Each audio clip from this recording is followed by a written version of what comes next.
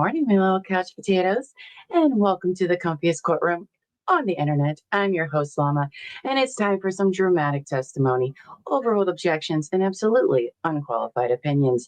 So grab your snuggies, blankets, some delicious snacks, and get ready to watch court with your internet besties. This is Couch Court with Llama. Good morning, everybody. Good morning. Sorry I'm a little late.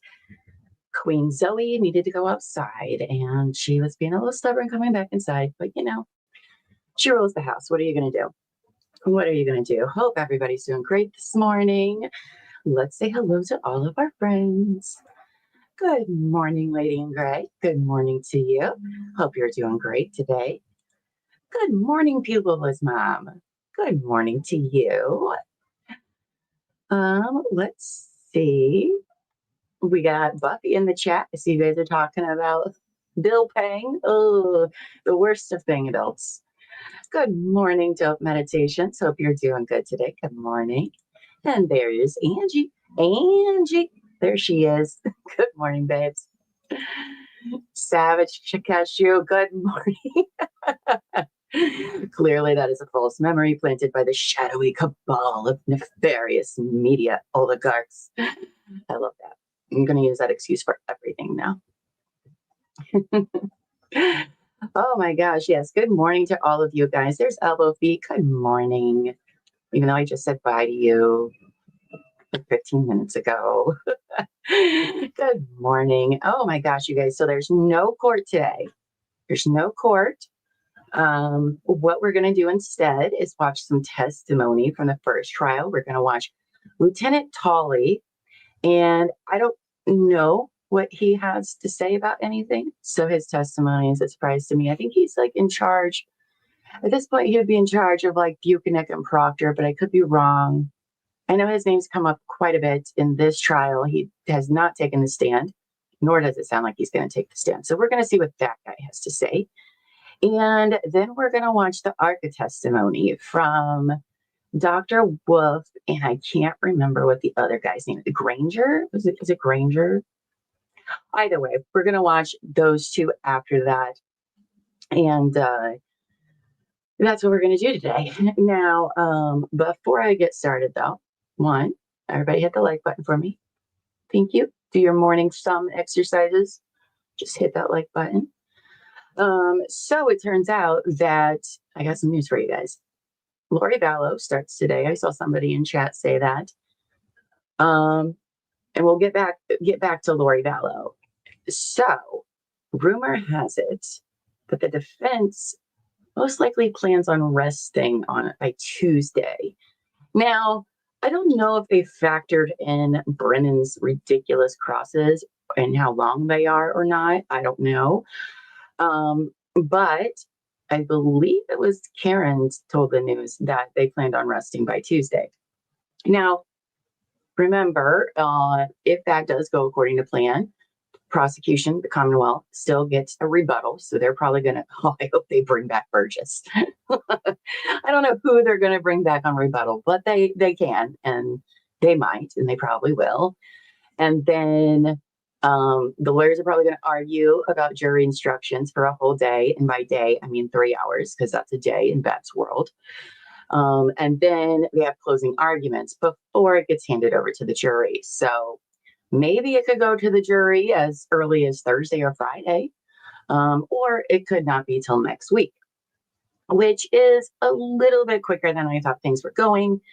And so I know that Lori Vallow is starting today with opening statements, and I do want to watch that trial. So what I'm thinking is, if there's not another one starting when we go into jury selection, maybe we'll start, catch up on Lori Vallow while we're waiting for the jury to come in, because then we can skip all the sidebars.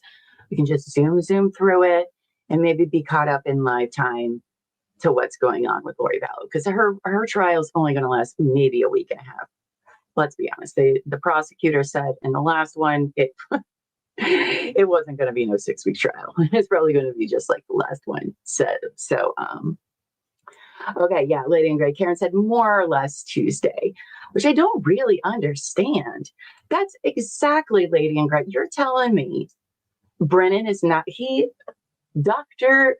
Russell was on the stand for like 2.5 days You're telling me Brennan isn't going to go off crossing these ARCCA guys? We saw him in voir dire. These are his two big competing witnesses. I think Tuesday is being too generous. I think he's going to keep them up there for a while, but everything in this trial surprises me. I don't know what to expect anymore.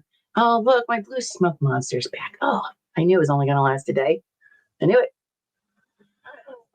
Yeah, I can totally see Hank wanting to draw it out as much as possible. Yeah, I think so too. But either way, our backup plan is we'll go and watch Lori Vallow if there's not another trial that we're necessarily interested in starting right away, because that trial is over the attempted murder on Brandon Boudreaux, her nephew-in-law, right? He's the only one that didn't end up getting murdered in their long list of people that were killed. And I don't know many details. I don't think many details have come out about that incident. So, and she's representing herself. So what could be better? Absolutely nothing. Absolutely nothing. So we might do that. Let me see here. Hold on just a second. Sounds good. Sounds good, Polly. Thank you. So there's that.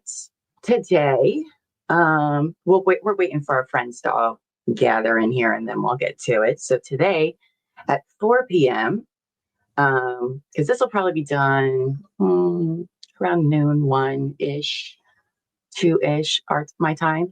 But then at 4, our lovely chatter, Raindrops and Feathers, is going to come on Couch Confessions. And her and I are going to talk about her experience of her having a job which was kind of catching shoplifters, and her experience. She's had to testify in court before about it and what that was like. And so I'm very excited to talk with her this afternoon. I haven't talked with her before, so I'm very excited to get to meet her and get to meet somebody that's in chat. And so if you guys want to share your stories, court stories, or whatever, send me an email. And I would love to have you on Couch Confessions and we can talk about it. Whether maybe you were a witness or maybe you were a victim and had to testify, or maybe you're on the jury, or maybe you work in the legal field in some manner. I would love to talk to you about all that. That would be great. So we're doing that at 4 today. You guys are getting a whole days of content from me today. That's for darn sure. Because then after that, I'm going to record Diddy, which won't be very long today because apparently they're having a short day in court. And then at 8 o'clock, I will be on True Crime and Wine Time with the lovely Terry True Crime. And we're going to be telling you guys the story about wine, wealth, and murder, the Robert Dahl story. And it is good, you guys. It is very, very good. I'm excited to talk about it. I'm not going to do any spoilers now because I don't do spoilers. But nonetheless, y'all should come check us out tonight, 8 p.m. Eastern. Maybe you were a defendant. Boom. Yeah, I would love to hear that. Here's the thing is, we don't often hear from people on that side or from families of defendants. They're usually left to the wayside and kind of, society just kind of doesn't think about them very much. I'm willing to talk to anybody. And if you've done time, I'd love to talk to you. Share your story. It's not like you're the only one. So yeah, that would be super awesome. I would love that. One more thing. Let me pull this up. So I want to talk about this real quick, you guys. You see that POS right there, that guy? His name's Travis Decker. And right now they're looking for him, it's just him in the state of Washington. Now, Travis those are his 3 daughters there that he was supposed to take back to their mother when he had them for a custody exchange. Those 3 little girls, all under the age of 10, were found dead, zip-tied with plastic bags over their head. Don't think about it too long, because when you do, it's really, really horrific. Anyway, that POS is missing. He's on the run. Maybe he's already offed himself. I don't know. But they are looking for Travis Decker in Washington. He does have experience as a mountain ranger, could be hiding in the mountains. I believe his truck was left there. But if you live in that area, or even if you don't, find that POS's photo, put it all over your social media, and help find him to get justice for those girls. And if he's already gone, good. Let's tarnish his legacy. Let the whole world know what he did to those little girls. It's very infuriating. It's very, I'm pointing, I'm never going to get it. Whatever. Anyway, whichever way it goes, post that guy's picture everywhere. And let's hope we find Travis Decker and he has to answer for what he did. Now, I know it's supposed to be innocent until proven guilty, but listen, nobody else took those little girls. Nobody else did that to those little girls. So I do know that the mom does have a GoFundMe set up for funeral expenses. So if I find that, I will share it with anyone if you can donate to them, because this is just truly a horrible story. This is why I don't cover kids' cases, because it's horrible. It's bad stuff. But please share his photo everywhere. And to the people in Washington specifically, please keep a lookout for him. He is dangerous. Look at what he did to his kids. He could do it to somebody else just as easily. So please keep a lookout for that. Okay, you guys, enough of that, because I'm starting to get emotional about it. It's just horrible. Just horrible. Anyway, thank you all for listening to my rant. Yes, I believe the mother is safe.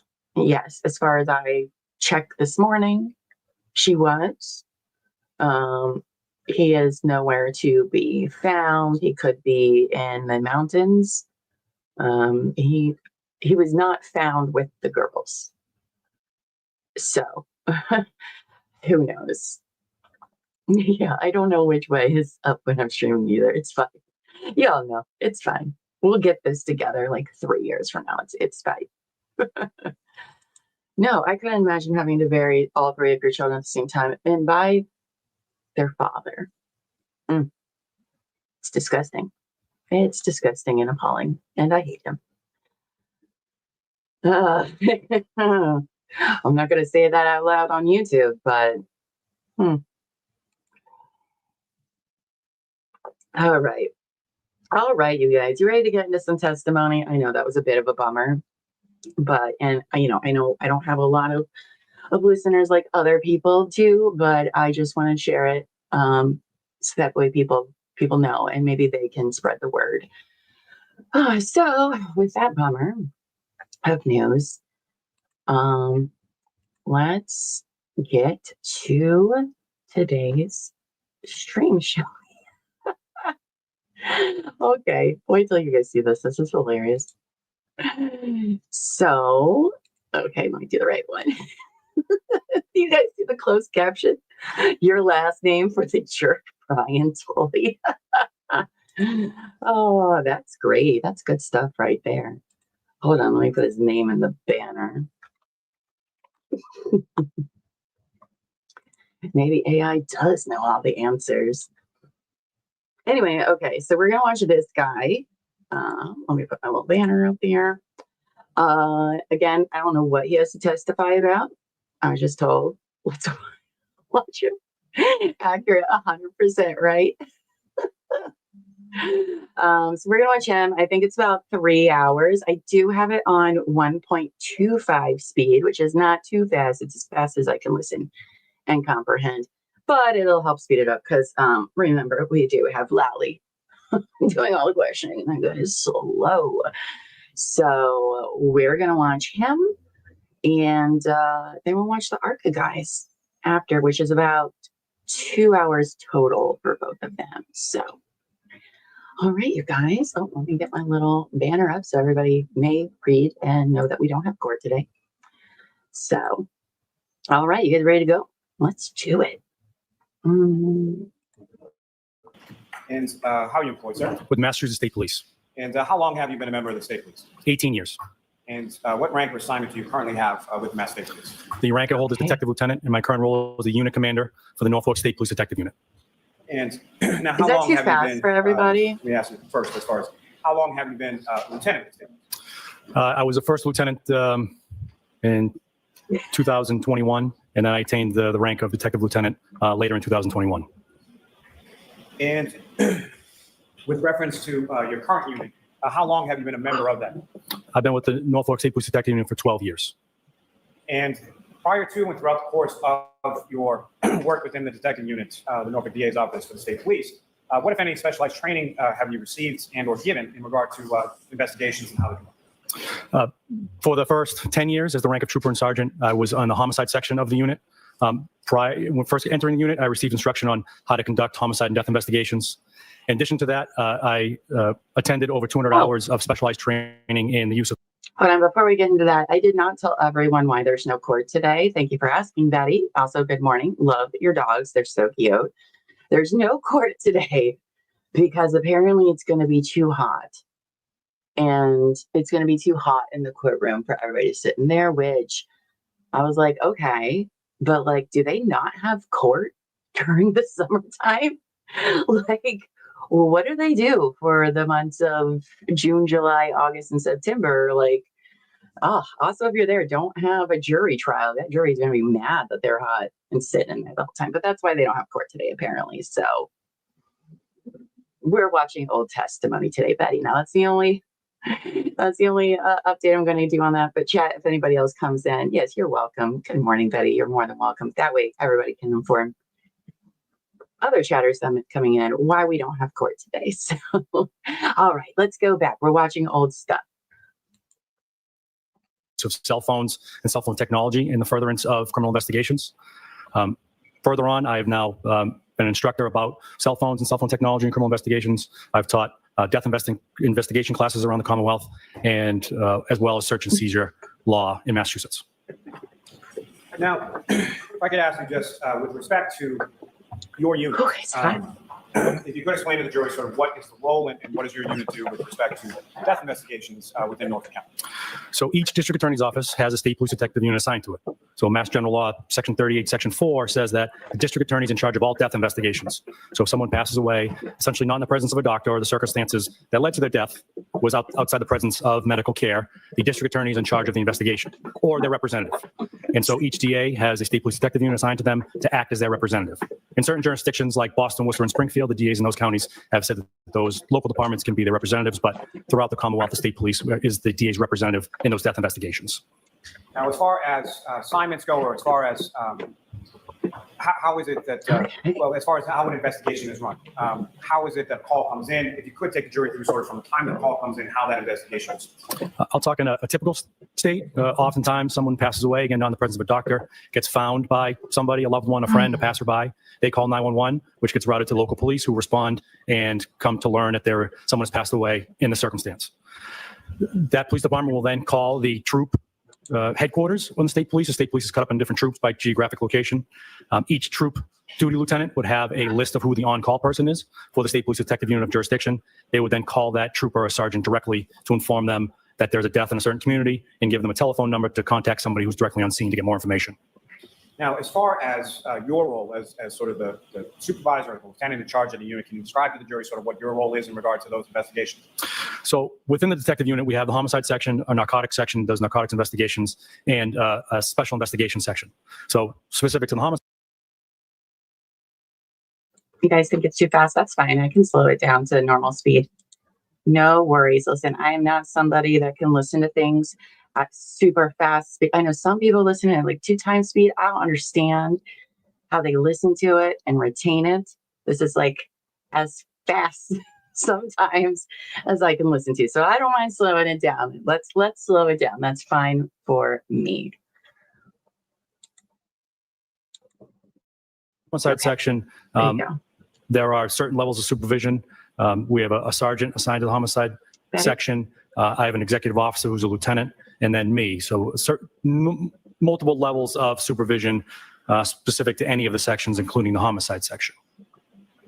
Now, turning your attention to January 29th, 2022, at some point did you become aware in the morning with regard to a death within the town of Canton? Yes.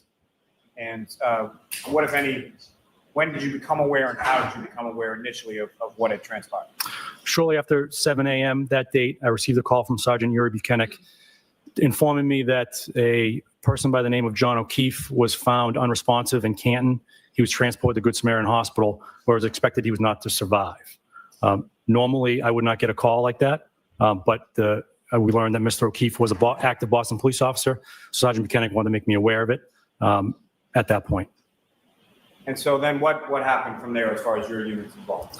So as we learned more information about what was found on scene by the Canton Police Department, Trooper Proctor, who was the on-call the on-call trooper that day on the schedule, and Sergeant Buchanan responded to Canton Police to begin the investigation. And they would keep me updated as they learned more information. Now, as far as your unit is concerned, what, if any, role does your unit have, or what, if any, jurisdiction does your unit have with relation to any kind of death, whether it be homicide, suicide, unattended death, within the confines of Norfolk County? We have exclusive jurisdiction by law, but the law also suggests that we need to work with the local police departments as well. And so how is it that typically in a typical investigation that your unit would work in conjunction with the local police departments in relation to a death investigation? Their detective unit would be involved if they have one, and some departments in Norfolk County don't. They would stand by to wait for our arrival. There'd be constant communication between the responding trooper and the detective on scene about things that need to be done prior to our arrival, but essentially ask for or wait for our guidance on what to do next. And as far as certain investigations go, are there decisions sometimes that are made with regard to your involvement or maybe your unit not being involved in a death investigation? Yes. And how are those determinations made, and who makes those determinations? It falls to either the person who's on call or their supervisor. We don't respond to all of those calls. So a police officer may call and say that a woman in her 80s has passed away in bed overnight. Her primary care doctor has said that she's struggled with cancer or treatment, and that doctor is willing to sign a death certificate. In those circumstances, it's not suspicious. It's not a suicide or a fatal opiate overdose. We would not respond in that case. That would be one that we would decline. In other circumstances, we may get the call and then learn that the person's going to survive, and so we will not respond. We typically will mirror what the Office of the Chief Medical Examiner. If they're involved, then we'll definitely be involved. Now, turning to that point, as far as the Office of the Chief Medical Examiner is concerned, in any sort of death investigation that your unit is involved in, what, if any, involvement or communication do troopers from your unit or yourself have with the Office of the Chief Medical Examiner? We have constant communication. The law that I cited also says that the Office of the Chief Medical Examiner has exclusive jurisdiction as well to determine the cause and manner of death. So we work closely hand in hand to figure out the circumstances that led to the death. Now, as far as working close hand in hand with the medical examiner's office, what does that sort of typically entail? It takes a turn of phone calls. We'll call in and speak to the intake person or the on-call doctor to tell them what we've learned or what we're observing. We forward reports in every case to the doctors, so they understanding at least what we learned in the first 24 hours. Doctors will often reach back out to us asking for scene photographs, more reports, ask questions. And in instances where it's a suspicious death, we will send an investigator to the autopsy to stand with the doctor to make observations and answer any questions for the doctor. Now, as far as the determinations that are ultimately come to by the medical examiner,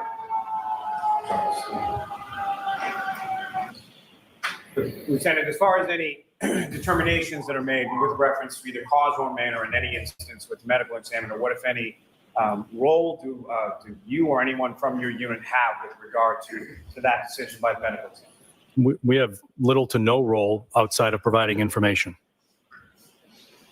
And as far as the determination specifically, whether it's manner or cause, what, if any, impact does that have with regard to any death investigation that you're doing? Well, the cause will give us a big incident. So we want to know if the person died of a heart attack or if they died of a gunshot wound. That's big when it comes to then making charging decisions about circumstances. So it's important to learn the cause, and to get the doctor's input on the manner is also helpful. But as far as the manner, if the manner is found to be undetermined, would that impact what you've learned through the rest of the course of your investigation as far as charging goes? No, that determination by the OCME is often in the early stages of investigation. And as we learn more information, the circumstances can change.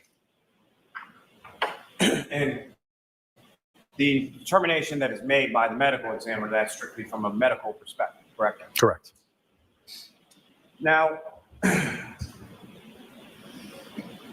with regards to January 29th, 2022, and this call that is initially received, Trooper Proctor and Sergeant Mechanic then essentially respond to the Canton Police Department first. Is that correct? Yes. And as far as your role as it pertains to this or any other investigation, how much involvement do you have, or how are you sort of apprised of what's going on? Sergeant Mechanic, in this case, and in typical cases, he's keeping me updated by telephone, so I can supervise from anywhere with my cell phone. He's giving me updates about what he's learning. We will discuss what the next step should be. And that's what transpired over the morning of January 29th. Now, over the course of the morning of January 29th, what, if any, conversations did you have with relation to the Canton Police Department's involvement or ongoing or further involvement with regard to this investigation? I had spoken with the acting chief at the time, the current chief, the chief at the time, Kenneth Berkowitz, about the involvement in the Canton Police Department. We talked about the homeowner at 34 Fairview and his relationship to his department. And because of the appearance of a conflict, we had made a decision that the Canton Police was going to take a step back from the investigation, and that the state police would do the investigation without them. Now, as far as that appearance of a conflict or step back, as you termed it, what was your understanding at that time as far as what the role of the Canton Police would be? Really to provide support. So anytime we're in a local community, we need the support of the local police. If we're going to start knocking on doors, we want to make sure they're aware or present. They have resources in town, whether it be lights or barriers that we may need to access. So I would define it as a support role. Now, with respect to those conversations you mentioned that you had yourself and what the then current chief, Kenneth Berkowitz, who, if anyone else, was involved in those conversations? The district attorney. That would be Mr. Morrissey, is that correct? Yes. Is that abnormal for him to be involved in conversations in regard to the police department and any sort of appearance of conflict? No, it's not abnormal for him to be involved. And as far as his involvement in his conversations, as far as you're aware, did they evolve, or were they any greater or less than the conversations that you had with Chief Berkowitz? No, they were the same conversations. Let me ask you this, Lieutenant. At some point over the course of this case, or at some point over the course of this investigation, did you become aware of certain text messages on Trooper Proctor's personal phone? Yes. And upon your being made aware of those text communications, what, if anything, did you as a supervisor, what, if anything, did you do? I had a long discussion with him about the content and nature of them. I expressed my displeasure as unprofessionalism and the content of them. And then I reported up my chain of command. Was he admonished in any way? He was by me at that conversation, yes. Now, sir, again, just sort of in general terms, you're familiar with this investigation as you're supervising the unit that was investigating it, correct? Yes. Now, is it typical practice in conducting homicide or death investigations, as far as civilian witnesses are concerned, to seize their personal cell phone? It's not uncut. It happens. Yes. And is that a practice that occurs with respect to every single witness in every single case? No. And so what are sort of the parameters, or what would be some of the reasons that certain civilian witnesses' cell phones would be seized versus others? Well, you use the word seize. So when I think of the word seize, I'm thinking in the legal context, where I think there's probable cause to believe, more likely than not, there's evidence of the crime I'm investigating held within the data of that phone. Sometimes if we believe there's information on the phone, we may ask for consent for that one specific thing or for that one specific reason. But outside of that, unless I have that belief there's data on a phone, I won't ask for consent or seize a phone and pursue a search warrant. Now, are you aware of certain cell phones that were either seized or granted access via consent in relation to this investigation? Yes. And specifically, Mr. O'Keefe's phone was taken into custody, correct? Yes. And the defendant's phone was taken into custody on January 29th as well. Yes. Now, as far as civilians, there were two civilian witnesses whose phones were given via consent and then extracted, that being a Jennifer McCabe and a Kerry Roberts, correct? Yes. And so why was it that Ms. McCabe's phone and Ms. Roberts' phone was taken versus some other witnesses? Well, they had information relative to the actions of Ms. Reed and the communications with specifically those two individuals on the morning of the 29th. So we wanted to memorialize them and save them. Now, sir, with respect to your involvement on January 29th, where and when did you sort of leave and become involved in the investigation beyond sort of the supervisor? Shortly after noontime, we had learned more information that necessitated a broader search. So I had reached out to Lieutenant Kevin O'Hara Good morning, with Jim. the State Police CERT team to assist with processing of a scene. And so since we were going to be processing a scene, it was prudent for me to leave my house, dig out, and drive to Canton. And sir, with respect to, you mentioned dig out from your house. What were the conditions like around the time that you were leaving? There's probably 8 to 10 inches at the house. So I had to At dig out my what time did driveway you and say? the large snowbank at the end of the driveway that's caused by the plow in order to get a vehicle out and head to Canton. And where is it first that you were heading to? I first went to the Canton Police Department to talk to Chief Berkowitz and wait for the arrival of the CERT team, and then to 34 Fairview. And as far as the CERT team was concerned, if you can, explain to the jury sort of the process from your perspective, from your end, as far as activating the CERT team, what it is that they do and why you had requested. We work with Lieutenant O'Hara frequently. I called him on a cell phone, and the CERT team is out of a different chain of command. So the state police is a very paramilitary organization with specific chains of commands with different structures. So I reached out to him and asked for his assistance with this investigation. He had to get further approval up his chain of command, mostly for overtime and to pay the troopers to come out. That would be the way that I would make a formal request to the CERT team. And so the initial phone call that you make to Lieutenant O'Hara, you don't have the power or the authority to sort of direct him to dispatch his team and go to 34 Fairview, correct? Correct. And so as far as that initial phone call that you made to Lieutenant O'Hara, do you know about what time of the day that was? It was about 2 in the afternoon. And what was the purpose of sort of that initial phone call that you made to Lieutenant O'Hara? To give him a heads up, because it needs to be a conversation up my chain of command. So above me, there's a detective captain and a major. My major needs to really talk to his major to make the formal request. But I wanted Lieutenant O'Hara to be aware of the request was coming so that he could at least start polling his people to see who was available to respond to Canton. And with respect to the weather, if you could just in general terms describe for the jury sort of what you observed as far as the weather conditions on that day. I observed a blizzard-like conditions. It was snowing heavily, windy, low visibility. John, may I approach? Yes. So I'm showing you a series of documents. Just ask if you look at those, look up and finish. And do you recognize those, sir? I do. And what do you recognize those to be? They are certified records from the U.S. Department of Commerce out of Asheville, North Carolina, for weather reports from Norwood Memorial Airport, Massachusetts, for the dates of January 2022 and February 2022. It's crazy. So for the entirety of the months of January 2022 as well as February 2022, correct? Yes. And are you familiar with the Norwood Municipal Airport and where it is in relation to the town of Canton? Yes. Where is it? It's the next town over. And as far as, are you familiar with a Ponset Street in Norwood? I am. And does the Ponset Street also carry into the town of Canton as well? Yes. And They with brought regard this to guy in 34 Fairview Road, give about how weather far away reports. is 34 Fairview from the Ponset Street? Okay. From the Ponset Street, it's a mile, 2 miles. Relatively same geographic area as far as the Norwood Municipal Airport and 34 Fairview Road. Yeah, I would say as the crow flies from 34 Fairview to Norwood Municipal Airport, that's probably 3 miles. And sir, with regard to the records for you, from your memory of those dates and those times in January and February 2022, is that a fair and accurate portrayal of what the weather was like temperature-wise as well as precipitation? Yes. I love that question.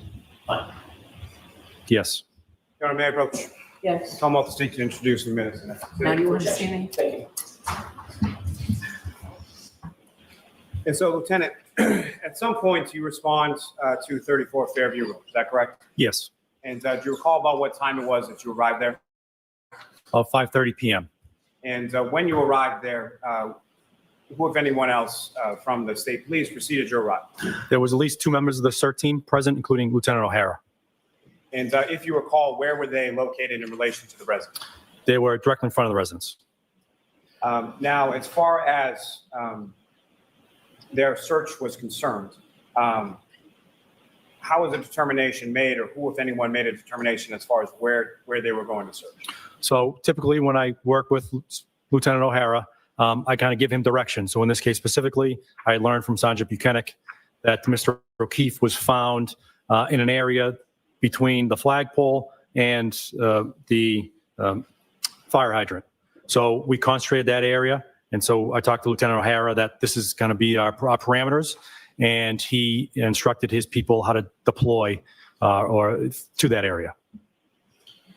And now, sir, as far as beyond sort of directing as far as an area is concerned, what, if any, other involvement do you typically have when it comes to the CERT team and how they conduct their search? They're professionals with expertise in that. So essentially, I just point them in the direction, and it's up to them to figure out how to deploy it and get the mission done.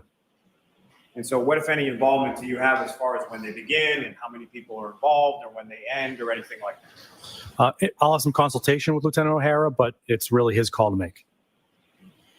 And as far as this particular search on January Interesting. 29th, you know how many Thank you for the members of daily the fun CERT team fact. eventually responded and how the search was conducted? There were 7 members.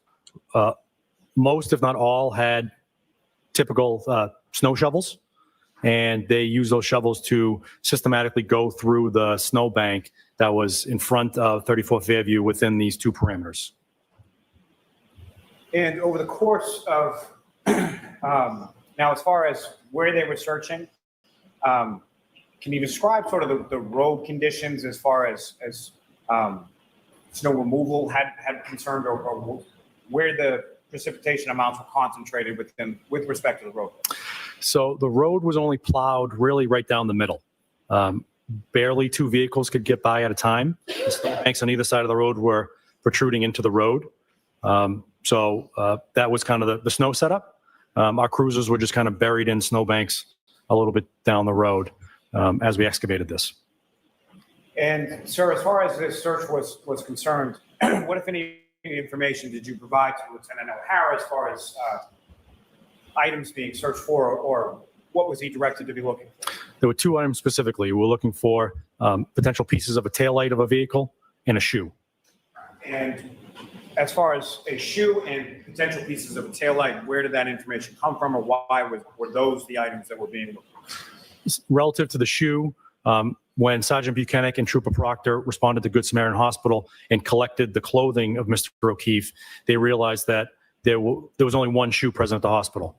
They had contacted the Canton EMS and other people who cared for him, and they'd learned that a shoe wasn't removed at the scene, and that when Canton Fire and EMS arrived, Mr. O'Keefe only had 1 shoe on. So it was important to locate that second shoe. Relative to the taillight, we'd gotten information that witnesses stated that Miss Reed's vehicle had a broken taillight, and so we were looking for evidence of it being broken at that location. And with respect to the search that was conducted by Lieutenant O'Hara and members from the CERT team, where was that in relation to either the roadway or the front lawn of 34 Fairview? Well, as we were excavating this, or as they were excavating this snowbank in front of it, we realized that the snowbank protruded about 3 feet into the roadway. So as they were moving this first part of the snowbank, we're essentially shoveling the road. And so as they continued on there, they would then hit the curb area. And as far as beyond the curb area, as far as grass or the front lawn, was the CERT team members, from your observations, able to go beyond the curb into the front lawn area? No, they're having difficulty shoveling with plastic snow shovels onto the lawn, from the lawn. And Your Honor, may I approach the witness? Oh, actually, I'm sorry. Lieutenant Tully, with respect to the CERT team in their search, what, if anything, did you do to document and memorialize their efforts as far as any items that were recovered?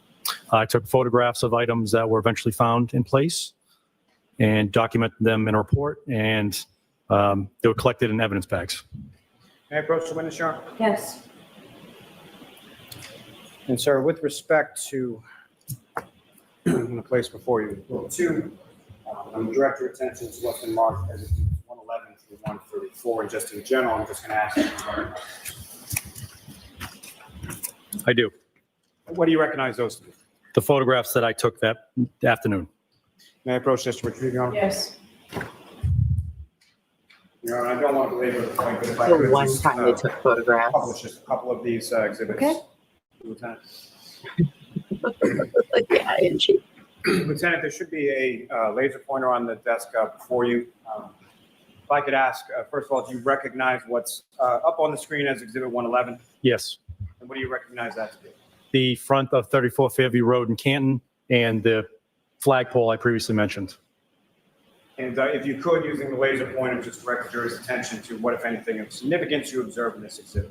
So this picture was taken to memorialize this piece of red plastic here. And again, Lieutenant, do you recognize what's up on the screen as Exhibit 114? Yes. And if you could, using the laser pointer, direct the jury's attention to what, if anything, of significance you observed there. It's that same previously mentioned red plastic. The purposes of the multiple photographs, I'll take one as overalls, and as I get closer, I'll take more photographs to give better context. And these photographs of these items, were they taken, the items that you're photographing, were they moved in any way prior to you memorializing them with photographs? Yes, this piece in particular, a CERT team member, as he was removing the snow with the shovel, had picked up this piece of plastic with it. I asked him to place it back where he found it, where it approximately was, so that I could memorialize it in place. So it was picked up, and you asked him to put it back where he found it, and he did so? Yes.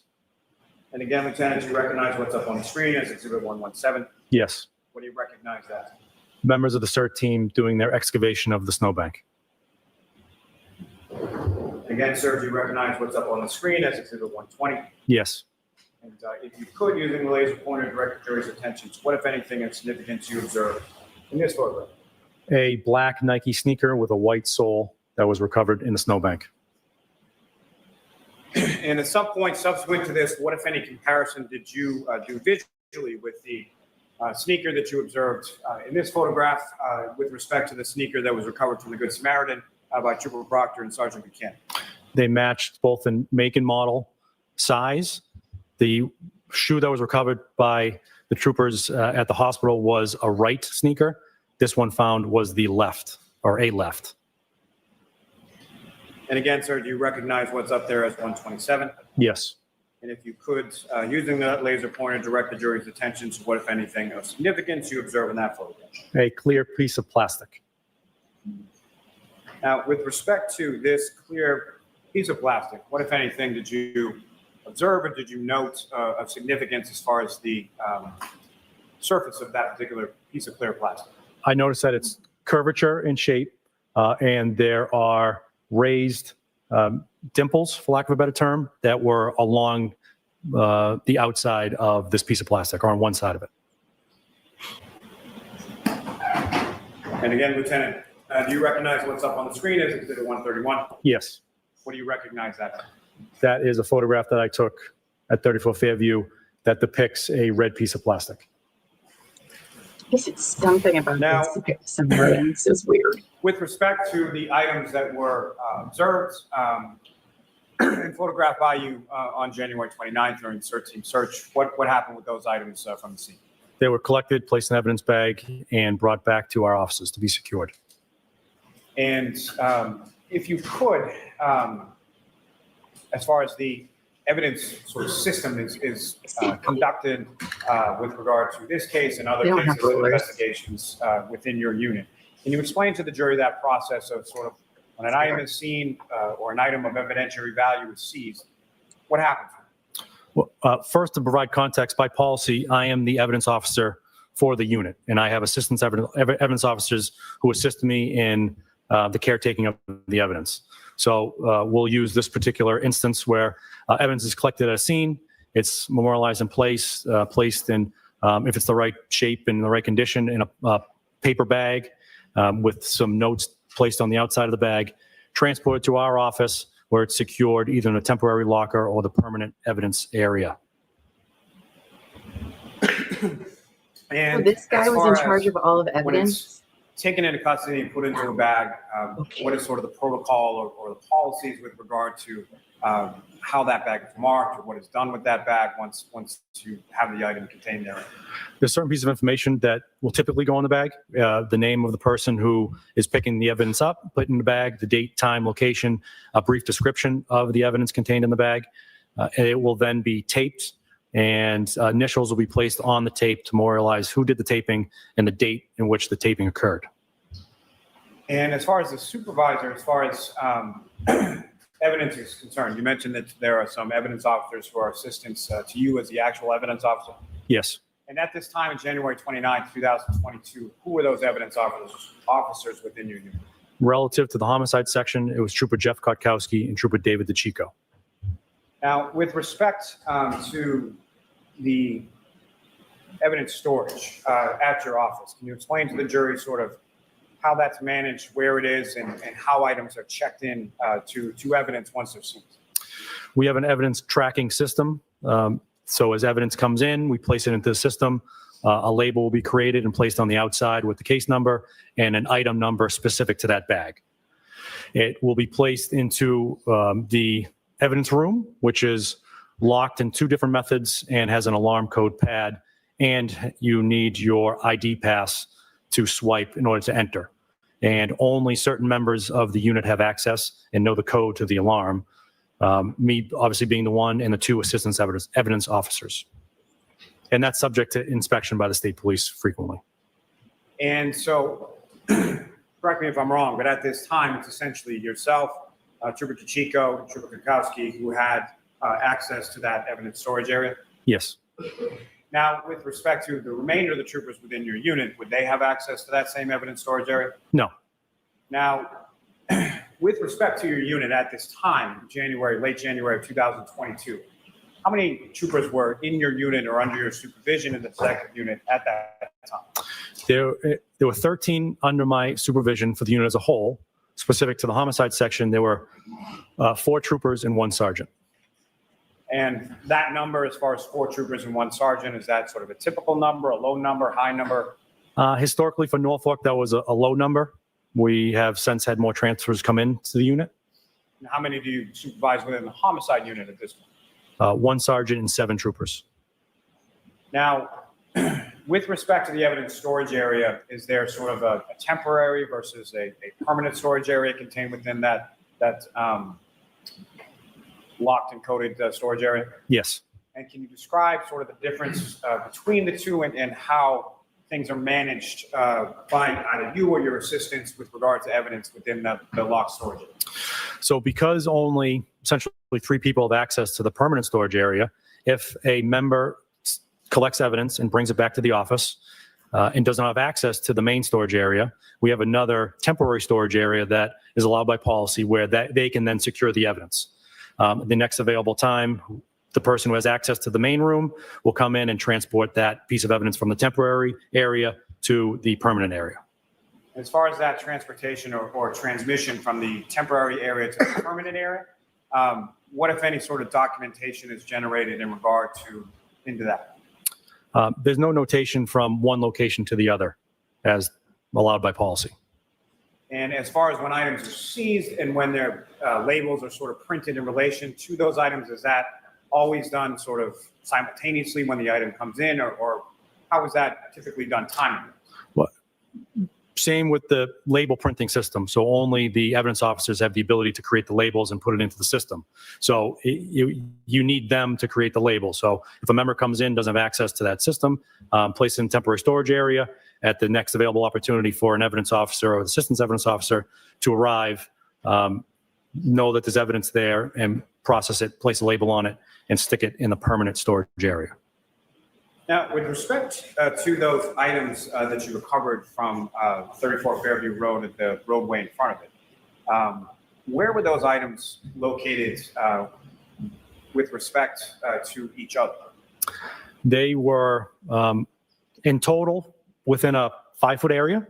So if you're looking at the house from right to left was how they were found. First was that first picture you displayed, which was the red piece of plastic. About 3 feet from that was the Nike sneaker. About 1 or 2 feet to the left of that was the clear plastic, and just next to that was another piece of red plastic along the curb of the road. And as far as those items that were recovered and bagged and placed in evidence on January 29th, did you have occasion to bring those items with you to court today? Yes. And Your Honor, may I approach? Yes.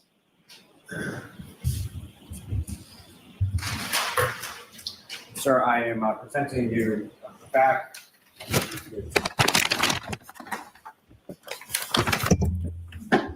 Brought my own. Lieutenant, first, just with reference to the item I placed before you, do you recognize that? Yes. And what do you recognize that to be?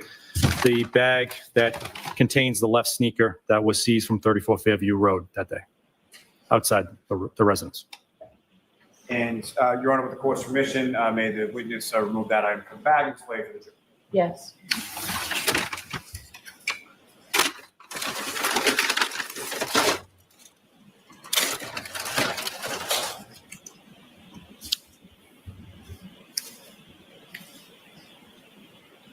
Thank you, sir. If you could place that in the bag.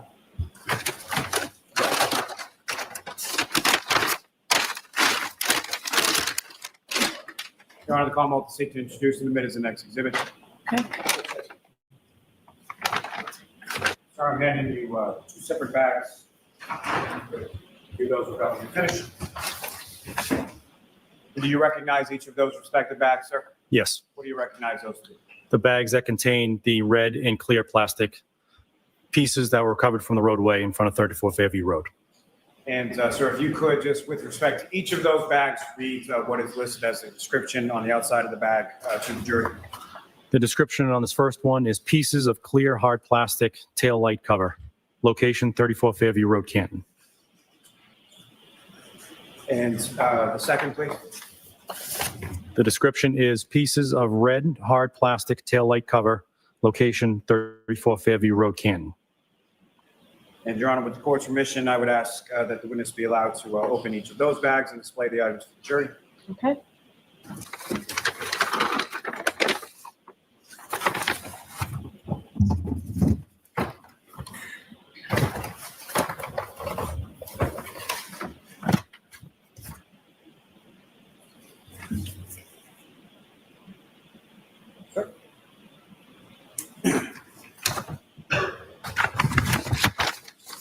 The Commonwealth will seek to introduce and admit those as the next exhibit. All right. Mr. Jackson, they're coming in. No objection. Thank you. 570. Why didn't you just use the black gloves that were right Lieutenant, there? before we get to the next item before you, if I could just ask a couple questions in regard to the search. January 29, 2022, about what time is it that you arrive in the area of 34 Fairview? About 5:30. And had yourself or any members of your unit, to your knowledge, been at 34 Fairview at any point in time prior to your arrival there that day? No. Objection. No, I'll allow it as to whether he knows whether they were or not. No. And about how long was it that you were on scene at 34 Fairview that day? About an hour. Now, with respect to when these items were found, do you know approximately what time the first item was located by a member of the search team? Yes. And what time was that? 5:45. Now, with respect to at any point in time that you were on scene at 34 Fairview Road on January 29th, 2022, was either Trooper Proctor or Sergeant Mechanic on scene at 34 Fairview while you were there? No. And with respect to around that time, as their supervisor, were you aware where they were or their location at that time? Yes. And where was that? They were following a tow truck that was towing Miss Reed's vehicle from Dighton to Canton. Now, with respect to the vehicle and or the pieces of red and clear plastic that were found by the CERT team at 34 Fairview Road on January 29th, what, if any, conversation did you have with respect to Lieutenant O'Hara in regard to the vehicle and sort of the damage on the vehicle? Objection. I'll allow that. We wanted to know what we were looking for. Specifically, Lieutenant O'Hara wanted to know what are we looking for and what's the scope of the items we're looking for. So we had discussion about how much taillight we believed was missing from Ms. Reed's vehicle, so that as we go along, we would know if we had it enough, or we had it all, I should say. And so with respect to that, what, if anything, were you able to share with Lieutenant O'Hara with respect to Ms. Reed's vehicle at that particular time? I didn't have much information because it was still on a tow truck or being loaded up into the Canton Police Department at that time. So I didn't have any actual knowledge of how much taillight we're looking for. And prior to you leaving from the scene at 34 Fairview Road, along with the CERT team on that date of January 29th, even at that time, did you know the full extent or how much taillight you were looking for at that time? No. Now, sir, if I could ask you just to, with the court's permission, Your Honor, may he remove the items from that second bag Yes. of warrant?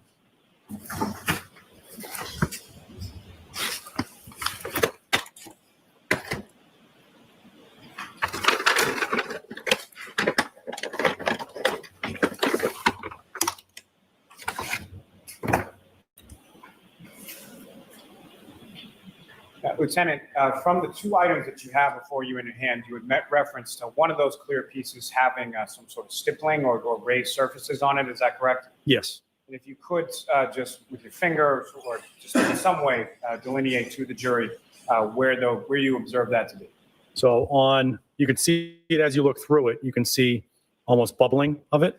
And as you run your finger along, you can feel indentations along there, as well as the ridges that are along the top end here that appear on both pieces. And Lieutenant, if you could, you can place those items back in the bag.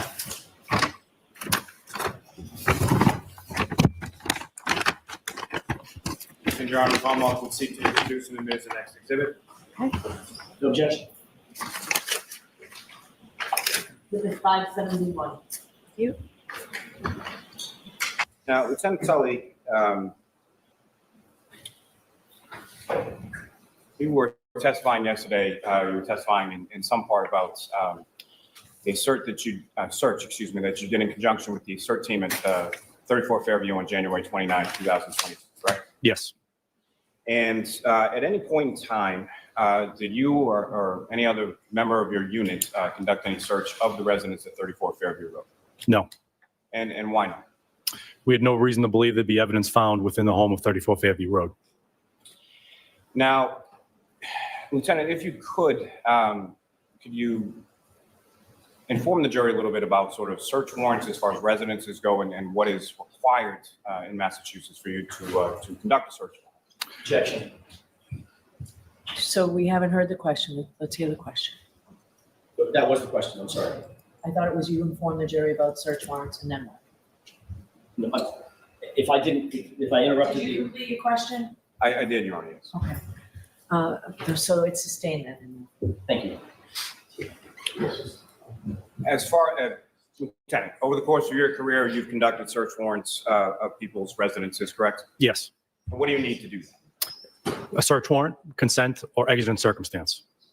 And as far as a search warrant is concerned, what is needed or what is necessary in order for you to get a search warrant? Objection. Jody, tell Timmy to be quiet. So I'm going to allow him to build a foundation here. So the objections will be. As governed by the Fourth Amendment of the U.S. Constitution and Article 14 of the Massachusetts Constitution, law enforcement is required to get a search warrant if we're going to invade someone's privacy. In order to obtain a search warrant, I need to gather facts that I swear an oath and affirm that are true and accurate, that there is probable cause, which means more likely than not that a specific piece of evidence will be found in a specific location and it's related to a crime. So I need to check those boxes in order to obtain a search warrant through the trial court. And what, if any, information did you have related to specific evidence of a crime in relation to the interior of the residence at 34 Fairview Road? I didn't have any. When thinking about residence and search warrants and evidence, I need to put the evidence inside the house. And so I don't believe that Mr. O'Keefe entered the home. So I had no nexus to the house. And what, if any, evidence did you have that Mr. O'Keefe had ever entered the home at 34 Fairview Road on January 29th or on any other day? I don't. On the contrary, I have evidence that he was outside, but I don't have anything putting him inside the residence. Now, you're aware that, or you testified yesterday that at some point while you and the search team were conducting the search at 34 Fairview, that Sergeant Mechanic and Trooper Proctor were following a tow truck with the defendant's vehicle from Dighton to the Canton Police Department, correct? Yes. And in reference to taking the vehicle to the Canton Police Department, how was that decision arrived at? What, if any, discussion, or what, if any, other options did you have? So Sergeant Mechanic and I had conversations. It was ultimately my decision of where the vehicle was going to go. And so we need to find a location that was secure, indoors, and preferably heated. And so we start going through checklists of what's available. So you start thinking, obviously, of state police facilities. So between Dighton and Canton, where our office is as well, you have the Foxborough Barracks, which was, I worked out of the Foxborough Barracks. The garage was probably not appropriate for that large vehicle to get in there. It's an old building. I worked at the State Police Barracks in Milton. That's even worse, with a smaller garage that's attached inside of an older building. So the Canton Police Department was the next step. It was kind of checked all those boxes. It was inside, it was secure, and it was heated. Now, over the course of your career, specifically within the homicide unit of the detective unit of the district attorney's office, approximately how many investigations have you led or been a part of in relation to? Let me first ask you this: as far as your unit is concerned, how is it that, from a staffing perspective, how is it that an investigation is conducted as far as certain roles, or can you speak a little bit about sort of the roles that different people within your unit play with reference to an investigation, just in the general sense? Within the unit, we have different sections. We have the homicide section, narcotics section, and special investigations. So each is kind of broken up into that. Obviously, the homicide section will undertake homicide investigations, but we work as a team. So there'll be situations where you may need an all hands on deck just to get some people out there. So the narcotics folks will help with homicide investigations and vice versa. The homicide people will help with narcotics investigations when needed. I may just have a moment. Yes. Now, specifically when it comes to a death investigation, there's someone who's assigned as what you call a case officer. Is that correct? Yes. And can you explain to the jury what the role of the case officer is, and what, if any, other sort of supervision there is with reference to that case officer? The case officer is essentially the central collection point for the investigation. So they are the person that would gather the evidence, the records, hold those records, and then somebody needs to be held accountable for a to-do list or something to do. Supervisor would go to that one person, as well as the district attorney's office would know who to contact about a certain case, and then we'll go from there. Obviously, that case officer usually is a rank of trooper, especially when you're talking about unattended deaths. They have a sergeant and 2 lieutenants that are supervising them in that realm. And as far as interviews are concerned, what, if any, sort of policy is there with regard to troopers, and how many would be involved in the interview of any witness? We would always have 2 people present, either a trooper and a local detective, or 2 troopers. Just one ask questions, one take note taking. It's just good practice. And with respect to this investigation, the locals, as far as Canton Police Department, was not something that you utilized, correct? Correct. And again, I know you testified a little bit about it yesterday, but if you could just reiterate or expound upon sort of what your discussions were with the chief as far as Canton Police Department's involvement in this investigation going forward, following the early morning hours of January 29th.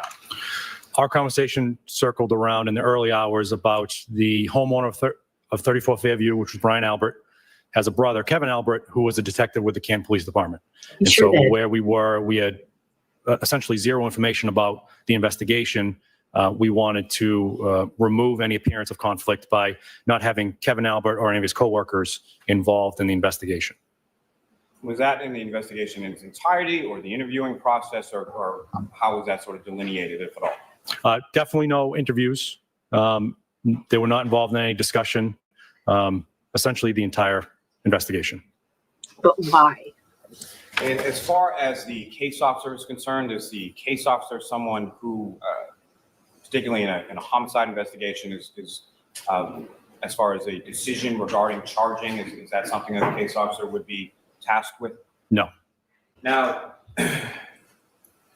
turning your attention back to your testimony yesterday, there were items that you had retrieved from search on January 29th, correct? Yes. And as a precursor, if I could ask you sort of over the course of your career, specifically within the homicide unit with the district attorney's office, about how many death investigations, homicide investigations have you been involved in? I would say in excess of 600 unattended death investigations that I personally investigated. That's not counting those phone calls the calls I end up declining that I'd mentioned yesterday. In addition to that, I probably have either worked or supervised 75 homicides. And then getting back to the unattended deaths, I've supervised countless since I've attained the rank of trooper and lieutenant. Sergeant and lieutenant. And with respect to your training and with respect to your experience, how many of those investigations have involved injuries which included abrasions? Probably 10 to 20% of them. And if you could, at least from your understanding, if you could explain to the jury what your understanding of what is an abrasion. Right. Sustain. Why?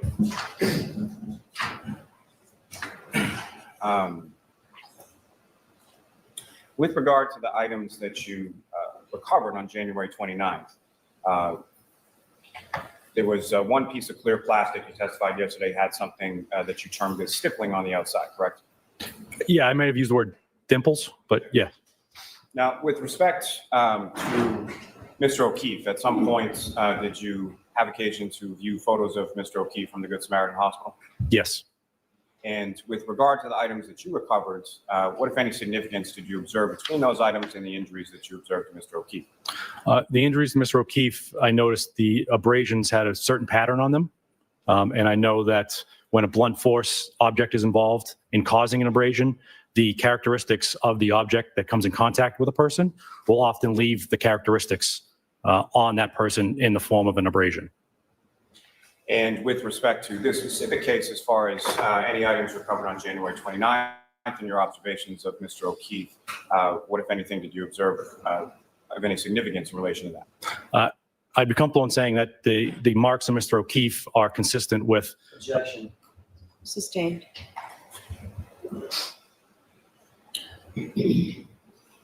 Now, sir, if I could turn your attention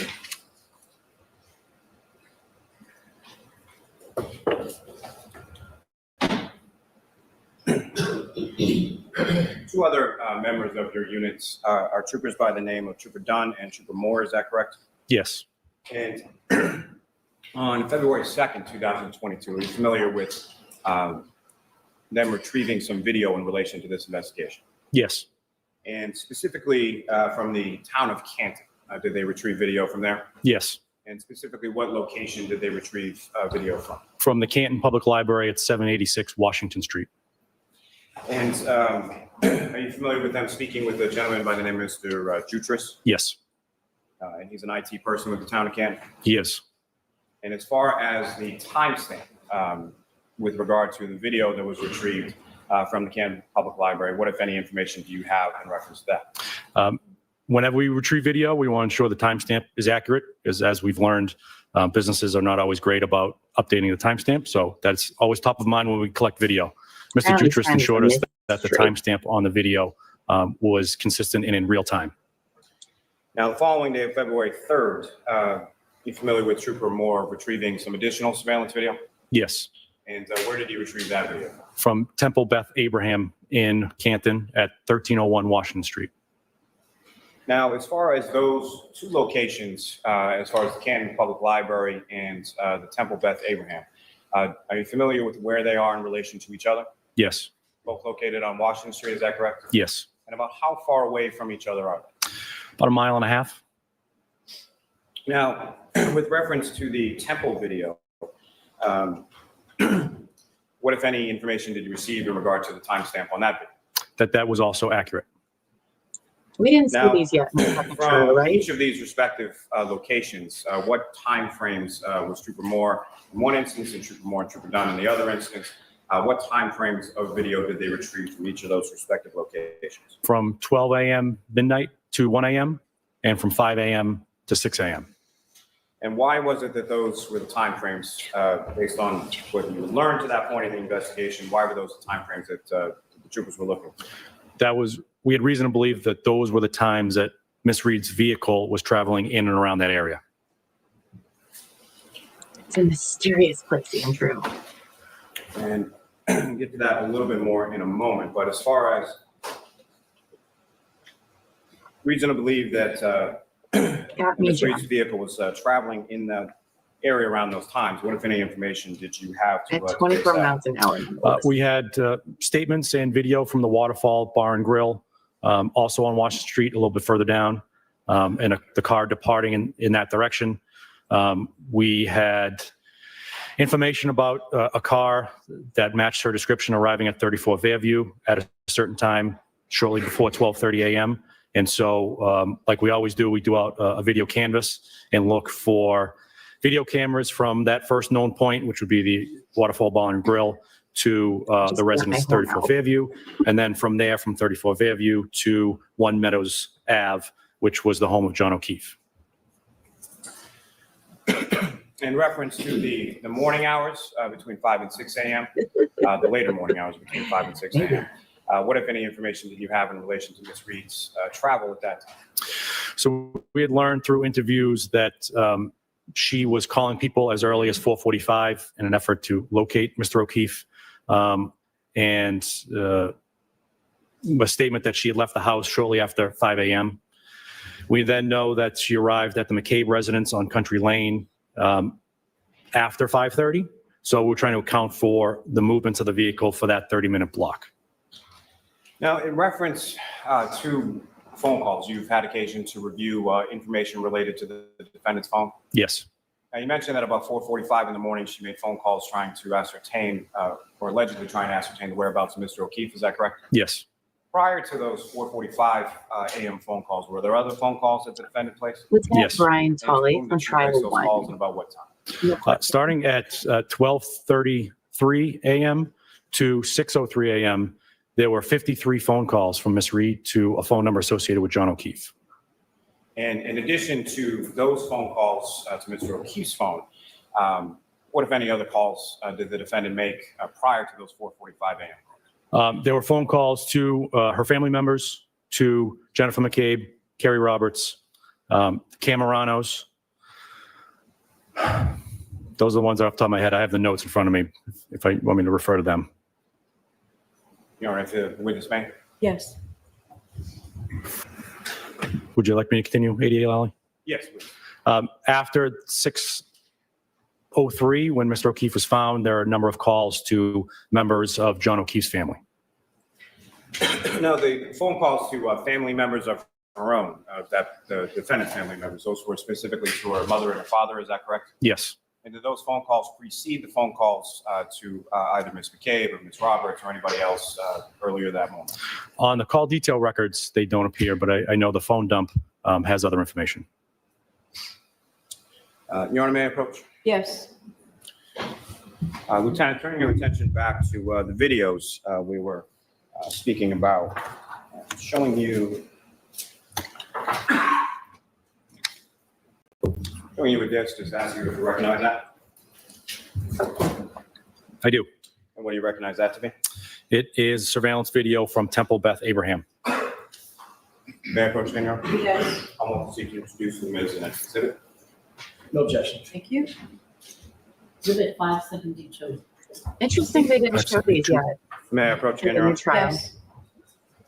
Morning. Another document. You recognize that, sir? Today. I do. And what do you recognize that? It is a map I created with icons of the town of Canton. And how did you create that map, sir? Using Google Earth as the mapping software, I placed icons on locations within the town of Canton that are relative to this investigation to provide better context and illustrate the area that we're going to be discussing. May I approach again, Your Honor? Yes. I'll seek to introduce you as the next exhibit. No objection. Thank you. Exhibit 573. Lieutenant, do you have the laser pointer there before you again? I do. So using that laser pointer, if you could direct the jury's attention to the icons that you inserted a reference to various points of relevant locations, as well as any sort of routes of travel or roadways depicted in this video. So each icon is a house-shaped icon that I placed at different locations. The first one is red in color. It denotes where 34 Fairview Road is. Starting at the bottom, there is a pinkish color one that is the location of the Waterfall Bar and Grill. Just north of that, you'll see a brown one, which denotes the Canton Public Library. Following up this street here, which is Washington Street, you'll come to Temple Beth Abraham, which is denoted by the blue icon there. And then off to the right is 1 Meadows Lane with the green icon. Now, as far as, and if you could just use that laser pointer again to know where the temple is. It is the blue icon in the center of the map. Now, as far as where the temple is located in reference to specific roadways, it's, you mentioned, located on Washington Street, correct? Yes. And so what if any roads intersect with Washington Street around the location of the temple? Chapman Street is the street that runs in this direction towards Washington Street. So again, the Washington Street is this street here. It continues and stays Washington Street as it turns slightly east in that direction. And as far as available points of directionality or ways to travel roadways from the area of the temple, it intersects in the area of Dedham, is that correct? Yes. And so as far as available routes of travel from the temple to 34 Fairview, if you could note those on the map. If one was at the temple and were to travel to 34 Fairview, you could continue up Washington Street, take the left onto Dedham Street, which is that street you just mentioned, a left onto Cedar Crest, and to enter that neighborhood down here. One could take a left and come down Chapman Street and take the right to enter the neighborhood in that direction straight onto Fairview Road. And if you're approaching sort of from the Chapman Street side of Fairview Road, as you come down Fairview Road, which side of the road would 34 Fairview be on? Left.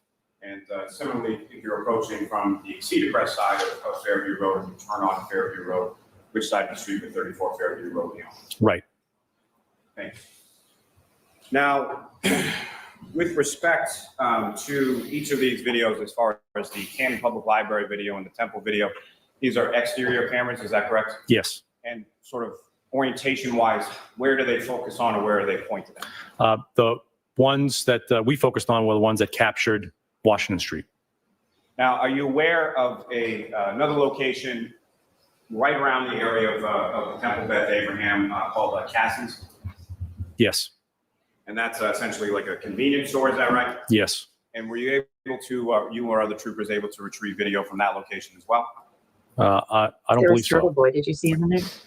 Now, Your Honor, with the court's permission, if I could publish a portion of the video from the Canton Public Library, which is marked as Exhibit 110. Yes.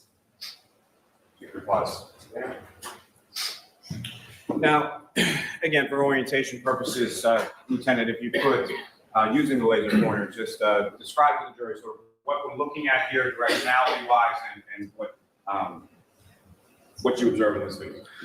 The main street in the video is Washington Street. The Waterfall Bar and Grill would be off to the right-hand side, and Temple Beth Abraham would be off to the left. The intersecting road we're looking at here is Sherman Ave, I believe.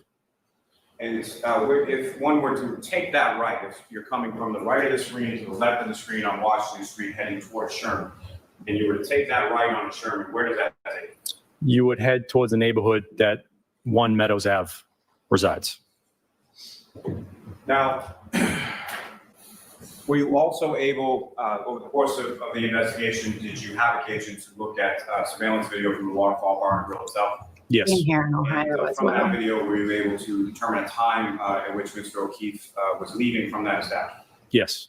And what, if any, observations as far as time, or what, if any, observations did you make as far as what Mr. O'Keefe was doing or had with him when he left for? When he left shortly after midnight, he was holding what appears to be a clear glass container. And do you recall which hand he was holding it in? His right. And specifically, that was about 12:11 a.m. Is that correct? Yes. And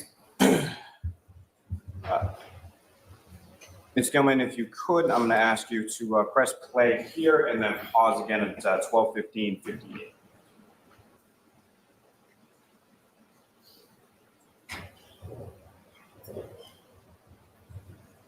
It's at 12:15 in the morning. Look how much snow is not on the ground, Now, everybody. looking up at the screen now where it's paused at 12:15:58, Lieutenant, what, if anything, do you observe there? I observed a large black SUV here on Washington Street. And the large black SUV that you observed, is that consistent with what you've observed of the defendant's vehicle? Yes. And if you could describe to the jury as far as when I asked Ms. Gilman to press play, what is that vehicle going in? It's going to continue north on Washington Street through the intersection on Sherman and continue north on Washington Street. I think I know why the And, CW what, left if this out. anything, is sort of in that directionality as it continues off of the screen to the left? Be heading towards Temple Beth Abraham. Ms. Gilman, if you could.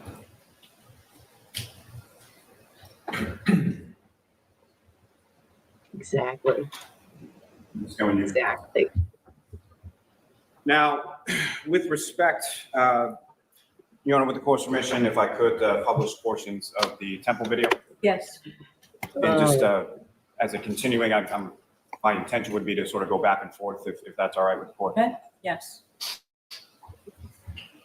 And if you could pause there, thank Look you. at that. There's no snow on the ground, you guys. For orientation purposes, Lieutenant, if you could describe using the laser pointer there as far as what we're looking at in this particular camera angle and shot, and as far as the roadways that you observe. This is an exterior camera from Temple Beth Abraham at 1301 Washington Street. Where it's paused now at 1201, I believe is the timestamp, you see a vehicle here. That vehicle is traveling on Washington Street. We are now on the other side of Washington Street looking at it than we were from the library. So the south and towards the waterfall and the library would be off to the left. North would be off to the right. And Ms. Gilman, if you could fast forward to 12:17. If you could pause it. Now, as far as the time concerns, the video from the prior video from the library was about 12:15 a.m. when you saw the vehicle consistent with the defendants pass by that location. Yes. And so as far as this time that's up here now, approximately 12:17 or so, or somewhere within that minute between 12:17 and 12:18, is that consistent with the time it would take to travel from where the library is on Washington Street to where the temple is on Washington Street? Yes. And from this particular time period around 12:17, between the minutes of 12:17 and 12:18, what, if anything, did you observe with reference to, of significance with reference to this investigation on this portion of this video? At approximately 12:17 and 56 seconds, you'll see a large black SUV travel from left to right on the screen, which would, again, would be northbound. And again, left to right on the screen, just for orientation purposes, what is in the direction from left to right on the screen as far as of any significance to this? As you continue north on Washington Street, you would, I believe the next intersection on the left is Dedham Street, which one could take to get to 34 Fairview Road. Is Ms. Gilman, if you could, and I would ask you again to pause it at 12:17.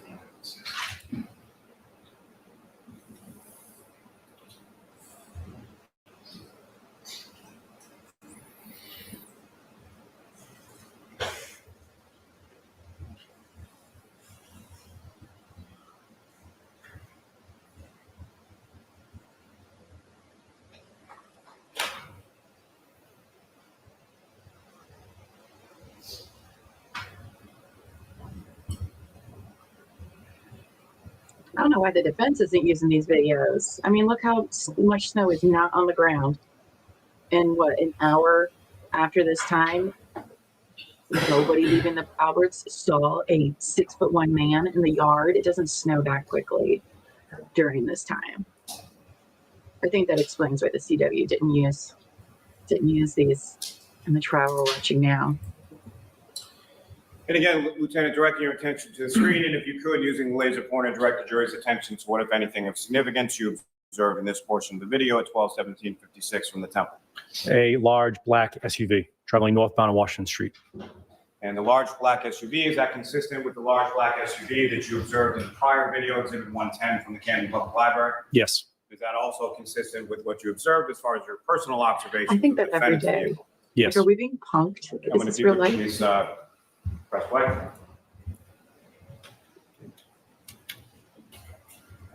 Gilman, you can pause that. Take that down, please. Ms. Gilman, if I could ask you for the Canton Public Library video again. Now, Lieutenant, direct your attention to up on the screen. This is the Canton Public Library video again, Exhibit 110. Yes. And as far as this is the time frame that you were talking about before, between 5 a.m. and 6 a.m. that Troopers Dunn and Moore retrieved from Mr. Jutras, correct? Yes. And with reference to, as far as the conditions outside at this particular time between 5 and 6 a.m., what, if anything, do you observe in this video? The ground is now covered in snow. And Ms. Gilman, if I could ask you to fast forward to about 5:11 a.m. and pause it there. Now, Lieutenant, from this portion of this video from the Canton Public Library, what, if anything, of significance did you observe in this portion of the video relevant to this investigation? You observe a large black SUV take a left from Sherman Street onto Washington Street, heading south.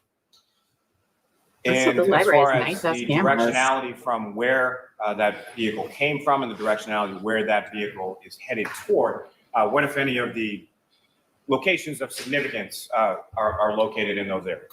So again, Sherman Street or Ave goes straight to 1 Meadows. So if one were to travel from Meadows Ave, the residence of John O'Keefe, to this location here, you would come down Sherman and you could take a left onto Washington Street to head south.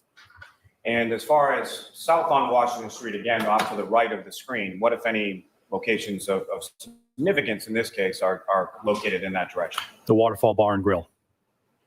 Now, as far as the black SUV that you observed in this video, is that consistent with the black SUV you observed in the Temple video from 12:17 a.m.?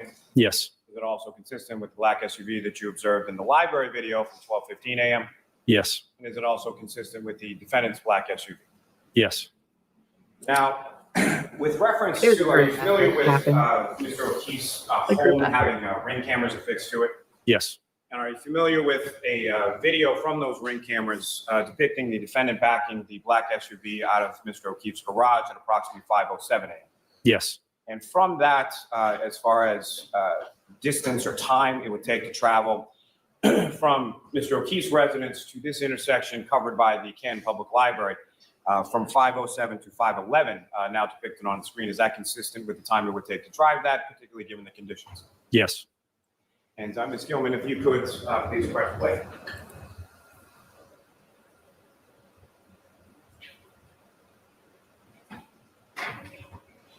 Ms. Gilman, if you could pause that.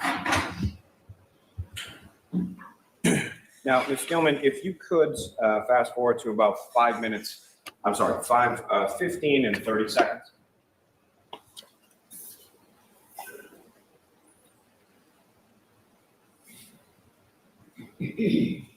Pause there, please. Now, Lieutenant, between these timeframes of 5:11 a.m. and 5:15 a.m., at any point in time, do you observe the black SUV traveling back in the other direction? Yes. And specifically around 5:15 and 51 seconds, what, if anything, did you observe on this video of significance or relevance to this investigation? A large black SUV will appear on the screen on the right-hand side and travel to the left-hand side, which again would be traveling north on Washington Street. Now, as far as, again, directionality, north on Washington Street to the left of the screen would be towards the Temple, is that correct? Yes. And as far as the operation, as far as directionality is concerned, what you observe in this area from 5:15 a.m., is that consistent with what you observed on the Canton Public Library video earlier on 12:15. Yes. And again, as far as the black SUV that you observe in this, it's consistent with all the other black SUVs you observed in the video and the defendant's vehicle, correct? Yes. And Ms. Gilman, if you could press play.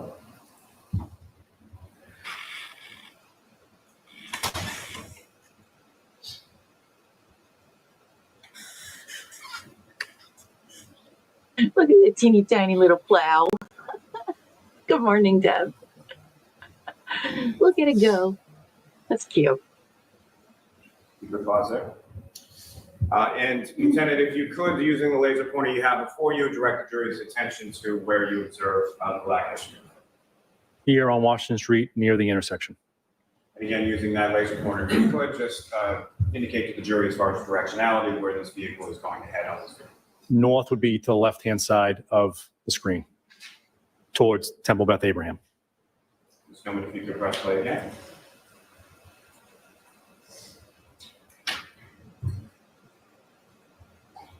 And if you could pause there, Ms. Gilman, you can take this one.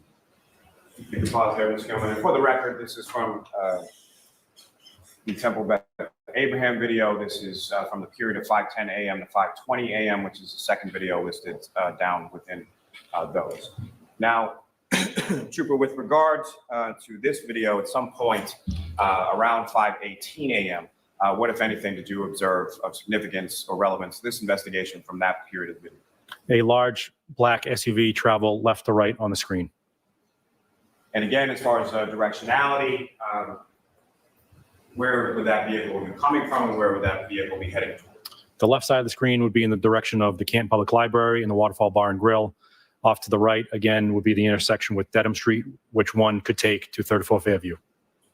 And as far as directionality, with reference to I have no idea. the earlier video from 12:17 a.m. It's not great for their case, though. Directionality consistent in this video with what you observed at 12:17 a.m. Yes. Now,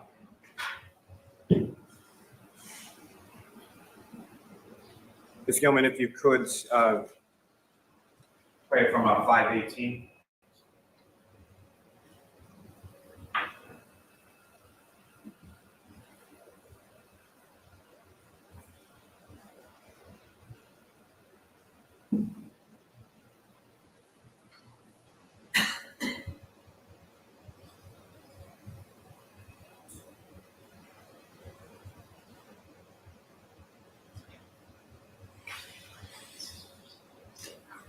Deposit hold, please. And Lieutenant, what, if anything, do you observe in this portion of the video relevant to this investigation? A large black SUV traveling north on Washington Street. And again, is that Okay. large black SUV that you observe here consistent with the large black SUV you observed in the prior videos and also consistent with the defendant's vehicle? Yes. And Ms. Gilman, if you could please, press play again.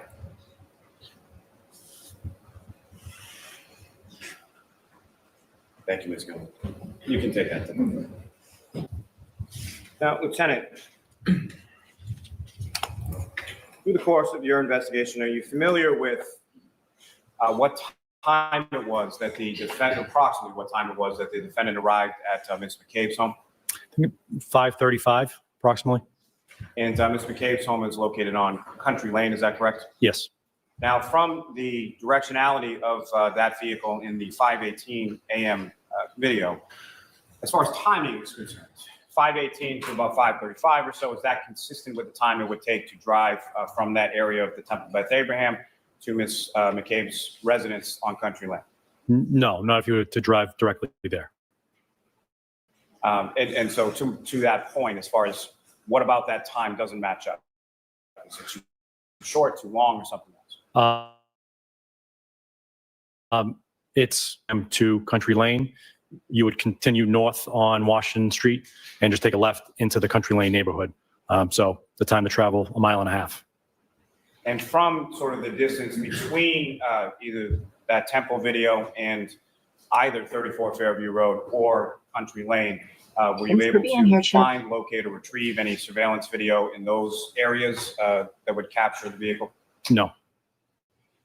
Now, As far as you had mentioned earlier in your testimony, when we were talking about the earlier 12:17 a.m.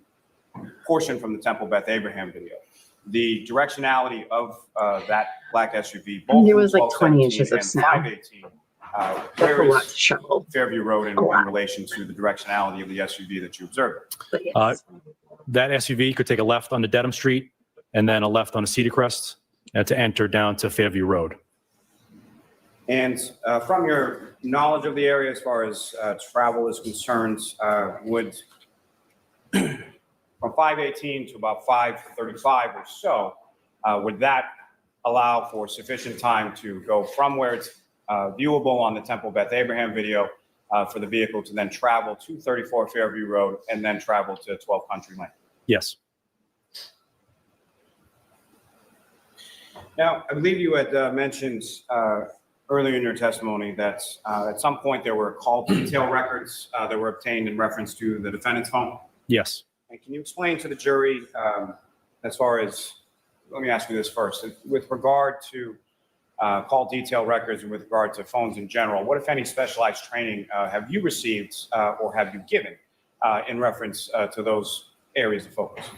I've received over 200 hours of training relative to obtaining and using call detail records and cell phone data in furtherance of criminal investigations. Most recently, I've given talks and seminars about the topic, and I've testified in numerous courts around the Commonwealth about the topic. Now, can you explain to the jury sort of call detail records, what they are and how you would use them as far as utility in generally speaking in reference to investigation?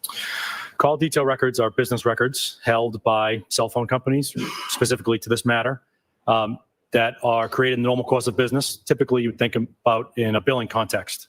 So if you think of your own cell phone bill, it would contain information like the date and time communication occurred, the other phone number in which you communicated with, the duration of the call, that sort of bits of information. Obviously, as we're doing a criminal investigation, it's helpful to know with whom someone was communicating.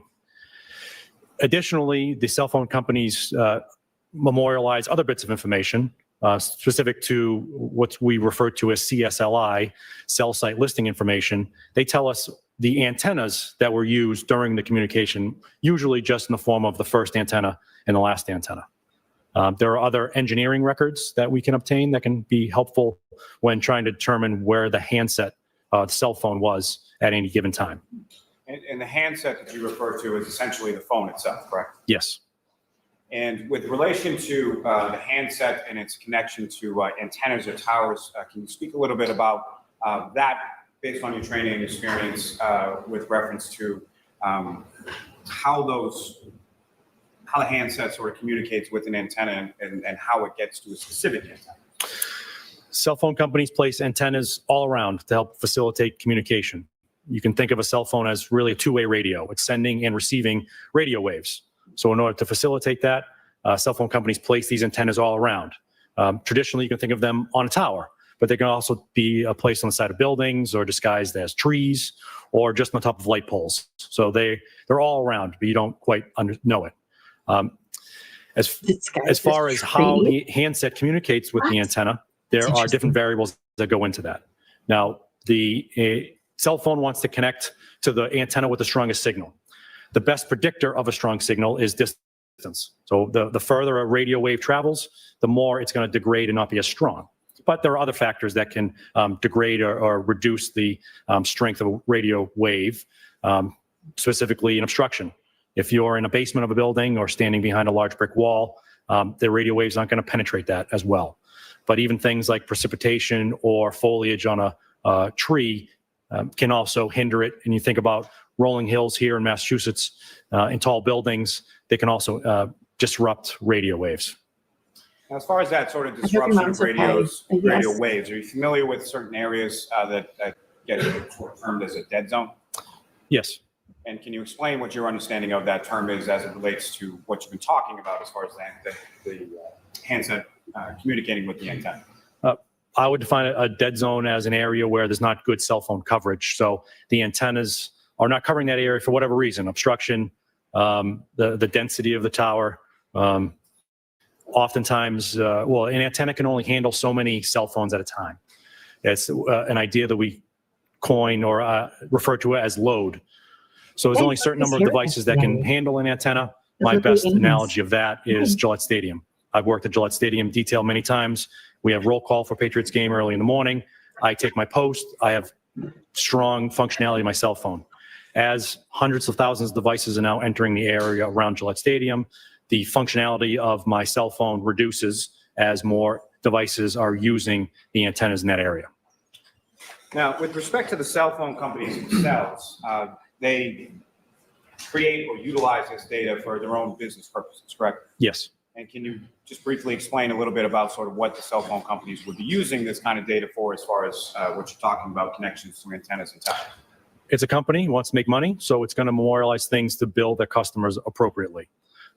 They're also required by the FCC to keep for a certain period of time certain records because they are a communications provider.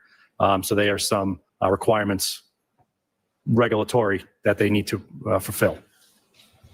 Now, as far as the information that you're able to glean from these call detail records, I believe you've spoken a little bit about, but as far as what, if any, limitations are there with reference to the information you're able to glean from the records? Well, the overarching one is I can only get what I get. So whatever the company sends me, that's what I can use in my determinations. Kind of the next step is when we're talking about antennas, I will never, I'll have difficulty saying exactly where a cell phone was when using an antenna. I can make generalizations that the phone is going to be in the area of the antenna, but I would never, with just that specific information, be able to tell you exactly where it is. I can look at other records, like the engineering records, where, especially now with 4G and 5G technology, the cell phone providers need to know how far away a handset is from the antenna in order to facilitate that communication. And they keep those ranging records for me. So if I can obtain those records, I can then place a much narrower area where a cell phone would have been during a time period. Now, in reference to this investigation, you the search warrant that Trooper Proctor did with regard to call detail records from Ms. Reed's phone, correct? Yes. And were you able to, or did you have occasion to look at those call detail records? Yes. Your Honor, may I approach? Yes. Sir, I'm showing you a 4-page document. Just ask you to look at that when we finish.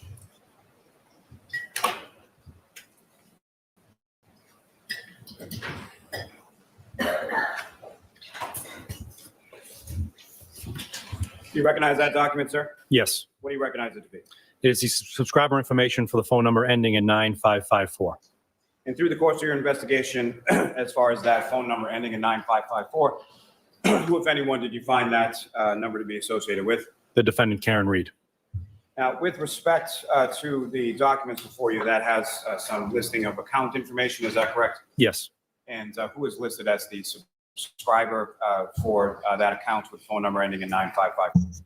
Karen Reed of 481 Gilbert Street in Mansfield, Massachusetts. And are you, through the course of your investigation, familiar with that address, 481 Gilbert Street? Yes. Is that the residence of the defendant? Yes. May I approach, Your Honor? Yes. Call will continue to introduce in a minute the next exhibit. No objection. Okay. Exhibit 574. All right, go ahead, Mr. Lally. Thank you, Your Honor. Now, as far as the information that you receive with reference to call detail records, is there a section called the records key? Yes. And can you explain to the jury what a records key is and how you use that in order to facilitate or read the records? The records key give us the definitions of terms that are used in the record. So the record comes usually in the form of a spreadsheet or PDF. You'll get columns and rows. The columns will be named certain things, and those titles are often specific to the company. So I want to make sure that I'm reading and understanding what the data is.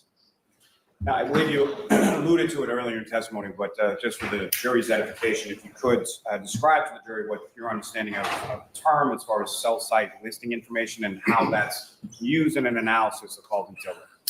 So CSLI, as it's referred to, has that billing information, time, date, duration, other phone number, and it has the antenna used during the communication. So just as it says, it's a cell site, which is the other term for antenna, as I usually use.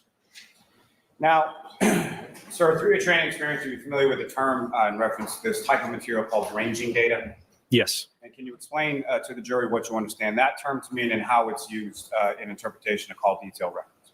So the ranging data goes back to the engineering reports I had mentioned earlier that can provide more information. They can tell me the antennas that were used during communication. It can tell me the range in which the handset was away from the antenna. So now, opposed to just kind of making general determinations where a handset was near an antenna, I now have a range. So I will plot the location of the antenna, measure out that distance, and draw an arc with that radius of the distance on a map. And I can make an assumption that the handset is somewhere on that arc. The ranging data is also helpful because the user does not need to be actively using the phone in order for a record to be created. Right? The billing record is going to be a phone call made or received, text message made or received. A cell phone as it sits today is still communicating with the antenna. You're getting notifications, it's checking email, it's updating, and because it's utilizing the network, your cell phone provider is capturing that data and it's generating a record, even though unbeknownst to the user. Okay, so to that point, or It's illustrated by that supposed to be a point, full if day I'm tomorrow. standing right Supposed here to with be. the cell phone in my pocket, not using it, not turning it on, not activating it in any way, that cell phone is still doing some sort of communication with the closest or some antenna within the vicinity. Yes. Now, you're also familiar with a term called UTC, or Universal Time Code. Yes. Can you explain to the jury what that term means and how it relates to these types of records? So UTC, or now known as Coordinated Universal Time, is the time zone along the prime meridian. So if you think of the globe, you got longitude and time zones. The prime meridian is a spot that runs through Western Europe and Western Africa. That is the line in which all time zones around the world are predicated. And UTC will be a time there, and it's not determined by daylight savings time either. So all those time zones, like I said, around the globe are predicated on that. Because it's one standard time in a globe, a lot of records will come in UTC time, and you have to make the conversion. And they will provide records specific to a cell phone, what time it was locally, but it will tell me what the UTC time was. So for me to figure out what the time was locally during the time of the communication, I got to do the conversion. And to that point, as far as the conversion is concerned, what type of conversion are we talking about? Here on the eastern side of the United States, it's -4 hours during the summer and -5 in the winter. Now, as far as these records are concerned, what, if any, I believe you spoke a little bit as far as the ARC and plotting, but if you could expound upon that as far as explain to the jury what it is exactly you're able to do with the information from the call detail records as far as a visual representation. You said two things there, so I want to make sure I answer the question right. You mentioned ranging data, but CSLI, so specific to the engineering report in ranging, or CSLI? Let's first start with CSLI. So with the CSLI, I will place on a map the location of the antenna. And I mentioned load a little bit, but that load factor determines on how dense the antennas will be from placed by the provider. So if you think of an urban environment, there's more cell phones, there's more devices that need antennas. So the locations of the antennas will be more dense. I've seen them as close as 100 yards away from each other in an urban environment. You come out to the suburbs, there are less devices. The companies are going to put less antennas because they don't want to put them up where they don't need to. They're going to be further away. So in Norfolk County, the antennas are placed anywhere from 1 mile to 4 or 5 miles apart. And so there would be a difference as far as the amount of antennas, the amount of towers, like say in the town of Canton versus downtown Sleeping Boston. in. Yes. And again, I think it's pretty clear, but which of those two, as far as downtown Boston or the town of Canton, would have more antennas or more towers for a cell phone to connect to? Downtown Boston would have more. And so with relation to the number of antennas or towers that a handset or a cell phone could connect to, what, if any, relation does that have to geographic location, or what you're able to glean in reference to geographic location from the call detail? So once I place the antenna on a map, I will look at where the other antennas are, and I can make a general determination that the cell phone was closer to that antenna than other antennas. Again, there's the caveat, and I'll say it up front, is that there are other mechanisms that could prevent it from connecting to the closest tower. But generally, it's going to connect to that closest tower. Now, there are redundancies built into the system. If an antenna goes down because of it gets struck by lightning or needs service, there are other antennas nearby that can cover an area. Now, with respect to the CSLI data, we were able to do that in this case as far as plotting that on a visual representation on a map. Yes. Madam Mayor approach. Yes. So showing you, I believe it's a 10-page document. Just ask you to review that. Look up when you're finished. And do you recognize that, sir? Yes. What do you recognize that? It is a series of maps that I created depicting the records obtained from that number ending in 9554. And that's plotted onto sort of a Google image or a Google Earth image? I use Google Earth to create the maps. I then take a screenshot and place it typically in PowerPoint in order to make it look nice. Mayor Pro Tem? Yes. I want this to introduce and admit collectively, isn't it?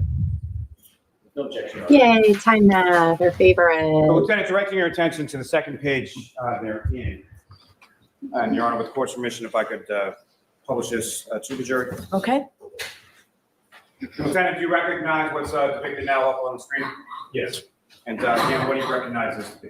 It is a map that I created using the information from the call detail records of CSLI from that account. And from what time period of call detail records are we looking at in this particular representation? From 12:33 a.m. to 12:34 a.m. Again, I had done the conversion for the purposes of making this exhibit. So if one were to look at the call detail records, you may see the UTC time. For the convenience, I've done the conversion for the purposes of the exhibit. Now, sir, if you could, using the laser pointer before you direct the jury's attention to what, if anything, of significance you've plotted out and put into this visual representation. So first, we're looking at the area of the town of Canton. I've placed different landmarks, again, to give context to what we're talking about here. You see 34 Fairview Road as a yellow house icon, 1 Meadows Ave, Canton as a darker color, and the Waterfall Bar and Grill as another icon. Now, off to the left, just west of Route 95, which you'll see running here, you'll see a red triangle, which I use consistently as the antenna, and a series of letters and numbers next to them. So next to them is the numbering system that Verizon assigns to that antenna. So in this instance, we're looking at ENB, which is the antenna acronym, and specifically 57171. And to be clear, as far as that marking with the red triangle, the ENB ID 57171, that is the antenna that the handset or the defendant's cell phone is connecting to at that point, correct? Yes, and I Feel your snark. always try to be clear that that is the antenna. That's not where I'm saying the handset was. So the handset is somewhere in that vicinity based on your training experience, is that correct? Yes. And let's go and we the next slide. And sir, what time period are we looking at in this particular representation? 12:35 to 12:37 a.m. And again, if you could, using the laser pointer before you, direct the jury's attention to what, if anything, of significance or relevance you depicted in this representation. So those same icons appear as about the locations relative to this investigation. You'll see another red triangle here close to Route 95, which is NEB ID 57286. And during this time period, the handset associated with this account communicates with that antenna.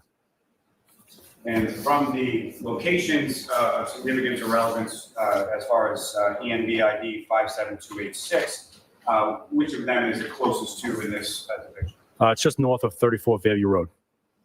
And now if I could direct your attention to the next, and if I could have the next slide. And Lieutenant, what time frame are we looking at in this, this slide? This comes from one call that occurred at 12:38 a.m. And if you could, again, using the laser pointer, direct the jury's attention to what, if any, other locations you identified or signified in this representation. Again, same icons further south at the bottom. The antenna is located here at the intersection of Route 93 and 138, and it's ENB ID 57021. And of those locations of interest that you signified within this slide, where is ENBID 57021 in relation to those? If you think back to the previous slide, so now we've moved a little bit further east. Here's Fairview Road, and here is 1 Meadows Ave. And if I could direct your attention to the next slide, and if I could have the next slide on the screen, please. And Lieutenant, what time frame are we looking at in this one? 12:39 a.m. to 5:08 a.m. And again, if you could, using the laser pointer, direct the jury's attention to what, if any, locations of significance you note in this slide. So there were a series of calls during this time period. They all used this antenna here, ENBID 57199, which is south of Meadows Ave. If I could direct your attention to the next one, please come back to that one, please. And Lieutenant Tully, what are we looking at as far as time frame in this particular slide? There was one entry in the call detail records at 5:16. And again, using the laser pointer, if you could direct the jury's attention to what, if any, locations you denoted within this particular slide. I'll start with the antenna that was used, which was 57259 here in downtown Canton, just north of the Waterfall Bar and Grill. If I could direct your attention to the next slide, sir. If I could. Lieutenant, what time frame is that depicted in this? Thank you. 5:19 a.m. And, again, if you could, using the laser pointer, direct the jury's attention to where the antenna is that the defendant's phone is connected to at this point, and what, if anything, it is closest to. Slightly further south from the previous one is 57199, directly south of 1 Meadows Ave. Now, if I could ask you to turn to the next slide, Mr. Nguyen, if I could have that one. And Lieutenant, what time frame are we looking at in this? 5:20 a.m. to 5:37 a.m. And again, if you could, using the laser pointer, direct the jury's attention to where the antenna is and what, if any, of the locations you I think it'll be. where it is in reference to those. I think it's. I previously mentioned this one here at the intersection of Route 93 and 138. It's ID 57021.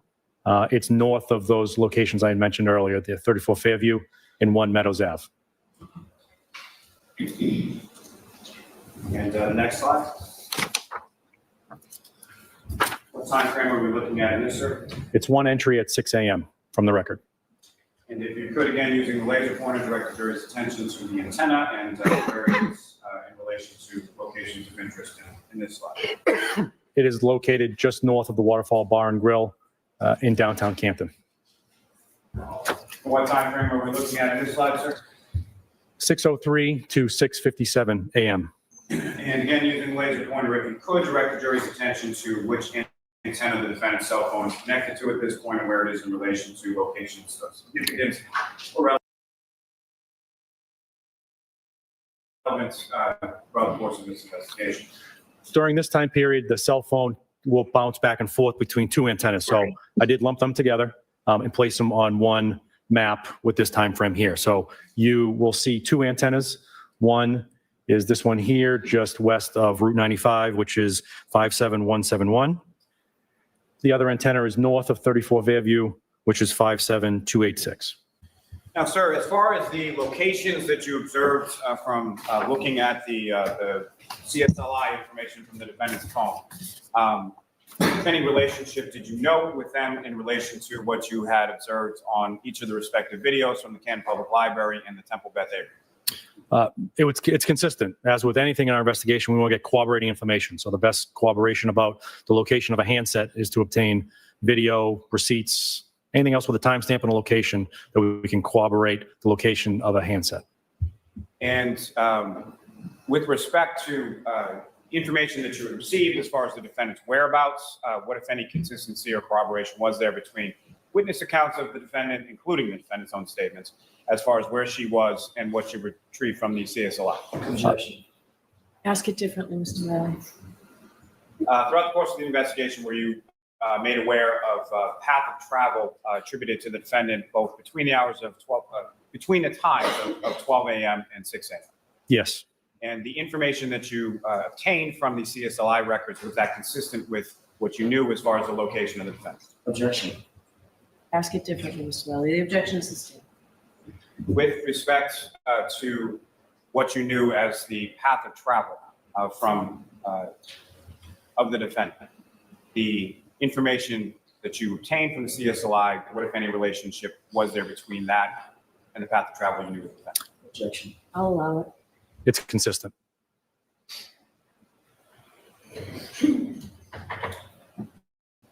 Now, sir, as far as the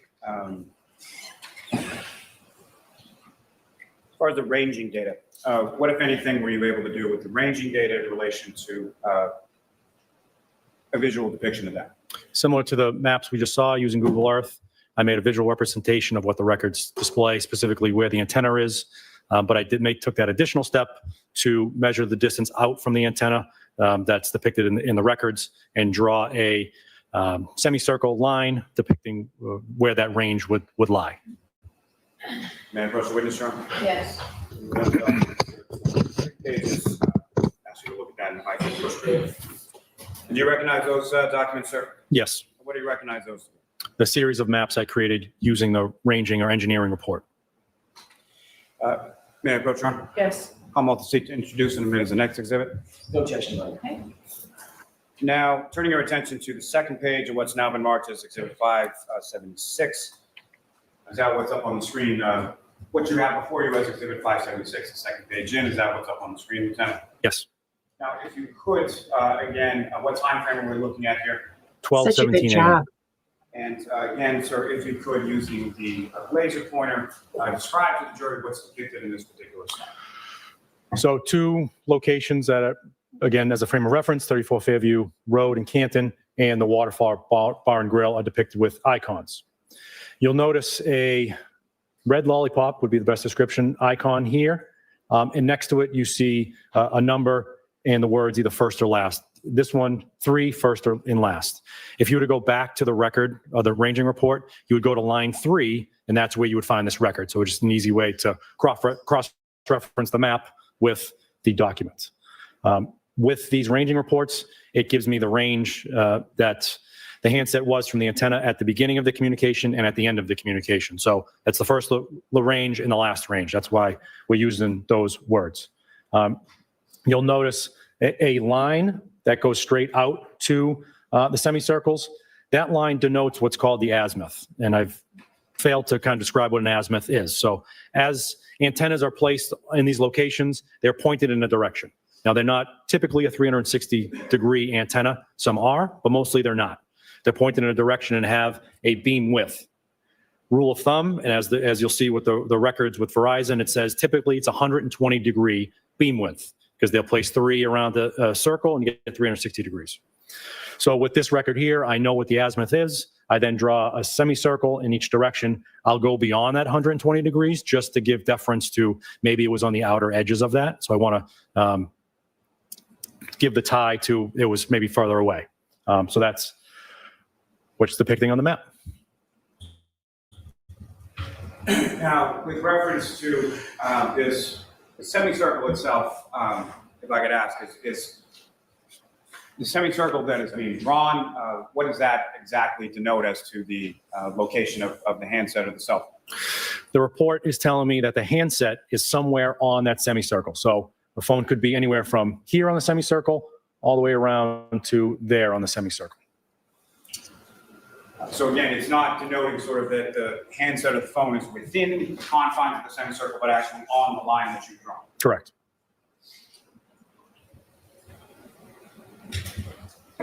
Now, with reference to what's up on the screen now, Lieutenant, what time frame are we looking at here? 5:18 a.m. And, again, if you could, using the laser pointer before you, draw the jury's attention or direct the jury's attention to what, if anything, of significance you observe in this line. So the two icons are again appear on the map: Waterfall Bar and Grill, 34 Fairview Road. Here is that red lollipop, which is the antenna that's used during the communication. The azimuth, or the direction in which the antenna is facing, is depicted on there, and 2 semicircles. The first one and the last one. As a frame of reference, I failed to put the Temple Beth Abraham, which would appear right here.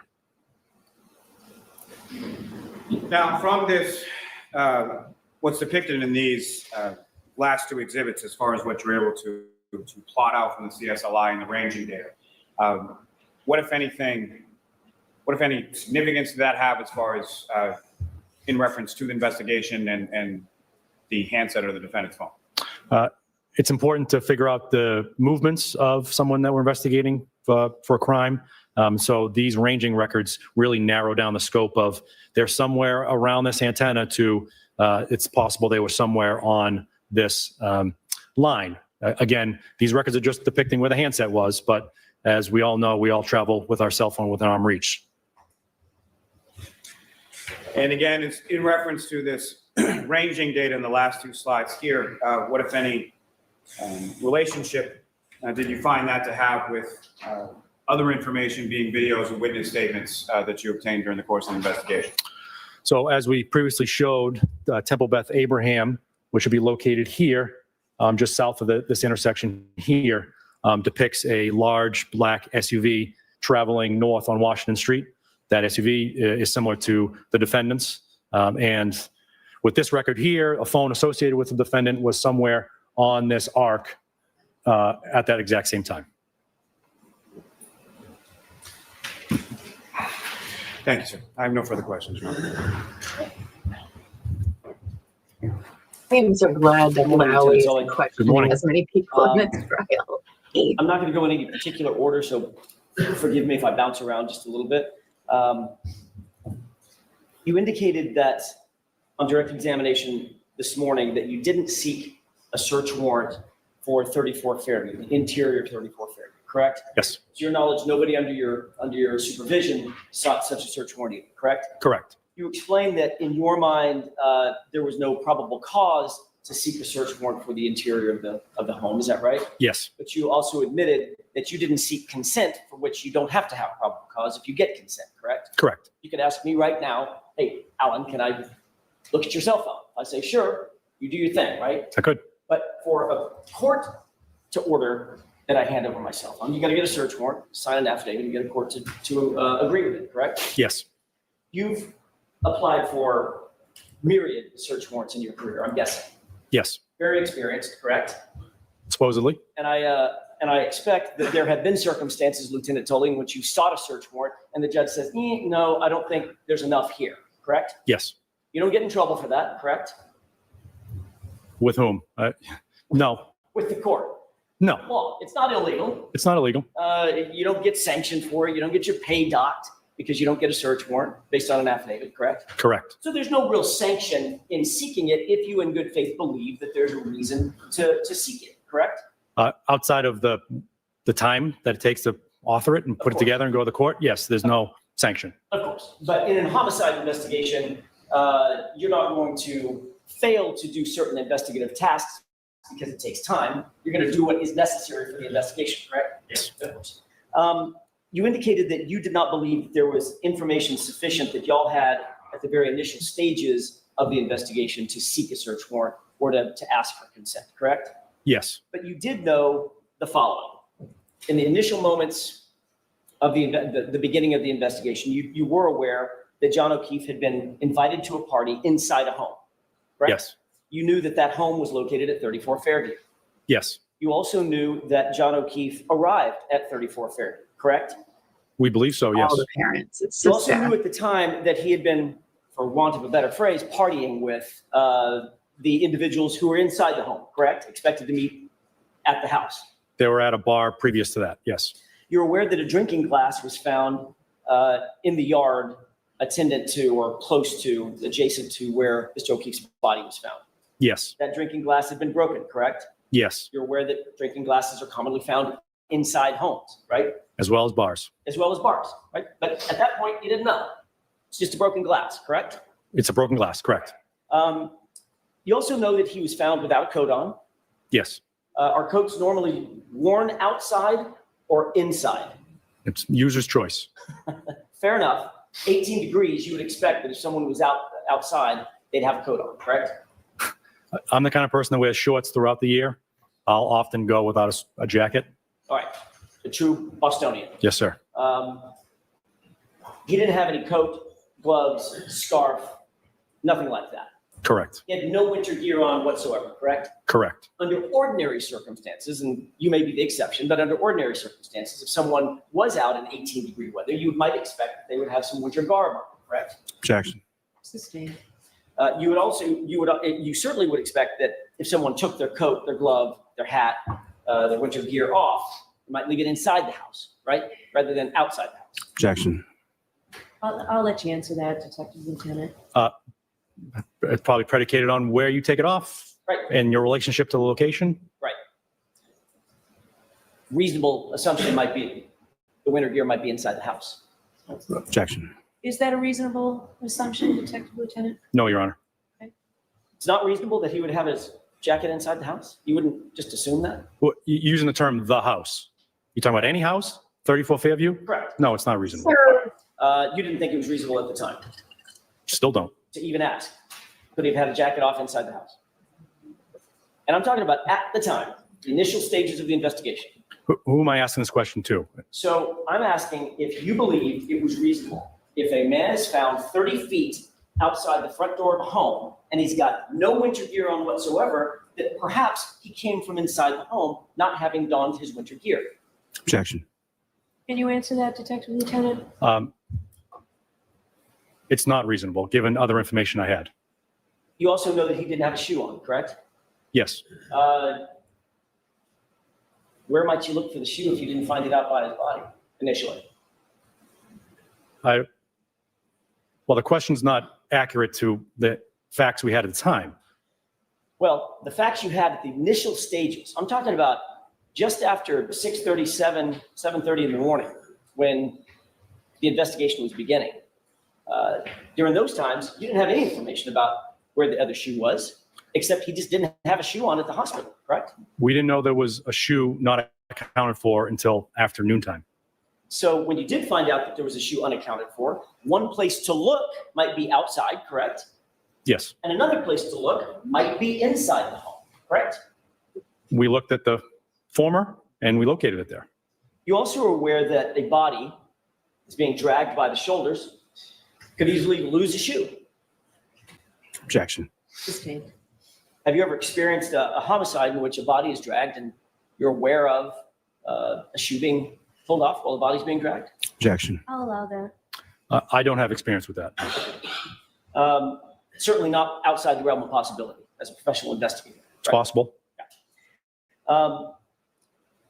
You were also aware that, at least initially, it appeared from accounts that John O'Keefe may have been involved in a physical altercation, correct? Possible. As a matter of fact, that was reported by one of your subordinates, Yuri Buchanan, to the medical examiner's office, right? As a possibility, yes. As a possibility. And you're aware that your other subordinate, Trooper Proctor, according to certain information he had gotten from first responders, also believed that a physical altercation was possible, right? As well. It was possible, yes. Okay. And you also knew that the house would be a normal location to have other individuals who might have been involved in that physical altercation. Objection. Can you answer that, Detective Lieutenant? An altercation could take place anywhere. Exactly. And people can often travel from the location of the altercation miles away to another location. Or they could travel 30 feet outside as well, correct? Yes. Okay. In the early morning hours of, well, let's say the hours following your Massachusetts State Police initiation or engagement in this investigation, you became aware of Brian Higgins, correct? Yes. That name was bantied about as a potential witness in the investigation, correct? Yes. And you're aware that Brian Higgins indicated that he saw a tall, dark-haired man enter the home after he arrived, correct? I'm not aware of that. And the reason you're not aware of it, Lieutenant Tully, is because nobody bothered to interview Brian Higgins February 10th. Right? Objection. So in that form, that's been sustained. Ask it differently, Mr. When was Jackson. Brian Higgins first interviewed? February 7th? 7th, 10th? To- Yeah, in February, not January 29th, certainly. Correct. Although he was known to be inside the house, correct? Yes. So had you known that, had you had the information, for instance, that Brian Higgins admitted to having seen a tall, dark-haired man walk in the house, That might have changed the complexion of your investigation at that time. Objection. Can you answer that, Detective Lieutenant? In the off chance that Mr. Higgins presumably had said something like that, I would certainly need more information describing this person. I would ask a series of questions to narrow Also it love down your to make name. sure that this person was John O'Keefe. Right, exactly. That would just be a normal part of the investigation. You just take evidence A and link it to evidence B to evidence C. That would be the normal way to do an investigation. We would normally follow the evidence, correct? But in point of fact, nobody did seek a warrant to go inside the house, correct? Correct. Nobody did seek to have a forensic team go inside the house and look, Correct. and nobody asked for consent.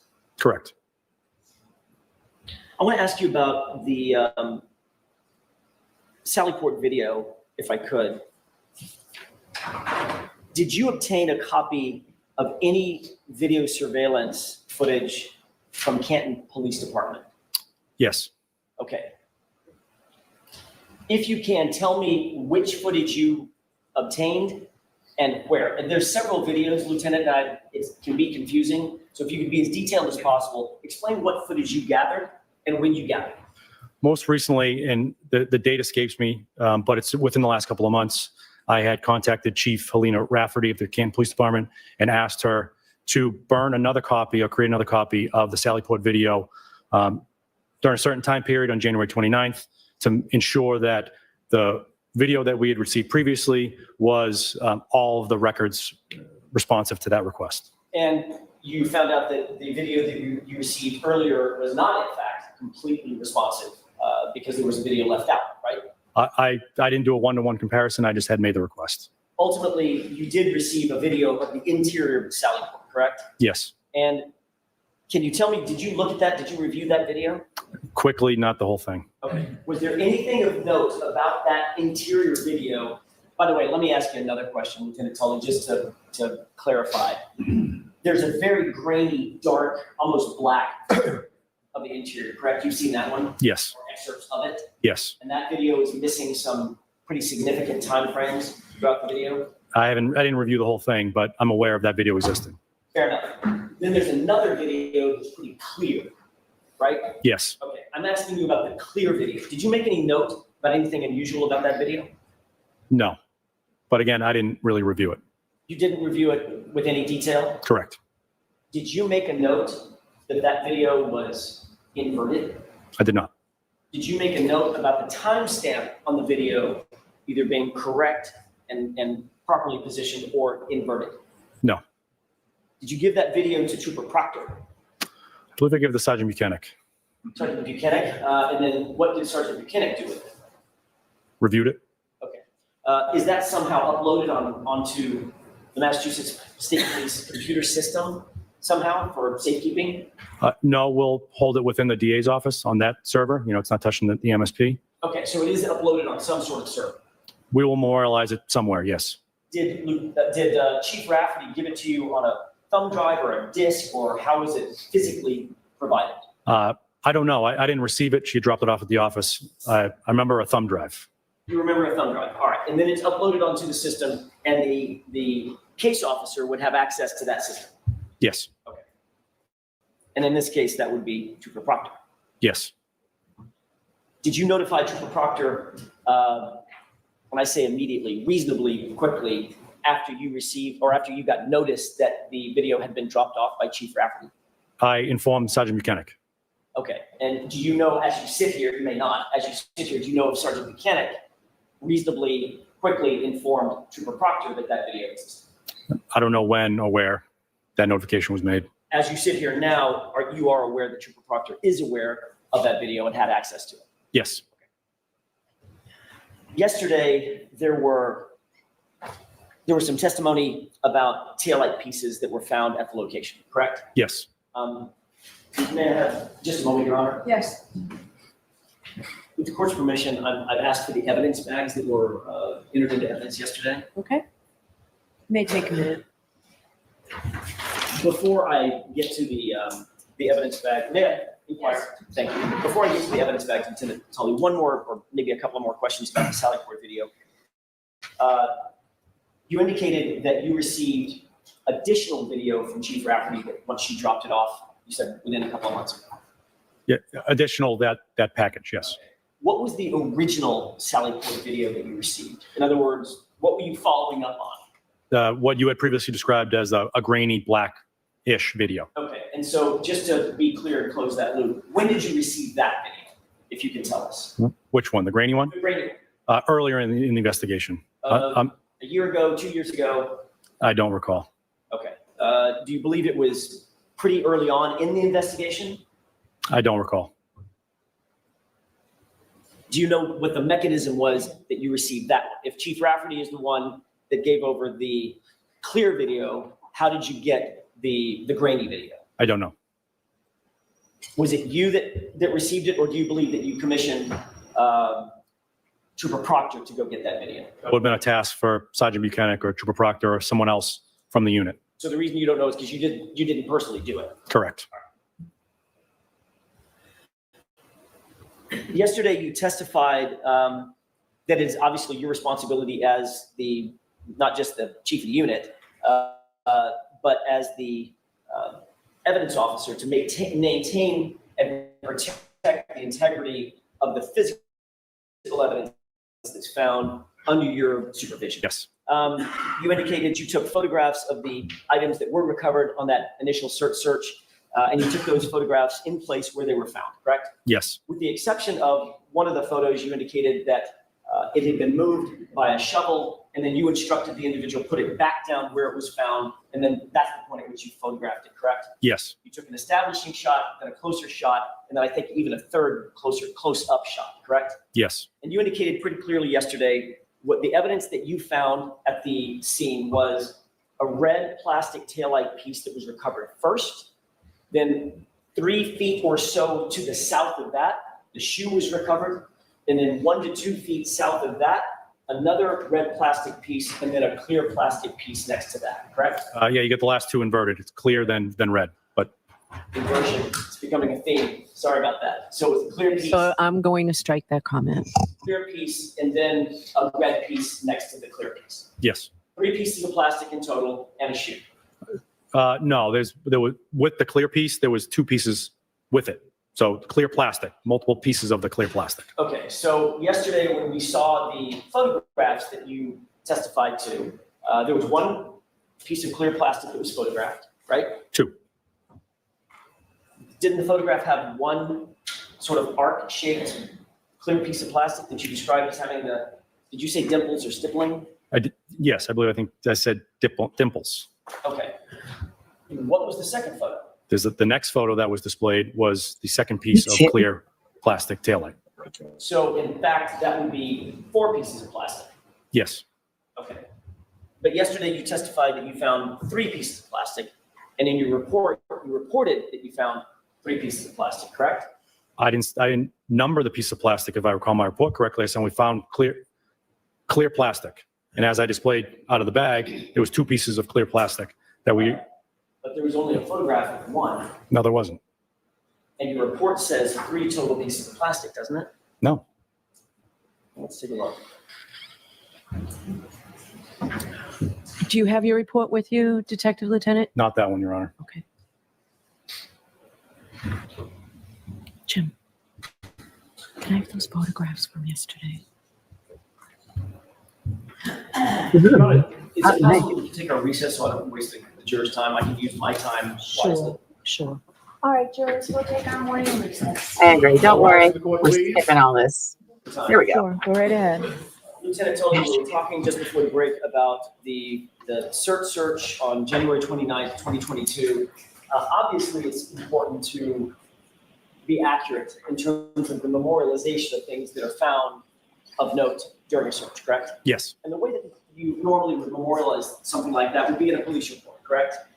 That's one method, yes. You might have personal handwritten notes I that might. would attend a search, correct? Yes, You might videotape part of it or all of it, I could. and then you could photo document it as well. Yes. But ultimately, the circumstances surrounding how something was found or what was found at the time is best done in a memorialization in a police report, correct? That is one method, yes. And that is the official record of what was done at the time and who did it, correct? Yes. And you did, in fact, draft a police report as it pertains to the search that was done by the CERT team on January 29th, 2022. Yes. Mayor Pro Charmer? Yes.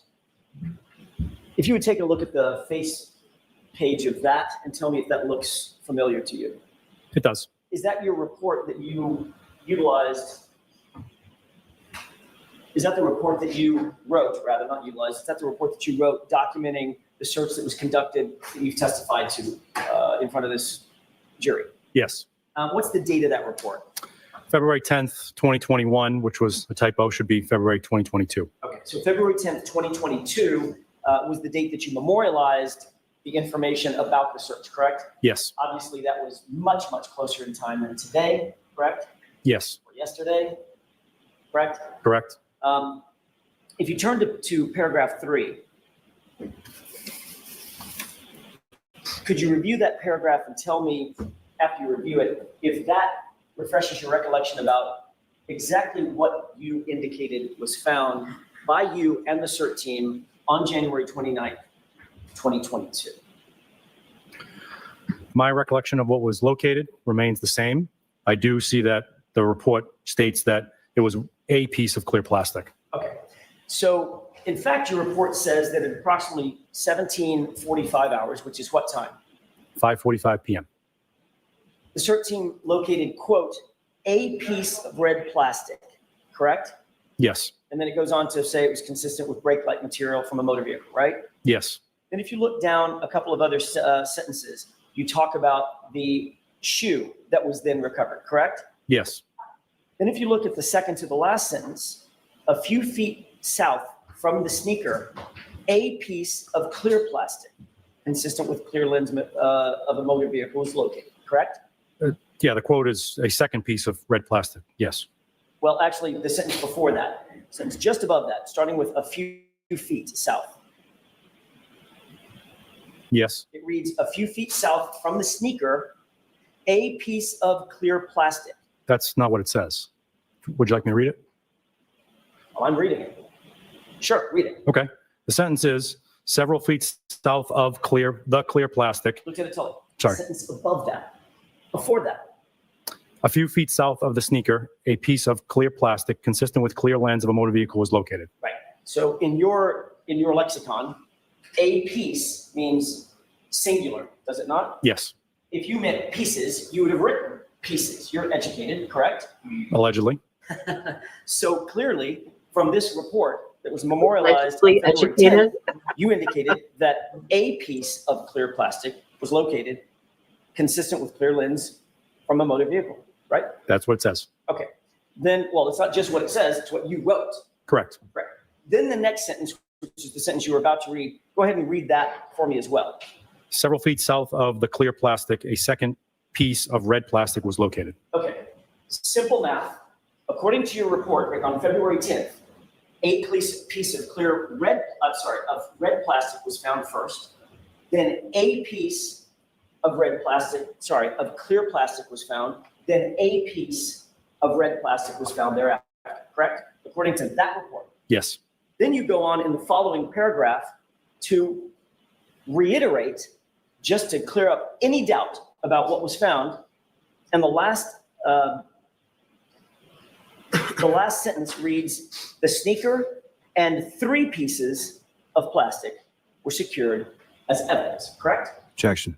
See, overruled, I don't know. What's the objection? Form. No, I'll allow it. Is that what it says? Yes. Okay. Then yesterday, you were asked to open these 2 evidence envelopes, correct? The evidence bags. Should I take a look? Oh, of course, yes. May I approach you? Yes. Sorry. 570, 571.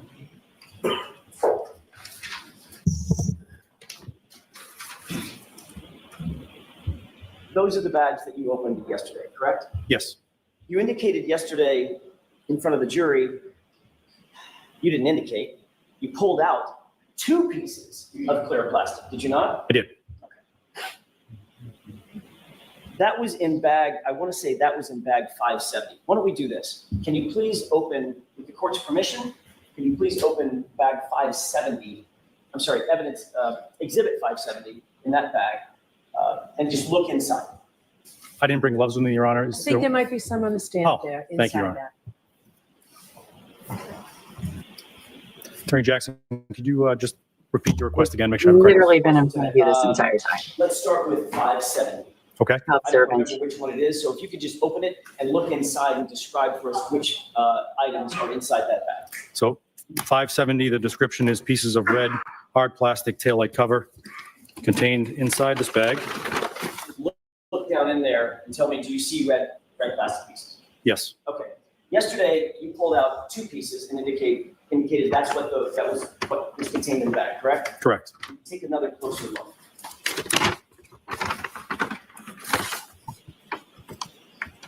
As I take a closer look, there are 2 pieces and there is a very small fragment that remains in the bag. Can you pull that fragment out as well? Can you show that to the jury? Okay, you can go ahead and replace that. So in total, Lieutenant Tully, how many pieces of red plastic are in that evidence bag? As we sit here today, there are 3. Thank you. Go ahead and close that. And we can open up the second bag. I'll go ahead with the court's permission. May I approach? Yes, Thank you. Your Honor, may I? yes.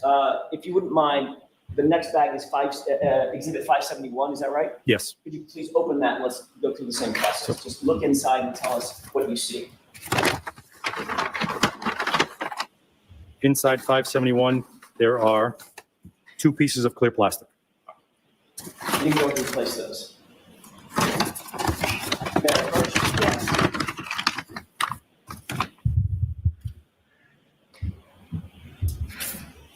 I think she needs to be found not guilty first, though. I don't know if a dismiss with prejudice qualifies for a Thank you, civil suit or not. Those 2 bags I agree. are supposed to represent what was found by the CERT team on January 29th, 2022, correct? Yes. There's 5 pieces of plastic, 3 red, 2 clear, correct? As we sit here today, yes. My question, Lieutenant Tully, is where did the other pieces of plastic come from? Be more specific? Which pieces?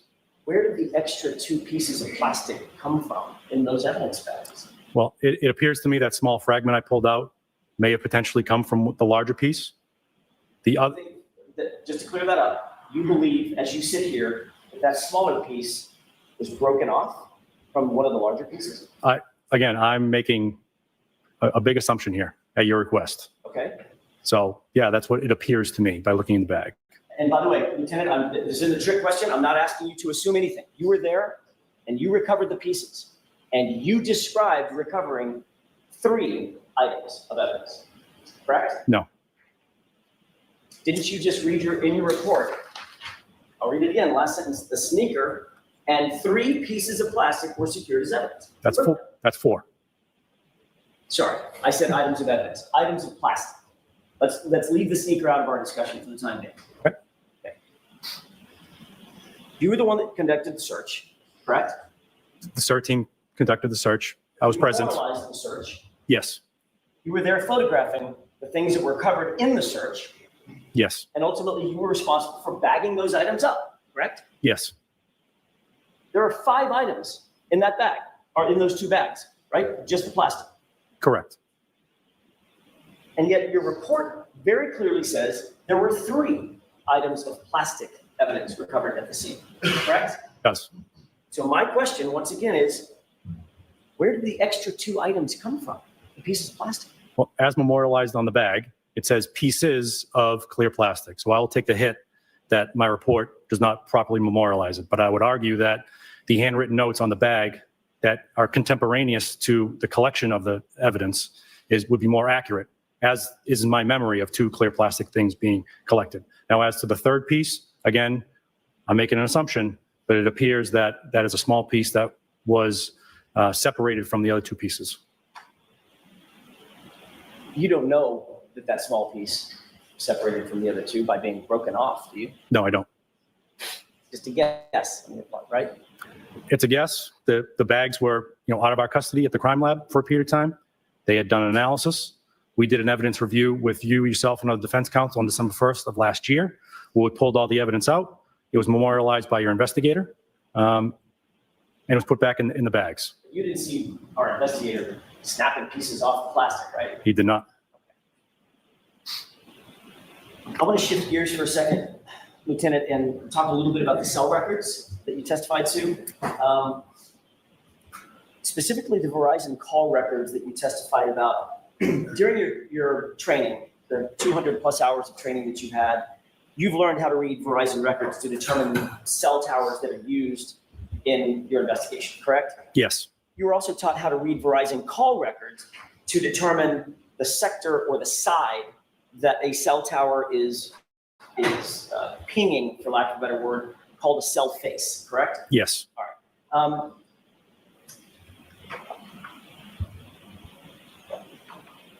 May I approach? No? Yes. Thank you. Now, one of the documents that you rely on pretty heavily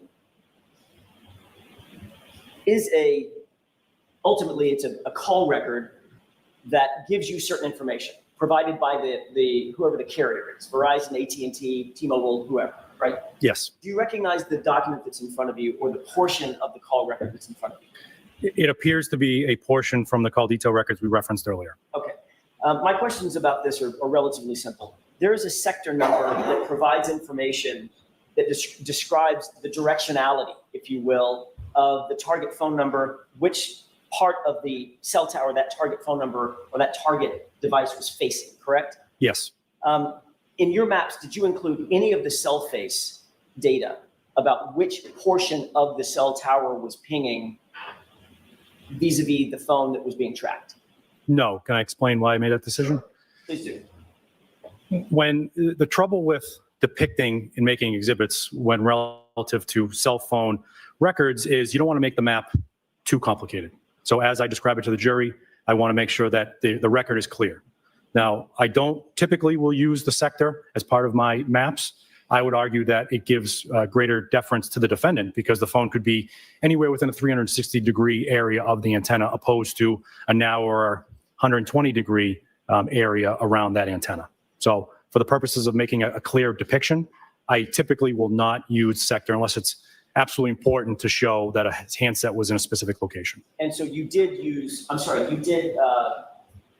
not include the sector information on the maps that you provided, both to Mr. Lally that you showed to the jurors and provided us, correct?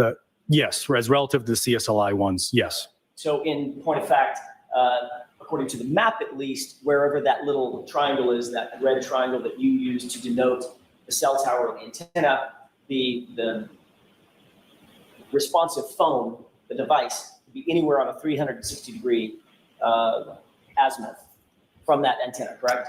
Yes. I want to ask you about the one map that was related to 5:20 a.m. to 5:37 a.m. You remember that? Not off the top of my head. Okay. There were several maps shown.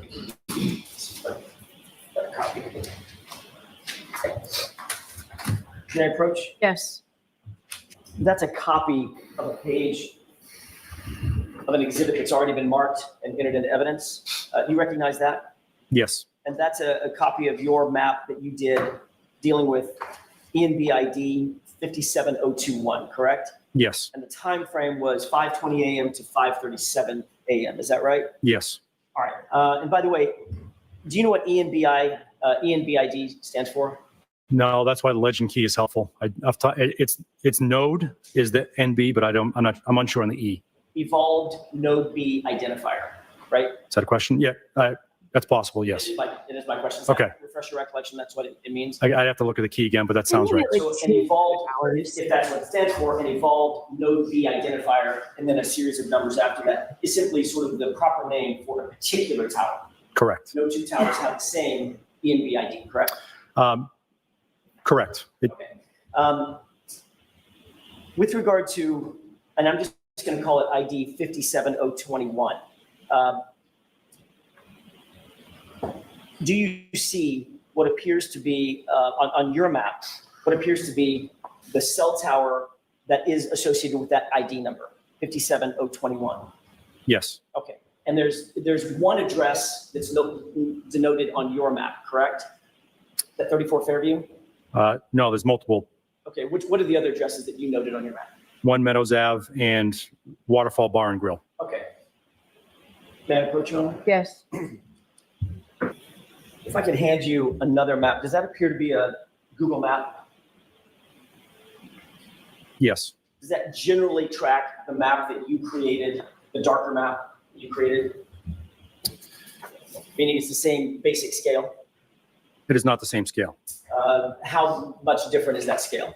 The one you handed me is a zoomed in version of the map I created. Okay. Do you recognize it as being a true and accurate reflection of a Google map that's just zoomed in a little bit on the same basic area?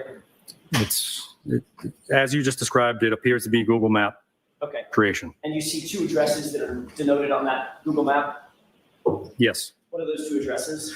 34 Fairview Road and 12 Country Lane. And as you look at that Google map with both of those, given your experience with both of those addresses, those appear to be denoted accurately on that Google map? It does. I would note that you can't see the roads really on this map that you handed me. Understood. I'm not going to ask you a question It's about kind of it's a white blur. So it, But does it look like that's where 34 Fairview is and that's where 12 Country Lane is?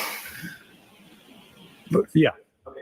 Then I'm going to ask you for the third item that's denoted on the map, and that is the cell tower 57021. Do you see that denoted on the map? yes, Does that appear to be generally accurate in terms of the spatial location of where that cell tower is? yes. Move for the admission of that item, that document. Objection.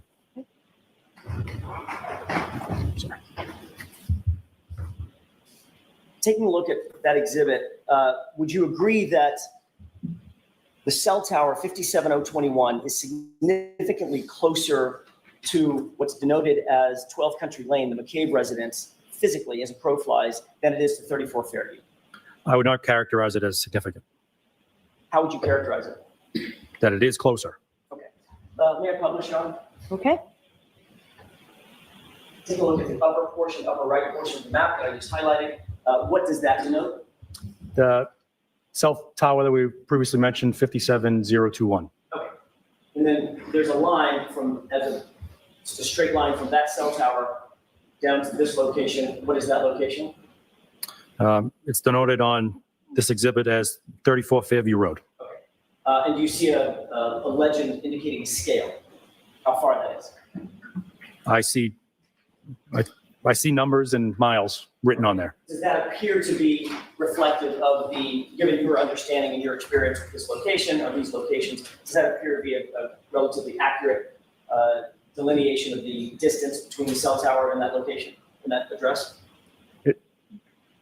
I don't know the distance between the cell tower and the address off the top of my head. Long time no see. Would you Brian Tully agree from that it's First around 2 miles? It's roughly 2 miles. Okay. Then I'm going to ask you to take a look at the same proximity, cell tower on the top of the screen, and then the address at 12 Country Lane. Do you see those two items denoted on the map? Yes. And do you see the approximate distance between those two items? See it on the map? All right. And does it appear to you that the distance from 12 Country Lane looks like it's less than half the distance to 34 Fairview? I wouldn't characterize it as it appears to be less than half. How would you characterize it? My understanding of that area, I would say it's at least a mile between those two locations as the crow flies. Okay, meaning between the cell tower and 12 Country Lane, Yeah, right? Yes. And it indicates approximately a mile, correct? it does indicate that. Okay. And the other location indicates approximately 2.4 miles, right? It does indicate that. All right. So would you agree that a mile is less than half of 2.4 miles? I would agree a mile is less than half than 2.4. Thank you. We can take that down. You also noted that there were two cell towers much closer to 34. There are two cell towers much closer to 34 Fairview than the 57021, correct? Yes, And as a matter of fact, you already noted that for the jurors that say at 6 a.m. or 6:05 a.m. and thereafter when it's clear that Ms. Reed was at 34 Fairview. She found the body of John O'Keefe, that her phone was relaying to those two towers variously, bouncing back and forth, correct? Yes. Those two towers are 57171, correct? I'm sorry, I don't need to test your memory like that. I can. Can I approach? Yes. I'm just going to give you that packet, Lieutenant. Like I said, it's not a memory test. If that helps refresh your recollection of the name of the two towers closest to 34 Fairview. Do you have that in mind? Yes, sir. Okay, so the two towers closest to 34 Fairview are 57171, correct? Yes. And 57286, is that right? Yes. And both of those towers picked up Miss Reed's signal at 12:33 a.m. and again after 6:03 a.m., correct? You asked me about 12:33, so if it's okay, I'm going to refer back in the exhibit, Of course. and that is correct. It hit the 57171. And then after 6 a.m., it was also picking up, bouncing, I think you said bouncing back and forth between 57171 and 57286. Yes. Both of those towers were picking up. Yes. Importantly, though, between 5:20 and 5:37 a.m., neither of those two towers ever picked up her phone or any signal from her phone, correct? Correct. So based on those facts, it's far more likely that Karen Reed was actually at Jennifer McCabe's and on her way to Jennifer McCabe's at and around 5 a.m. than going to 34 Fairview, correct? Objection. Sustained. I just want to touch very briefly on the ranging data, the RTT records. What does RTT stand for? Depends on who you ask from Verizon, either range to tower or round trip time. Have you ever heard real-time tool? I have. Okay, so that's the RTT has several acronyms, but real-time tool is one of them, correct? Yes. The RTT data is what you earlier described as a ranging data or access distance, correct? I didn't use the term access distance. I know that Verizon may, but I said ranging. So it's just in common vernacular, it's the distance from the tower or from the antenna to where the signal is going, correct? Yes. All right. May I approach one more time? Yes. Could you please review that and tell me if you recognize what's depicted on that document? I recognize it to be one of the entries from the RTT report for the account we're talking. I'm sorry. And it's around 5:18 in the morning, correct? Yes. Okay. And you utilize this report or portion of this report, including this entry, to come up with your data, especially as it relates to ranging data, correct? Yes. Do you see the column on that document called cross duration sex, right? Procedure duration sex. I do. What does that mean? That is the amount of time in which this communication occurred. Okay. Am I correct in understanding that the length of time for the RTT event is calculated in seconds, correct? It is. All right. Do you see the row in the exhibit that indicates the time 5:18 a.m.? Yes. And do you see a column that's labeled procedure start time? Yes. And right next to it, there's a procedure end time, correct? Yes. Are those the start times and the end times that you earlier testified to in front of the jury about the event in question at 5:18 a.m. or thereabouts, the start of the interaction or the communication with the device and the end of the communication with the device? Yes. When you say communication with the device, what does that mean? What are you referring to? A phone call, a text, something? We don't know. As I testified to, the ranging reports will create entries even unbeknownst to the user. So I have no information with this record before me about what the user was or was not doing with the phone. But your testimony is that those two arcs that we saw, those respective arcs that we saw, your testimony is that this RTT data, in your view, establishes that she was on the device, not she, but the device was on the first arc at the start time, and it was on the second arc at the end time. I'm going off the ranging that they give me. And then you created those two arcs. I'm just trying to make sure I understand what the definition of those two arcs are in your map. The definition comes from the first distance and last distance, which is denoted on this exhibit you have in front of me here. Okay, and the first distance is what? 0.82 miles. Okay, and the second distance is, from memory, I think it's 0.97? Correct. That's a difference of what? We do the math. 1.5 miles. 0.15 miles, correct? Excuse me, yes. Okay. And do you see the procedural duration column indicated on that document? I do. Okay. And the procedure duration column indicates 0, doesn't it? Yes. However, if we look very closely at the start time and the end time, they're not actually the same times, are they? Correct. There's a difference in those two times. Can you tell the jurors what that difference is? It is 4 thousandths of a second. 0.004 seconds, correct? Yes. And you testified that you believe that the start and end distances for the RTT event in question indicate two different locations for that device. In other words, the start time, it was on the first arc. The end time, it was on the second arc. You don't know where on the arc, but somewhere on those two arcs. Using the ranging data, I created a map, I and understand. that's what I did. Okay. And so the device would have moved from the first arc to the second arc, correct?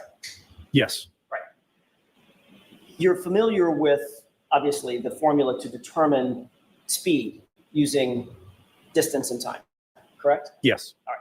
Can you calculate for us the speed that the device would have traveled to go from the first arc to the second arc over a distance of 0.15 miles in 4 thousandths of a second? Not off the top of my head. Okay. Let me see if I can help. So speed is calculated as distance divided by time, right? Yes. If you divide 0.15 miles by 4 thousandths of a second, you come up with 37.5 miles per second. Would you agree? Objection. Sustained. Can you do the calculation in your head? No, sir. Do you need a calculator? I would. Your Honor, if I'd like to see counsel at sidebar, please. Lieutenant Tully, do you happen to have your cell phone with you? I thought you were going to ask the other question first with your numbers. I can. Let me ask you, so you don't have to sit there with a cell phone in front of you. Let me ask you if you would agree with this, that 0.15 divided by 0.004 is 37.5. I'd have to write it out. I'm not sure. I'm sorry. If you had a calculator in front of you, could you do it? I could. You don't have your cell phone with you. I do not. With the court's permission, I've got mine right here. I can turn it on, or my co-counsel has one. How about, can you use Madam Court Reporter's cell phone and do that? She's closest. Yes, Your Honor. Thank you. Thank you, Madam Court Reporter. Thank you, Your Honor. If you could divide 0.15 by 0.004, let me know what you come up with. 37.5. So that would be, given the fact that the distance as calculated, as indicated on that record, the distance is 0.15 miles over the course of 0.004 seconds, right? No, I would push back as to when the distance was being created. That's the first distance and last distance. Correct. What you indicated was the cell phone of the device was on the first arc during the first time, and the start time, and on the second arc at the end time. All I'm asking is some basic math. So you would agree that if the calculation we just did, or you just did, is 0.15 miles divided by 4 thousandths of a second, that is 37.5 miles per second, to stay consistent, miles per second, correct? Well, I don't agree with the premise of the question. So You don't have to agree with the premise of the question. I'm asking you about the math. Oh, the math is correct. Yes. The math is correct, right? It's miles per second, correct? Yes. Based on that calculation. In order to get to miles per minute, you multiply it by 60, correct? Yes. Can you do that for me, please? Madam Clerk. The question again, sir. I'm sorry. Yes. Multiplying 37.5 times 60 would give us miles per minute.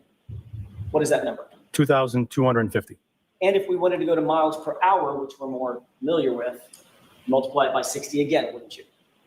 And what's that number? 1,035,000. Excuse me. Sorry. 135,000. 135,000 miles per hour, correct? Yes. So you would agree, if the premise is moving from the arc, the first arc, moving 0.15 miles to the second arc over the course of 0.004 seconds, the Spaceship. device would have to be traveling 135,000 miles per hour, correct? In your question, you said 1.5 miles travel. It's 0.15 miles. You corrected me. I'm going to throw it back at you, sir. Fair enough, fair enough. All right. 0.15 miles over the course of 0.004 seconds, the device would have to be traveling 135,000 miles per hour. It's basic math, correct? While I agree with that, I would push back. That's probably not what the record is indicating. You would agree that that is physically impossible, correct? For a cell phone, yes. Right. And you would also agree that since that's impossible, you're not suggesting to this jury that the device moved from arc 1 to arc 2 in 4,000 of a second. Maybe it is I'm- artist. I'm not suggesting that. Okay. In fact, what actually makes more sense is that the signal I don't think so. was moving to and It's not from the federal device charges. at light speed, 186,000 miles per second. I could be wrong. It does. Radio Radio waves move at what? speed of light. Speed of light, 186,000 miles per second, right? Yes. Okay. If, as you indicated on direct examination, if that return signal, the bounce, is in any way refracted, meaning it takes a deviation, and it's not straight because of something like, I don't know, weather, precipitation, or snow, then it would take longer to get back to the antenna, correct? That's fair. And that could be what's reflected in that map and the distance of the two arms. Isn't that correct? That's not my experience with these records. But you do agree that in fact the device, as you indicated earlier, moved from arc 1 to arc 2 from the start time to the end time. That's impossible. No, I'm saying that the records reflect that the first time the distance was created, marked, and the second time the distance was marked. That's what's represented on the map. Right, but you said that those are reflective of the start time and the end time, which is 4,000ths of a second apart. No, I don't know that's when these distances were created. It doesn't say start of procedure distance. It says first distance, last distance. Actually, it says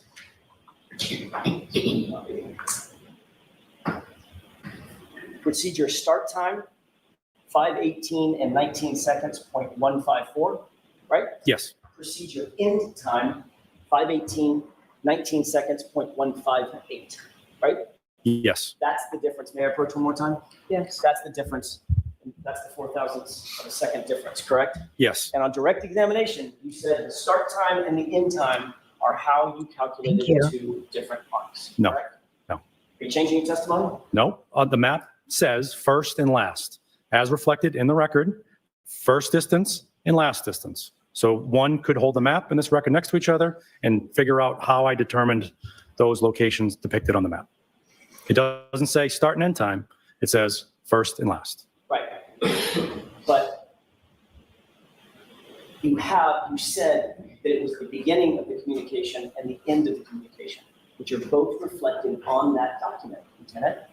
The Yes. start time and the end time. I understand what you're saying about the distance. It's 0.15. Nobody's arguing about that. You're saying, you said on direct examination that the distance was a difference between what time the first arc occurred and what time the second arc occurred. And there was a distance between it. And your testimony was the device moved from the first arc to the second arc. You just said it, right? I'm saying the device moved from the first arc to the second arc. Yes. And it would be impossible to do that in 4,000ths of a second, correct? A cell phone. Yes. You did one last issue, and I'm gonna deviate from the cell tower stuff. You got information during the course of your investigation that eyewitnesses or an eyewitness placed a Ford Edge in front of 34 Fairview in the early morning hours of January 29, 2022, correct? I'm familiar with that. As the supervising investigator, by the way, you were familiar with the fact that the eyewitness placed that Ford Edge sorry, let's see if I can start that over. The eyewitness indicated that the Ford Edge was placed there sometime between 2:30 in the morning and 3:30 in the morning, correct? I'm familiar with that. All right. As the supervising investigator, did you do anything to investigate the circumstances of that Ford Edge being placed in front of 34 Fairview sometime between 2:30 and 3:30 in the morning? Yes. What did you do?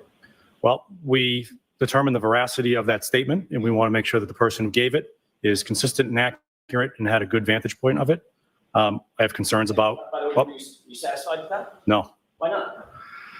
Well, the person has given the statement multiple times, and it appears to have changed over those times. It also appears that the person observed this vehicle from a distance. Is And he also talking the about what identification of a Ford Edge seemed highly suggestive the way that I had read the account of it. If I had done that as a police officer, this court would throw out that identification. So, did you find out anybody in the Albert family, for instance, on the Ford Edge? I don't recall off the top of my head if somebody, Did you look at automobile registration records? I did not know. Did you task anybody else to look at automobile registration records? I believe Trooper Proctor and Sergeant Mechanic had investigated that. And do you have any idea what that investigation revealed? I don't. Did the Alberts own a Ford Edge? I don't know as I sit here. They did own a Ford Edge, didn't they? Objection. So the objection is sustained. But nothing was done further that you're aware of to investigate the circumstances of that Ford Edge being seen and placed in front of 34 Fairview, right where the body was found, between 2:30 and 3:30 in the morning, right? An investigation into the reliability of that witness was conducted. So you just decided, and that investigation, quotes, is, I didn't believe him. Right? No. That's all I have. Okay, Mr. Lally, anything? Just briefly. So as far as that last line of questioning, as far as the witness in the Ford Edge, you mentioned that there were several different stories, correct? Yes. Several different versions of the statement. Yes. And what were those different versions? The first was that this person saw a Ford Edge in front of 34 Fairview. The next one that I can recall is that the person stated that they were not on Fairview, but on Cedar Crest, some distance away, looking at this vehicle in a blizzard. Person also self-reported that he was colorblind, and he was operating a larger motor vehicle. The third story was a concern about the time. The third story was as he arrived, the Canton police had the street blocked off at about 4 a.m.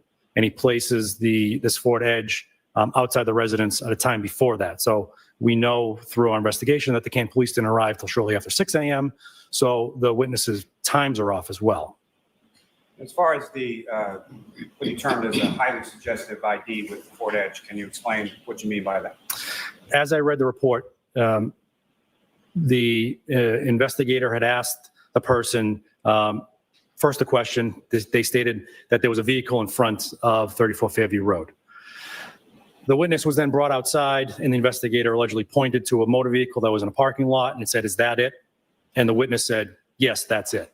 And so it's suggestive in the fact that it would be a single photo identification, which, you know, as a police officer, I would not give somebody one thing and be suggestive, "Is this it?" Because as the courts have ruled, that's highly suggestive, and the person's more likely to adopt that description of whatever they're describing, opposed to if you use other methods. Now, when you were being asked on cross-examination about certain distances from the house with 34 Fairview to the area where you had recovered items, repeatedly you had been asked about a distance of 30 feet, correct? I did. From the items that you recovered and the area that was described to you as where Mr. O'Keefe's body was located shortly after 6 a.m., is that 30 feet from the house? No, where the items were a little further on the edge of the property, so it'd be closer to 40 or 50 feet.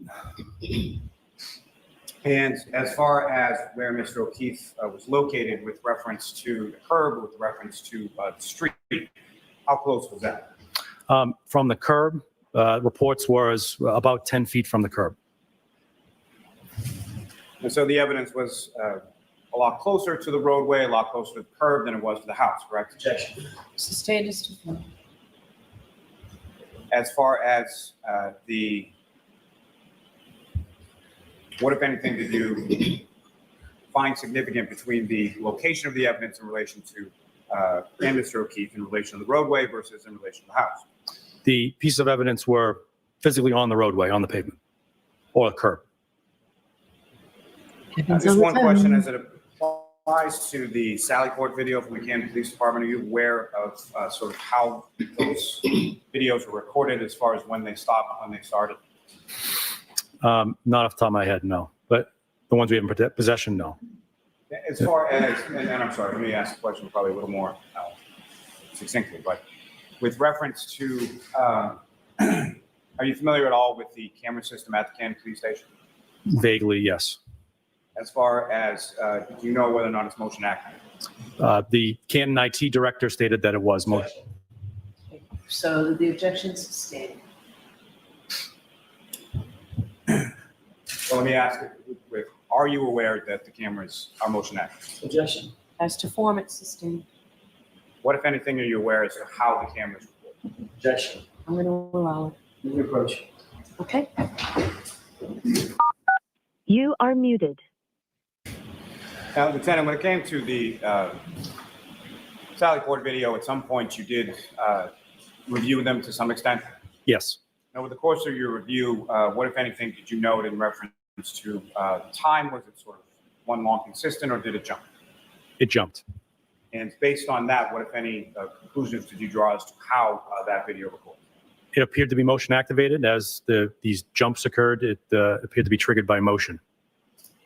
Now, with reference to the items that were recovered on January 29th during the 13th search that you were present for, in addition to your police report, how, if at all, were they memorialized? On the exterior of the paper bags that they were contained in. And when was that done? Before or after February 10th, when your report was written? Objection. Ask it differently, Mr. Molly. When was the memorialization on the evidence bags done in relation to when you wrote the report? Objection. I'll allow it. The difference would be the notes on the outside of the bag happened at the time of collection, and then I wrote my report 11 days later. So, as far as your memory, as you sit here and testify today and yesterday, as far as the items that you took out of the bag, are those the same items that you recovered or were recovered by the search team on January 29th? Yes. Now, the information from the call detail records that Mr. Jackson presented to you, there was essentially two little columns, correct? 2 rows, yes. Rows, excuse me. And was that sort of the entirety of what you reviewed as far as the call detail records in relation to generating the slides that were depicted to the jury? No. And I'm sorry, may I approach you? Yes. May I see the exhibit? I'm sorry. These are not marked. The mark. Which one? Whatever the last one was, Mr. Yes, thank you. May I approach the witness, John? Yes. Showing you now what's been marked as Exhibit 577 with reference to what Mr. Jackson had given you earlier. Lieutenant, from what's depicted on there, what, if any, issue do you have with the depiction on that exhibit? Like I mentioned, it's difficult to get a good sense of what we're looking at because the roads don't really appear on here. If they do, they're light and faint. There are the large black line kind of intersects with a lot of them, with the words of them. At the bottom, it looks like it's written map scale next to a scale, but I can't attest to the veracity of that. Those would be a couple problems I see. Now, with reference to the slides that you created with the different time frames, not just the one single time frame. Again, the times that you observed or the location of the handset or the cell phone of the defendants that you observed from the call detail records, were they consistent with other pieces of evidence that you had, whether it be video and or witness statements? Yes. And that would be consistent with the location of the defendant, correct? Yes.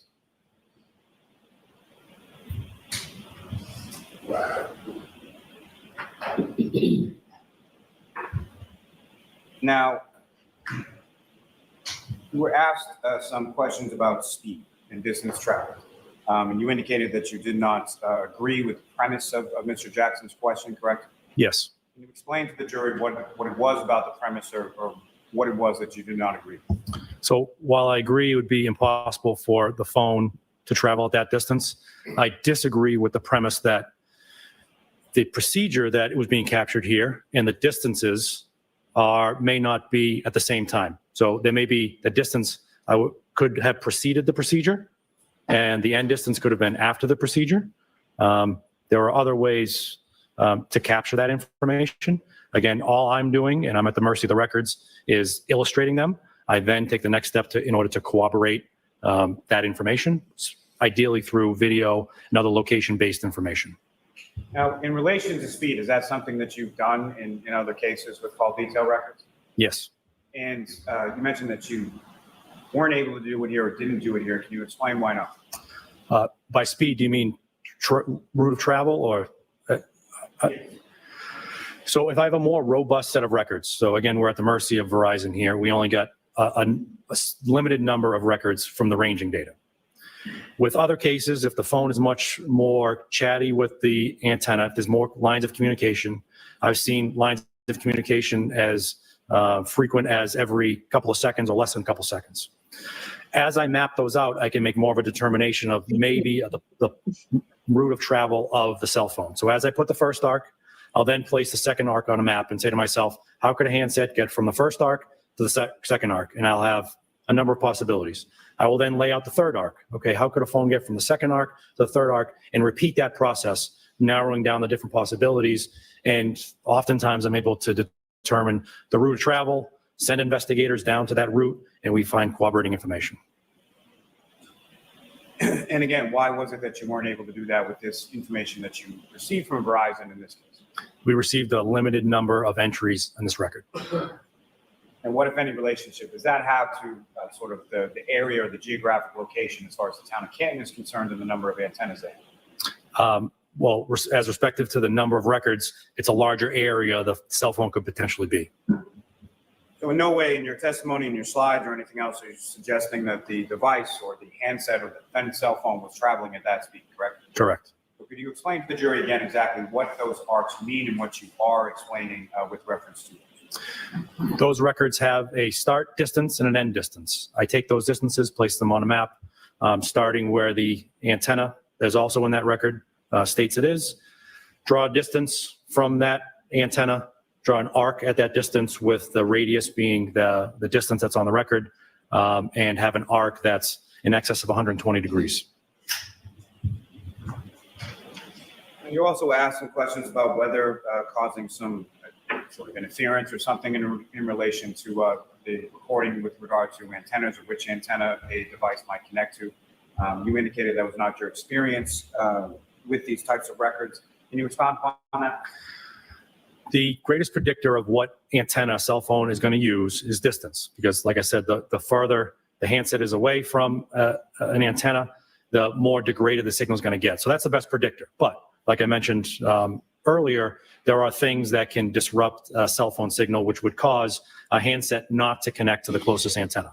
And that can be physical obstruction, precipitation, elevation, an antenna goes down for whatever period or for whatever reason, causing it to connect to another antenna that is technically further away. And so from your review of the call detail records and from your mapping from those various timeframes contained within the slides or presented to the jury, what, if anything, can you say from that material in reference to the other evidence collected as to the location of the defendant's cell phone during those relevant time periods? Well, relevant, I'll zero in at 518. I would suggest that the defendant, her vehicle, and the cell phone were on Washington Street outside of Temple Beth Abraham at that time. That's one thing that I would be comfortable suggesting. Can I have a moment, John? Yes. Thanks, sir. Nothing further on. Jackson? Very briefly, Lieutenant Tully, you still have, I think it was 578, is it 578? I have 577.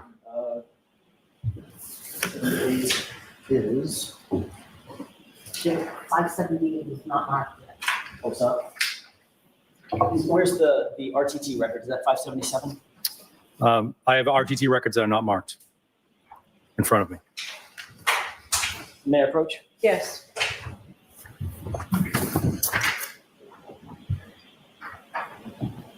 Move to admit. So, Objection. so let's mark it for identification, Milton. I'm sorry, and that was letters. Triple K. Thank you. You're looking at triple Q, correct? Yes, sir. When you created the arcs on your map, you also put on the Oh, map thank you, 518 Terry AM, True correct? Crime. Yes, Thank you for the super sticker. from the procedure start Appreciate it. and end time. So you did use the procedure start time and end time, correct? To denote the time, but not, yeah, to denote the time on the slide. Yes, Time of the event, correct? yes, All right, so the 518-19, I'm sorry, 518 and 19 seconds, and then, I don't have it in front of me, but 0.154, I think. Is that right? yes, That was the time that you used to establish that the device was on the first arc, correct? no, I didn't use it to establish the arc. I used the distance to establish the arc, and I placed the time on the slide. What time, Lieutenant Tully? 5:18. The time that Verizon gave you as the start time, correct? Yes, they're both 5:18. So there's a start time and a start distance from the tower. In other words, the event took place at this distance at this time starting, correct? No, you're using the wrong words. It says first distance. I'm not using the wrong words. Yes, sir. You said start distance. It's first distance. Okay, fine. Okay, pick the words. First distance, start time and first distance, correct? Yes, Then those are on the record. Right. Then Verizon gives you an end time, correct? Yes, And last distance, correct? And you created your arc based on the start time and first distance versus the end time and last distance, correct? no, the time weren't associated. You're saying no is because that would require the device to travel at 135,000 miles an hour. Objection. If the witness could please answer the question. So let him finish, Sure. and then the objection to that is sustained. You can ask it differently. Go ahead. The times were not part of the depiction of the range. While I will suggest to you that it is probably unbelievable that those are actually start and end times. What I'm saying is we don't know for certainty that that is the exact time, the first distance and the last distance. I'd have to look back at the records, but I also say that we have corroborating evidence to say that that is accurate. So you'd have to look back at the records, correct? Yes, That is your record. No, That's the- what you looked at, isn't it? the record's key. And where's the records key? They were provided by Verizon. Where are they, sir? I don't have them in front of me. Right.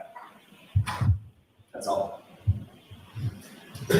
Okay, May we approach this briefly? okay. Don't leave yet, Detective.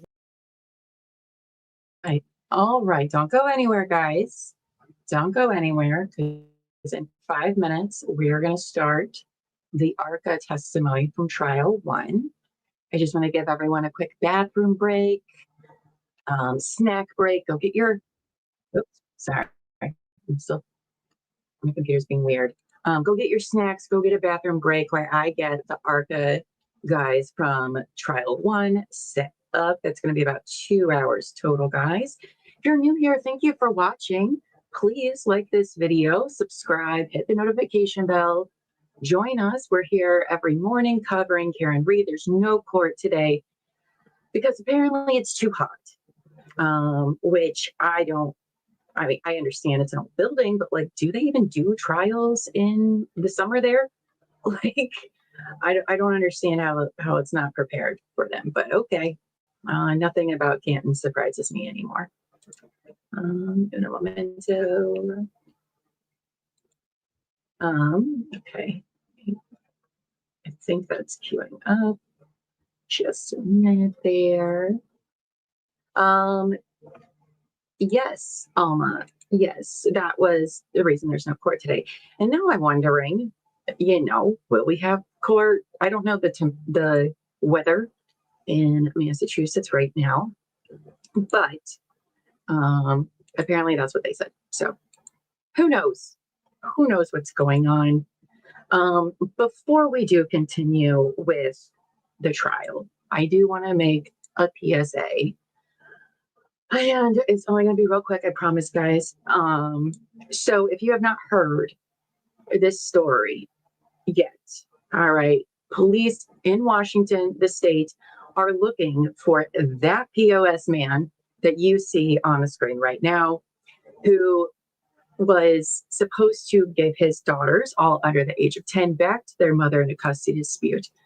The 3 girls have been found dead as of yesterday. They were zip tied and had bags over their heads.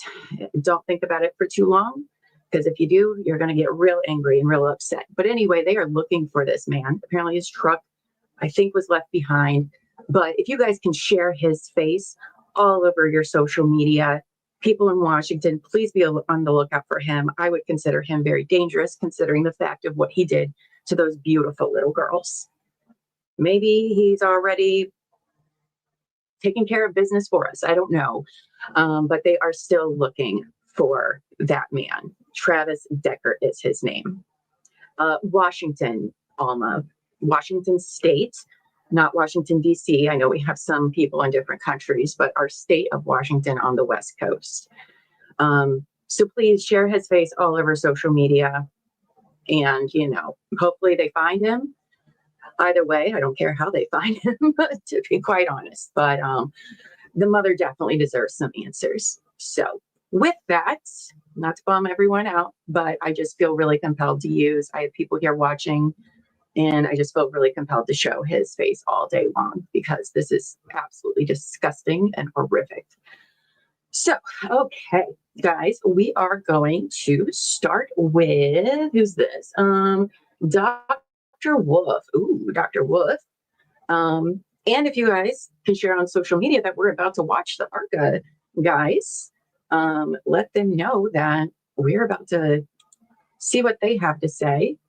I know I'm very excited for when they, for when they do testify in this trial. So, all right, y'all ready? Stretches. It's time for the crash daddies. Oh, let me turn on the closed caption. They're good to go. All right, let's do this, gang. Wait a minute, just wipe your step for me. Stay in the face. Cover space. You solemnly swear the evidence given to the court and jury in the case now and hearing should be the truth, the whole truth, and nothing but the truth, so help you God. Yes. Let's get the right hands.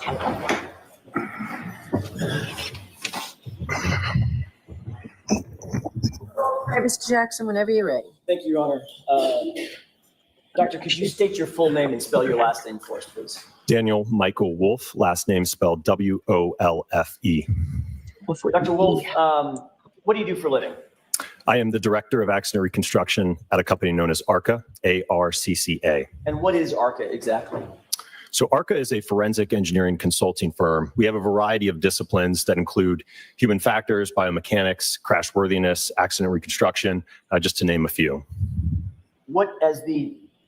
Based on your title, it sounds like you're the director of the entire accident reconstruction format for ARCCA, correct? That is correct. What sort of contracts does ARCCA routinely engage in? So we do a lot of work in civil litigation. So we work with insurance carriers, law firms, but we also consult with and do projects with the federal government, as well as the National Hockey League on player safety. So we're involved in a number of research projects as well.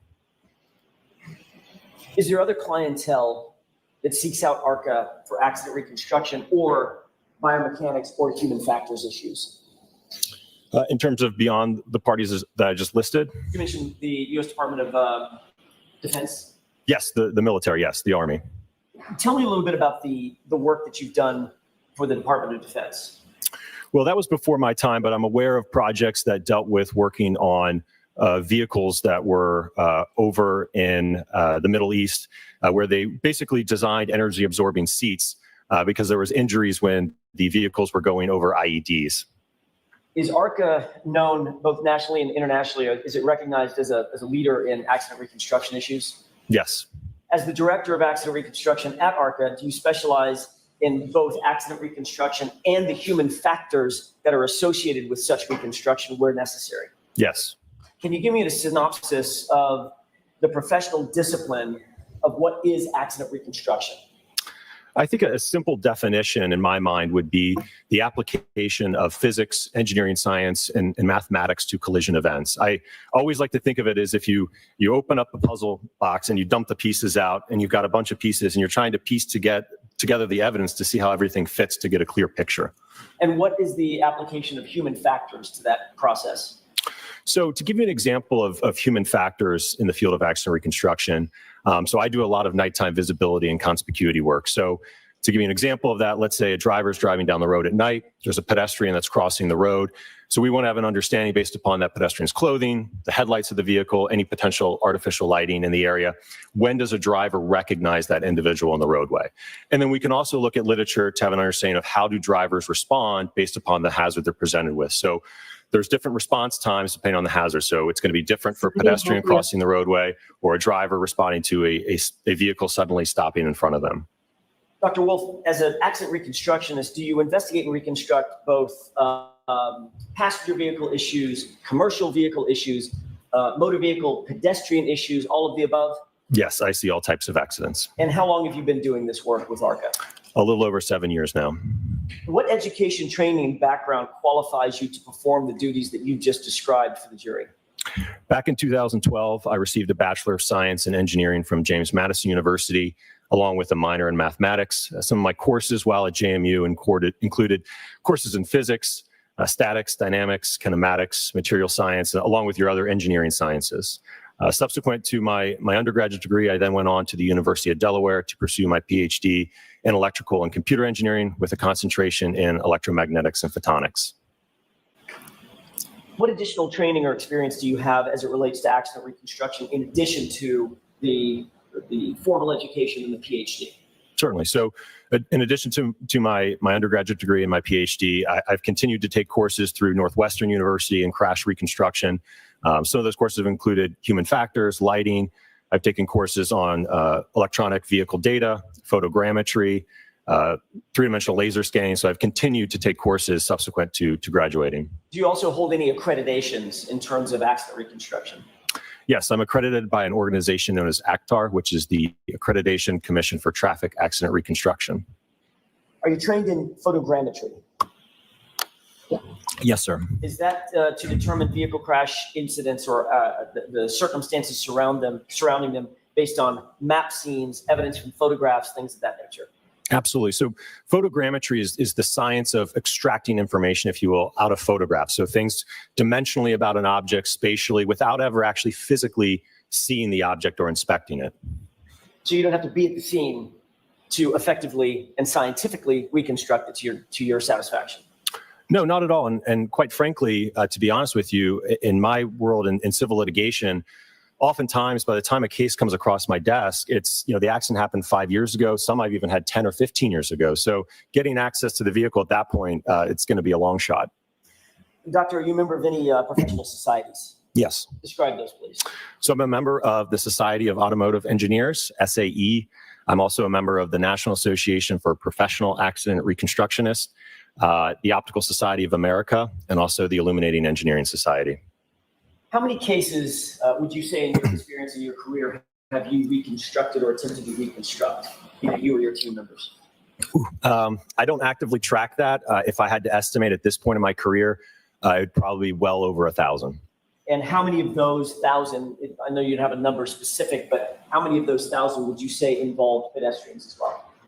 Several hundred. As I mentioned earlier, a great, excuse me, a great deal of my work is in the field of lighting and visibility. So there's a direct correlation between time of day and pedestrian incidents. We see a rise in the evening and night hours just due to drivers having a difficult ability to try to perceive and recognize individuals. So I certainly see a lot of pedestrian collisions in my casework. You've done testing or research as it relates to the kinematics and the interaction between pedestrians and vehicles. Absolutely. So we do a number of tests at ARCCA to look at the interaction between pedestrians and vehicles.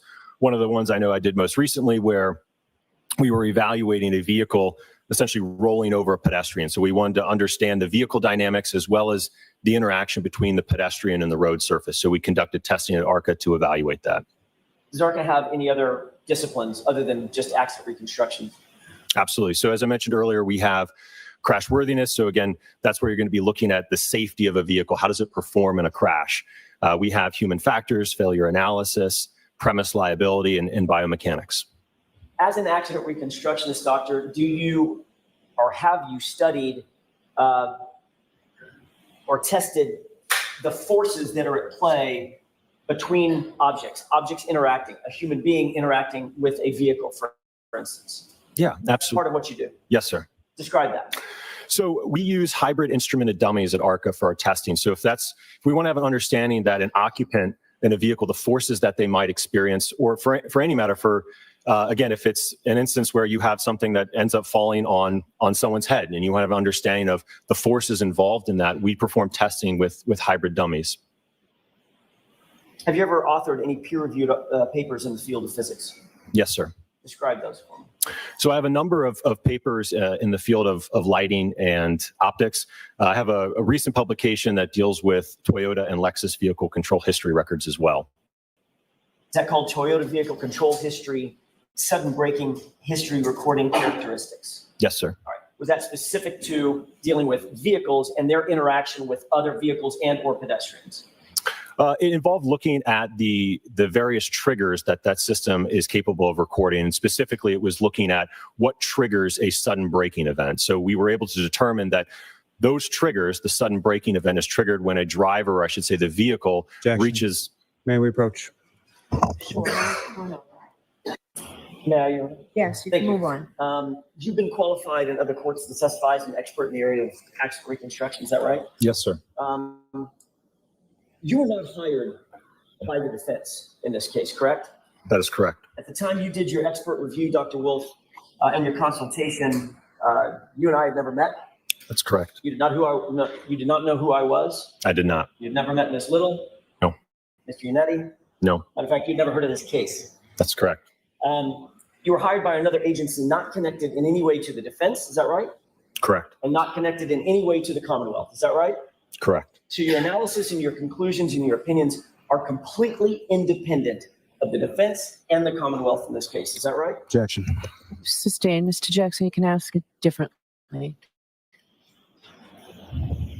When you did your analysis and conclusions, well, let me ask it this way.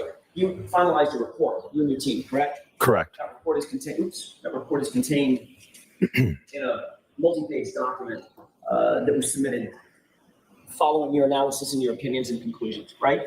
Correct. The defense didn't have anything to do with that, correct?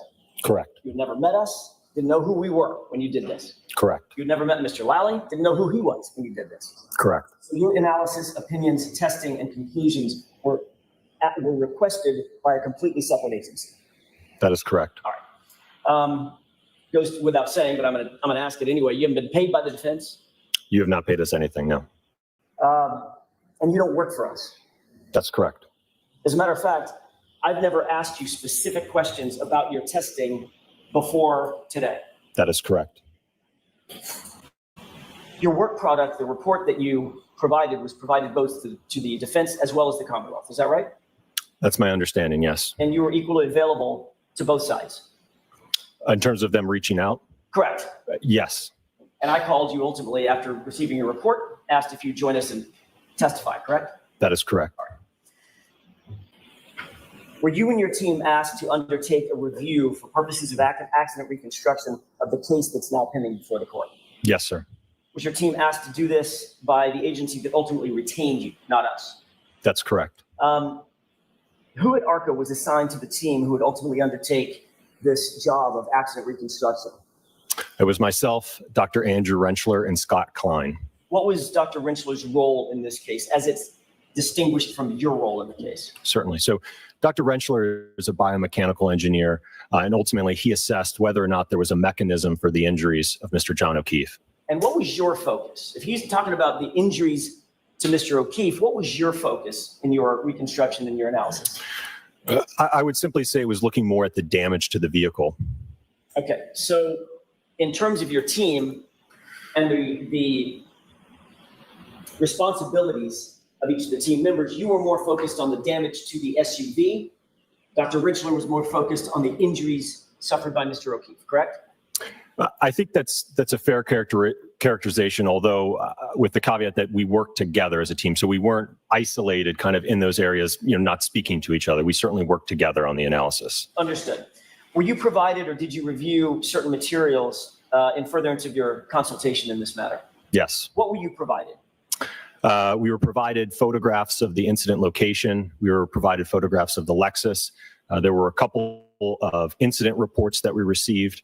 I could look at my report for the full list, but those are the ones. You can go ahead and do that, Doctor. Do you have the report with you? Yes, sir. I have a copy of it. Is this faster? Sure. If you May I? Sure.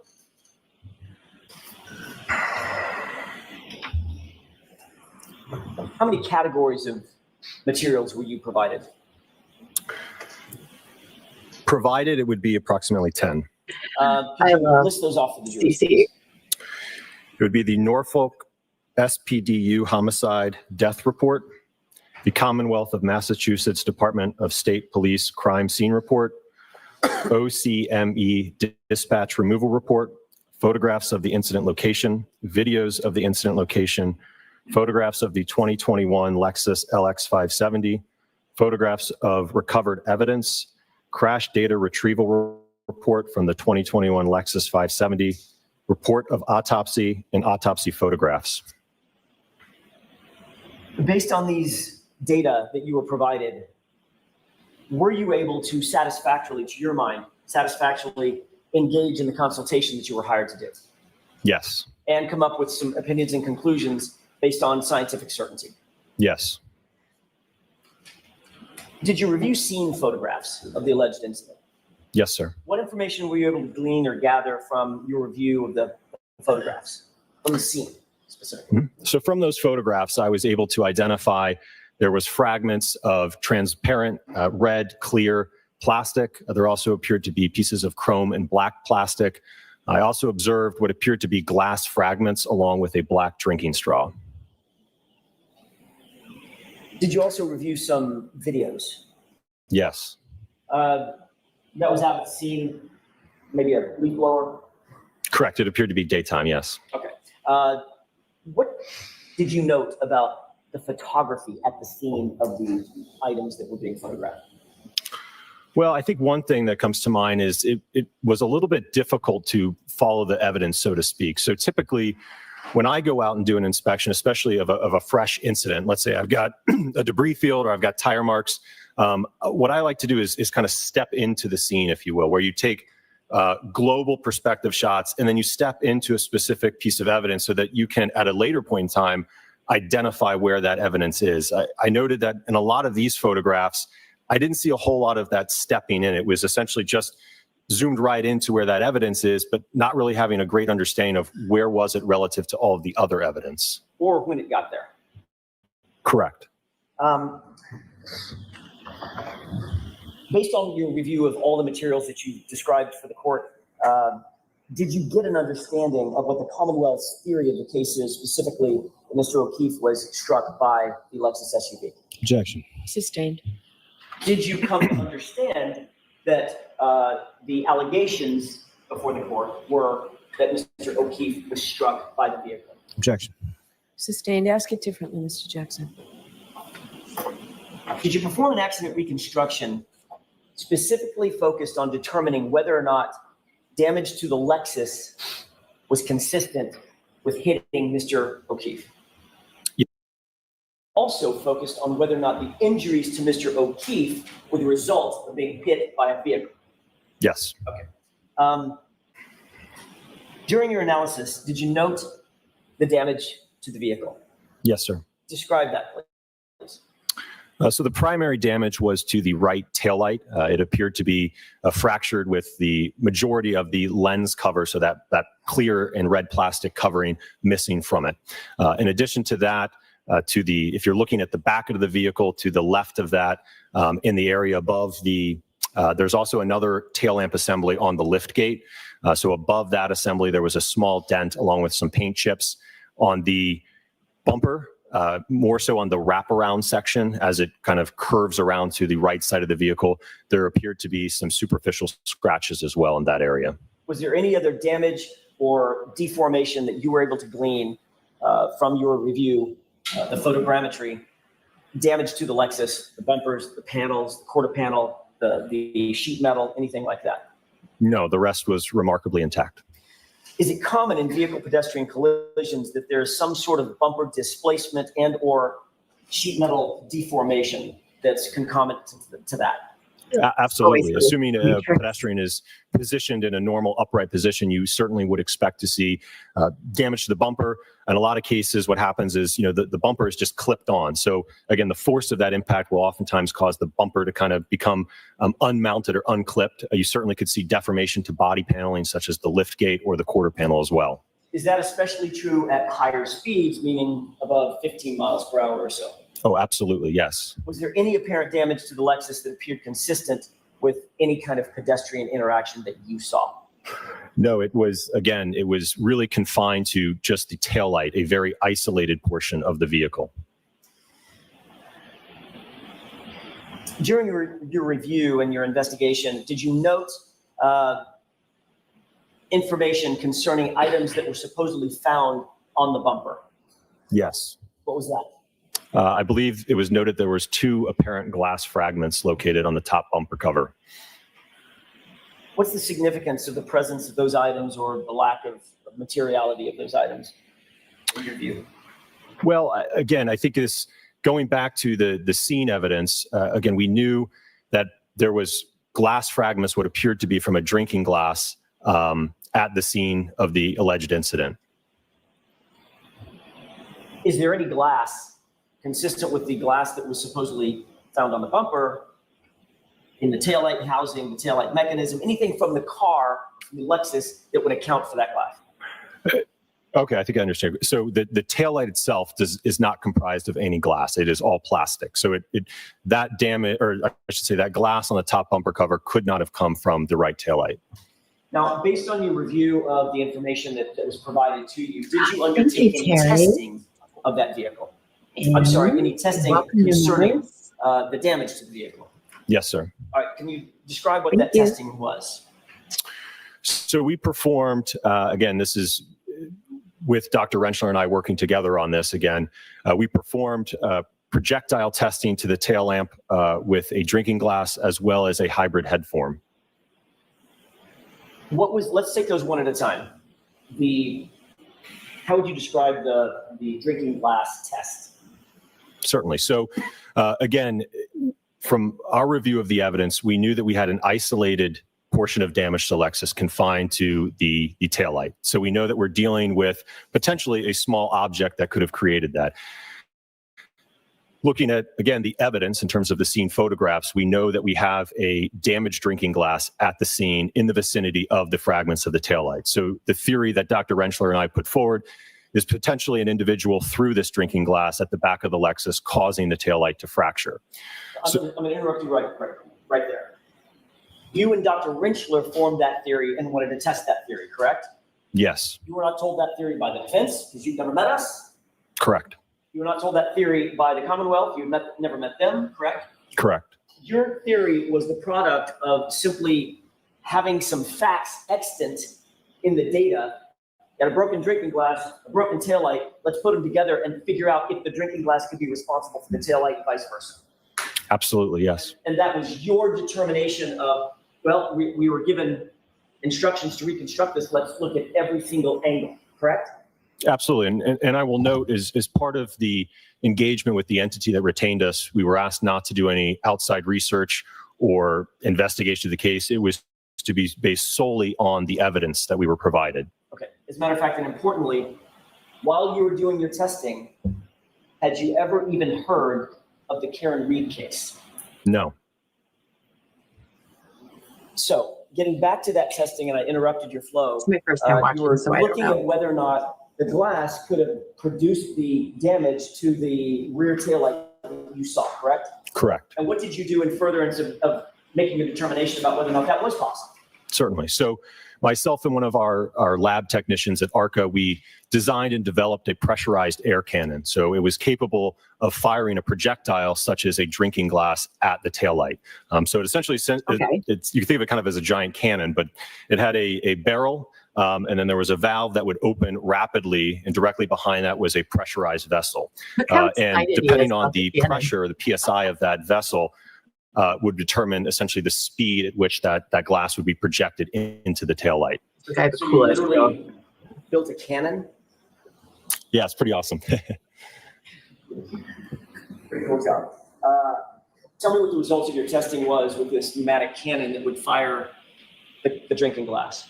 Certainly. So we performed 2 different tests in terms of speeds. The target speeds were 30 and 40 miles per hour. Why was that? Well, so with consultation with Dr. Rentchler, he indicated that that is a reasonable speed at which an adult male or an individual, for that matter, could throw a drinking glass at the taillight. Had anybody up to that point, told you any specific, let me see if I can rephrase that. Had anybody indicated that there was any evidence whatsoever that John O'Keefe had thrown a drinking glass at the taillight? Yeah, yes. No. Was this another example of you and Dr. Rentchler and your team just exploring sort of every possibility and working a little bit in the blind? Objection. Sustained. What was the reason that you decided, or you and your team decided, that you wanted to approximate how a grown man could throw a glass at a taillight?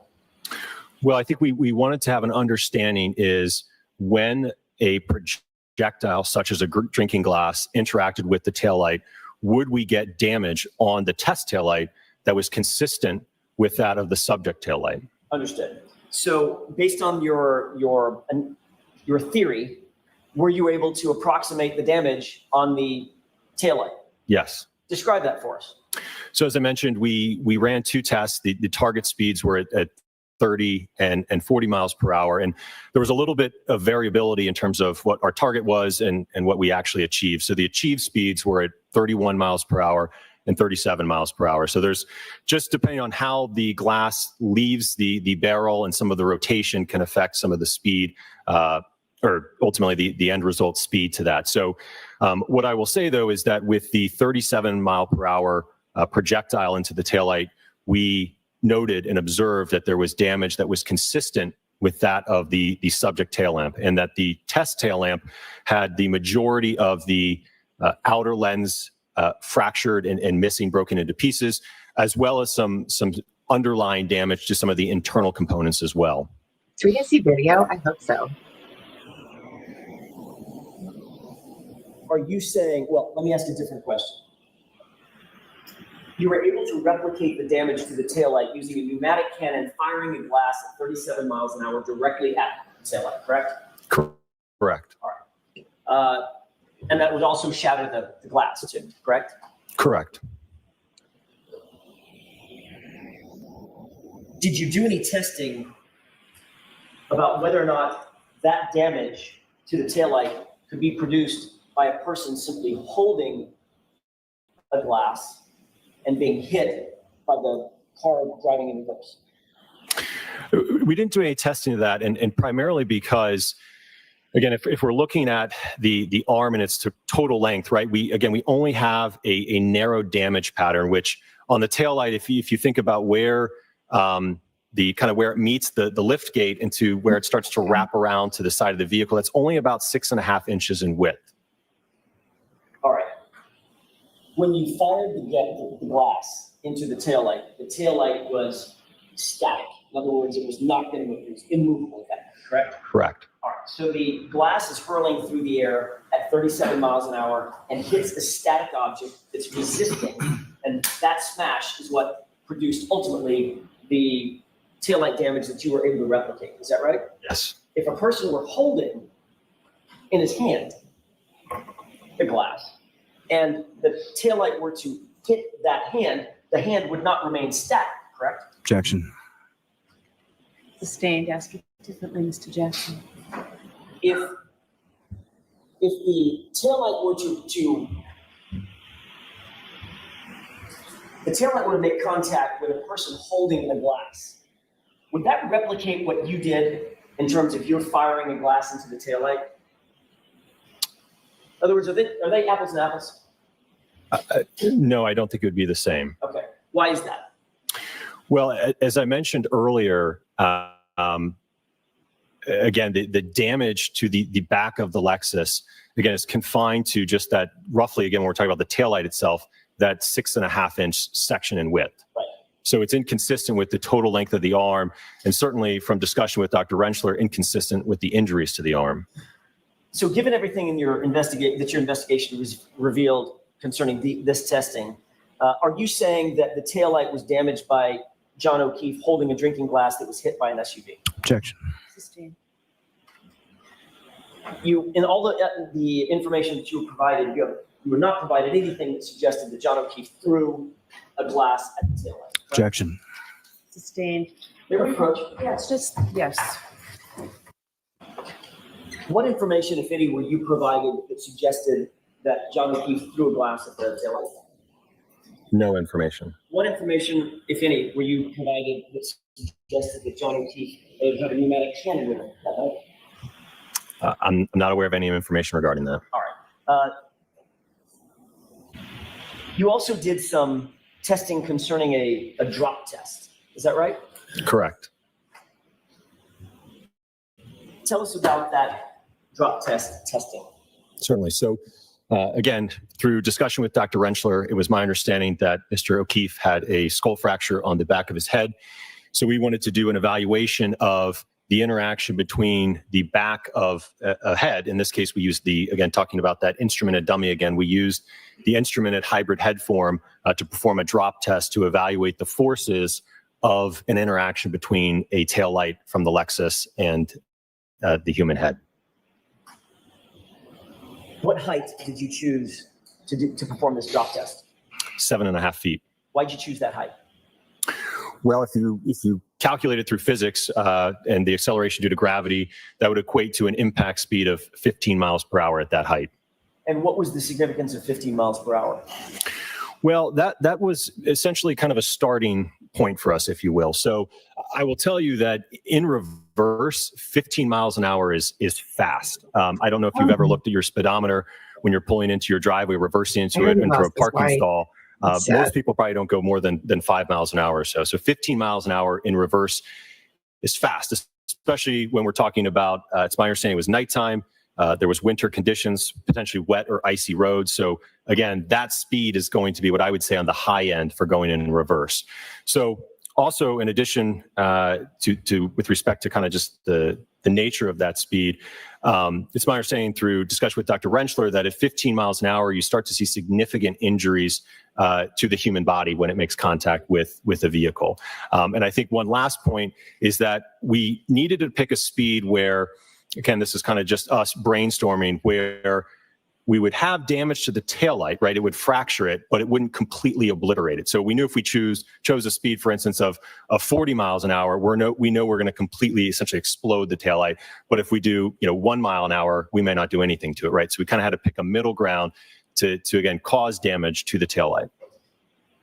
What was your conclusion following that testing? What was your conclusion with regard to whether or not it was consistent or inconsistent with the damage to the truck and the taillight was consistent or inconsistent with making contact with John O'Keefe's head at or above 15 miles an hour? So strictly speaking to a damage perspective, the 15 mile an hour interaction between the hybrid head form and the test tail lamp produced significantly more damage than that of the subject vehicle. So that indicates that, again, the damage on the subject tail light was less than that of the test tail light. So if I were to ask you whether or not there would be more or less damage to the tail light if you increase the speed to 24 miles an hour, what's your conclusion? Well, you're talking about significantly more kinetic energy. So if you just think about it from, again, a kinetic energy standpoint, kinetic energy is equal to 1/2 times the mass and the velocity squared. So if you're squaring that velocity and you're going from 15 up to 24 miles per hour, you're going to get a significant amount of more energy associated with that. Probably, I could pull up my calculator, but you're probably looking at 2.5 more times energy than the 15-mile-an-hour test. Which means 2.5 more times the damage to the taillight, Certainly. which you did not see in your review of the materials, correct? Correct. So what is your opinion or conclusion as to whether or not the damage to the taillight was caused by striking John O'Keefe's head? From a damage standpoint, it was inconsistent. I want to shift gears back to the injuries that you saw concerning Mr. O'Keefe's arm, his right arm. During the course of your investigation, did you look at photographs and investigate the injuries to his right arm? Yes, sir. What's the width of the taillight, specifically from where it meets the lift gate to the left side? I'm sorry, to the side of the vehicle, the right side of the vehicle. To the right. So yeah, as I mentioned earlier, that is about 6.5 inches. It starts to wrap around to the right side. So really, it's even though the taillight continues, it's not projecting out on the back end where it's again wrapping around. So in terms of the width that is facing the rear, if you will, it's about 6.5 inches. And you noted that there was a dent and some paint chips that you identified above the lift gate, correct? Correct. How far away from the right side of the vehicle were those scratches and that dent? Approximately 20 inches. What was the significance of that distance? Well, again, to go back to your question about, I think if somebody was holding a drinking glass, right, and their arm was extended to cause that damage, or if it's theorized that those dents and chips were from that. Again, the thing that sticks out to me is that you have essentially the Lexus taillight. So ask another question. What's the significance of whether or not there was damage between the dent and the taillight? In other words, that 20-inch area. Was it dented? Was it harmed in any way? So in terms of, again, if we're talking about, again, looking at the back of the vehicle and we go to kind of where that right tail lamp just meets the lift gate, as I mentioned, there's another lamp assembly on the lift gate itself. There's also a chrome trim piece above that, and then certainly the body paneling to the lift gate itself. And I think what stood out to me is that between that dent and the fractured taillight, there was no observable damage to that area, which I would have expected had an arm been positioned there. Can you calculate, or could you calculate, or did you calculate the amount of force that would be required to strike a person just only on the outstretched portion of his arm in order to project him a number of feet, for instance, 30 feet in one direction or another? Okay, I just want to make sure I objection. Take a distance out of it. Break it down. I'll ask you the same question, but without the 30 feet. Okay. Were you able to calculate, or could you calculate the force that would be required to strike a person on his outstretched arm hard enough to spin him around and project him a number of feet? If you're talking about only an interaction between the arm and the back of the vehicle, no, there wouldn't be any projection. Again, if you think about this, the arm weighs about, again, with Mr. O'Keefe would be about 11 pounds. So you still have, another 200 plus pounds being held down by gravity, and the force is only acting on the arm. So essentially the arm would be accelerated, but the whole body, because the center of mass is not being struck, would not be projected. Is the absence of the damage that you described, between the dent and the rest of the vehicle, with the exception of the taillight, is that consistent or inconsistent with striking an outstretched arm of a human being? Objection. I'll allow that. That would be inconsistent in my opinion.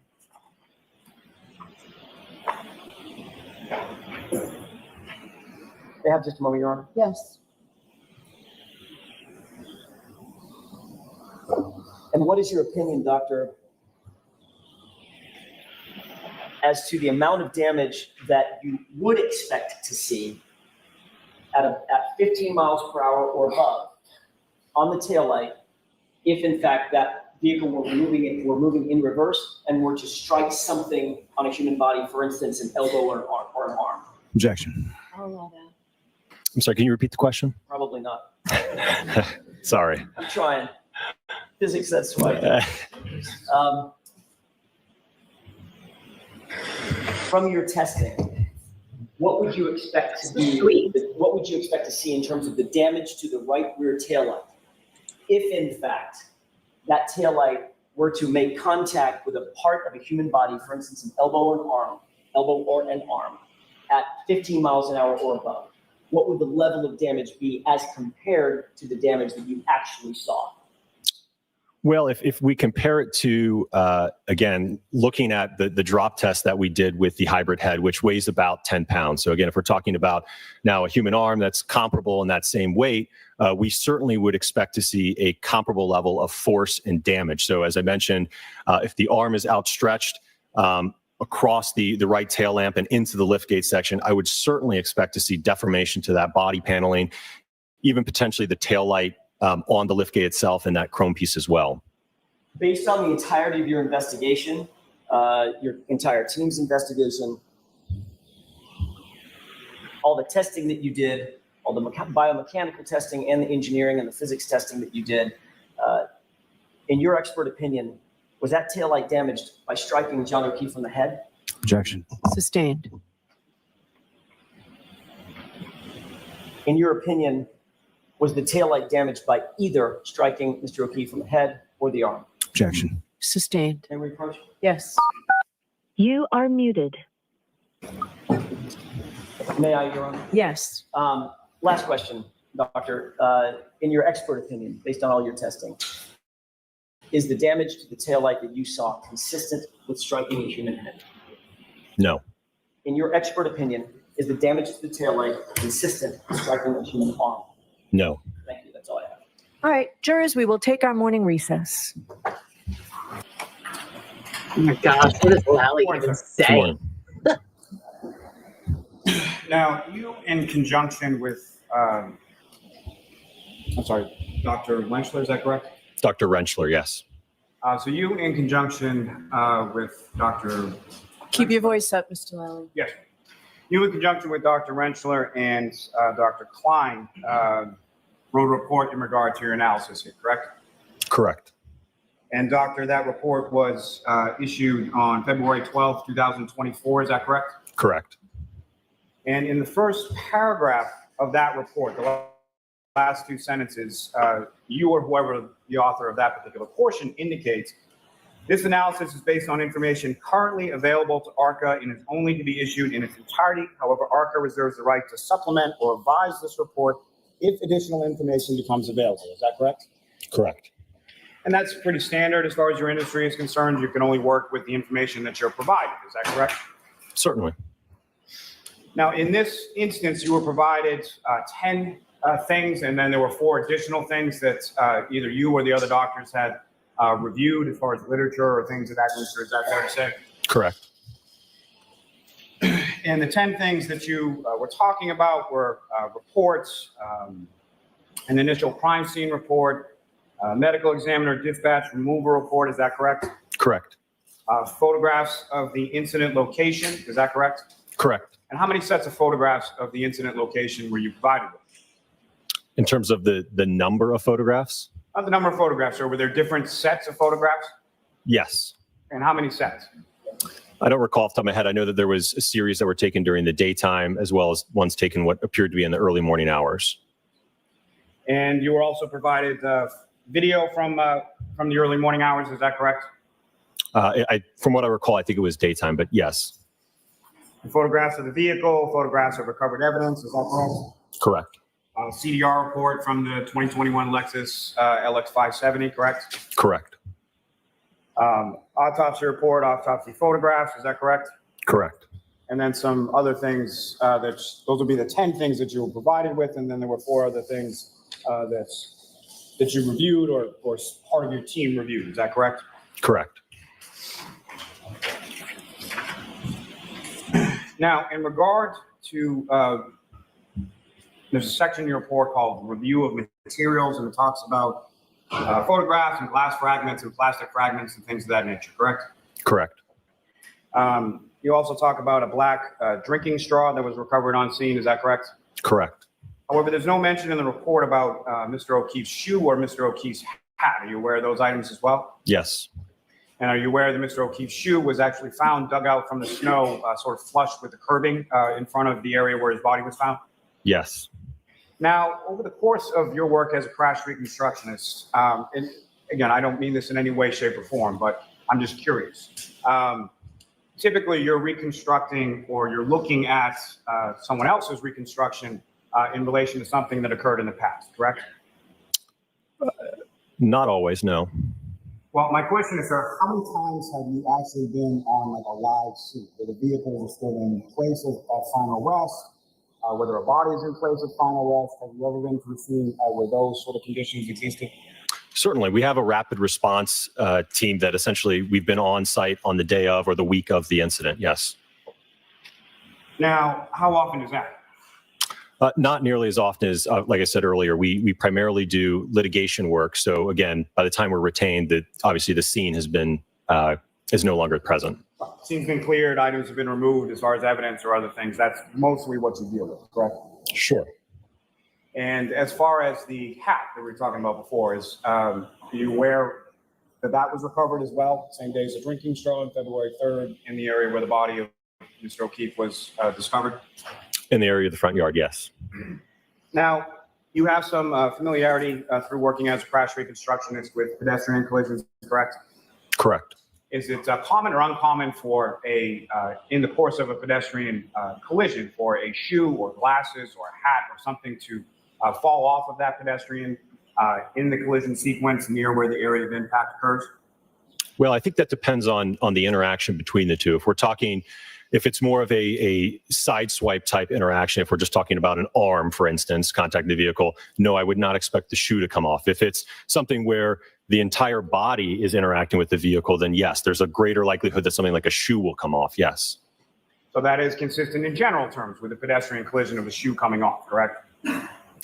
Again, based on the interaction between the two. I wouldn't say it's a blanket statement that, again, in all pedestrian interactions, you will have a shoe come off. And that's not the question I was asking. So what I'm asking is it generally consistent with pedestrian collisions that a shoe may come off during the collision sequence near the area of impact? Shoes can come off in a pedestrian impact, yes. Now, again, you were testifying earlier about the damage to the Lexus being isolated in the area of the taillight, correct? Correct. And that was based on the information that you were providing, correct? Correct. Now, with respect to any of the materials that you were provided, was there anything in the materials that you were provided that indicated that just the arm or an outstretched arm of Mr. O'Keefe interacted with the vehicle? No. And based on your review of any of the materials that you were provided, was there any information stating that Mr. O'Keefe had been struck in the back of the head by the taillight assembly of the Lexus? No. And based on any of the materials, let me ask you, based on any of the materials that you provided, were you aware that Mr. O'Keefe is on video exiting from the bar minutes before crash occurs at approximately 12:11 a.m. holding a cocktail glass in his right hand? I'm not aware of that video. Now, other than the materials that we just went over, as far as the 10 things that you were provided, you weren't provided anything else, is that correct? That would be correct. And so sort of the questions that you endeavored to answer, those were questions that you didn't know from any of the materials that you were provided, is that correct?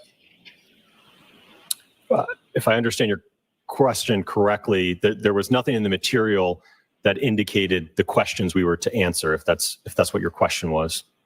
That is my question. So there was nothing in there, is that correct? Correct. I may have a moment, John. Yes. You talked a bit about, you have some extensive background in human factors, correct? Correct. And as far as visibility, and in particular, have you ever conducted a visibility analysis? Absolutely, hundreds of times. And you talked a little bit about conspicuity, is that correct? Yes. And part of conspicuity, at least one of the factors, would be a reasonable expectation of, in particular, when you're talking about a pedestrian collision. Part of the conspicuity factors would include sort of a reasonable expectation that a pedestrian would be in the path of the vehicle. Is that fair to say? I don't understand your question. Sure. When you're talking about conspicuity or visibility analysis, in particular, you're talking about something called PRT, or perception reaction time, correct?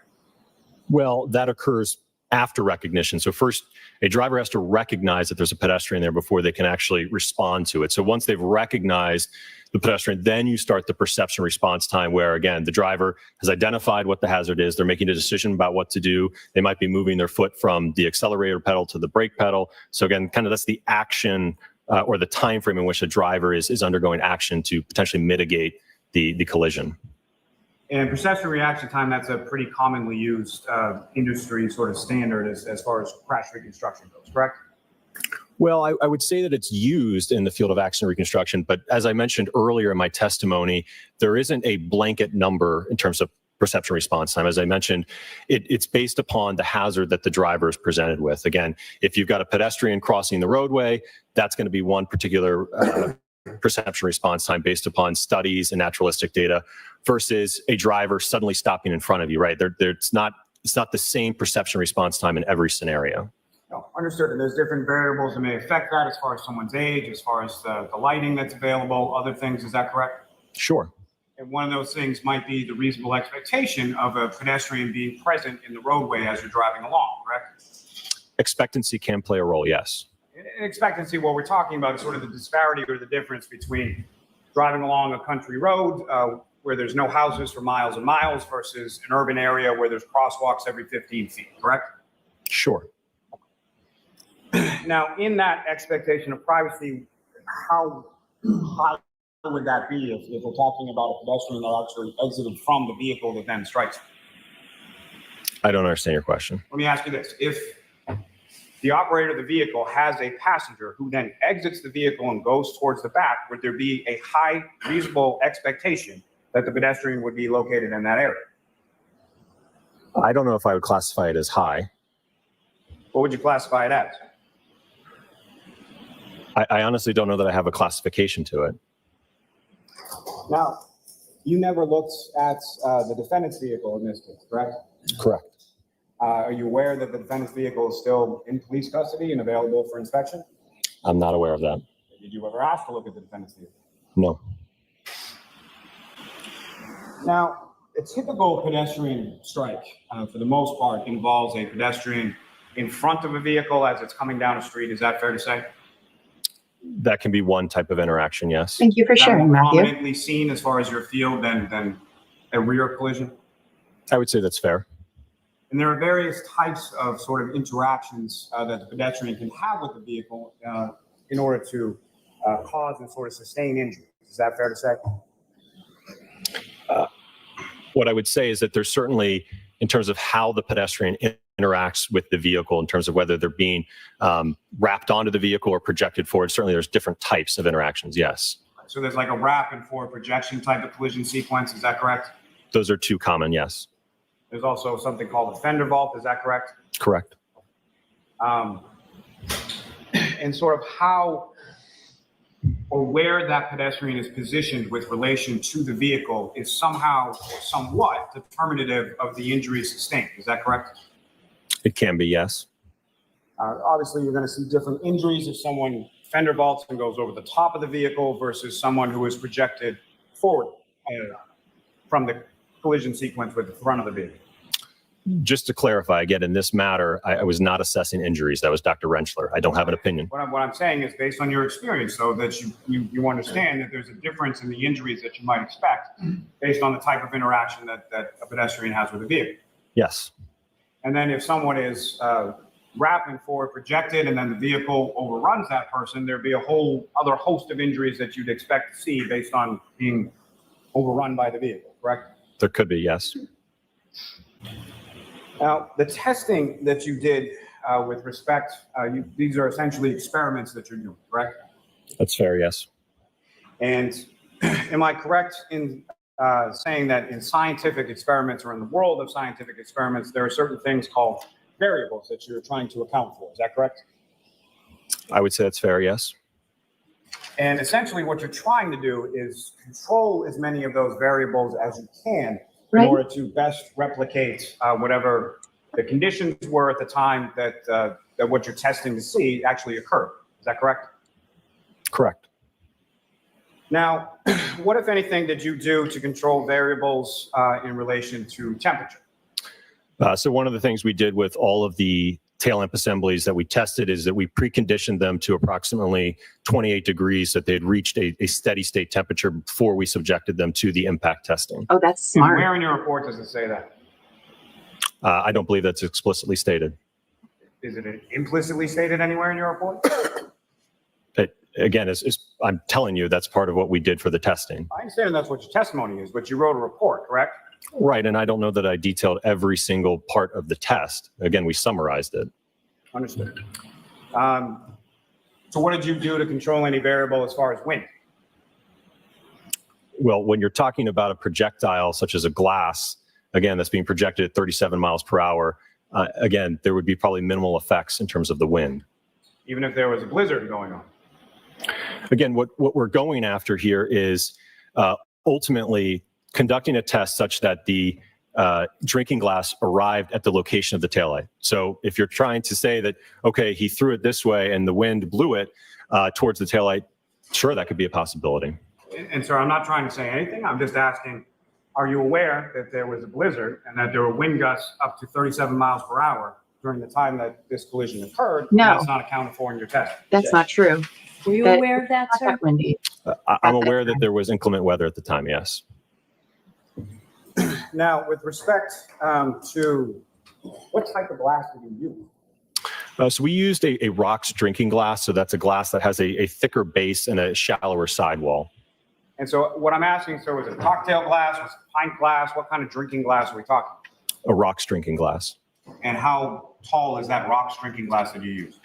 If I had to estimate, I think it was about 3 or 4 inches tall, probably. And the thickness, did you measure that as far as the thickness of the bottom of the glass? No. Was the thickness of the bottom of the glass thicker Yes, or Mark. Hello. more thick or less thick than the top of the glass? Are you talking about this in comparison to the sidewall of the glass? Talking about in comparison to itself. So you have a glass, this rocks glass. Was the bottom thicker or the top thicker? The sidewall would be taller, if you will, than the base.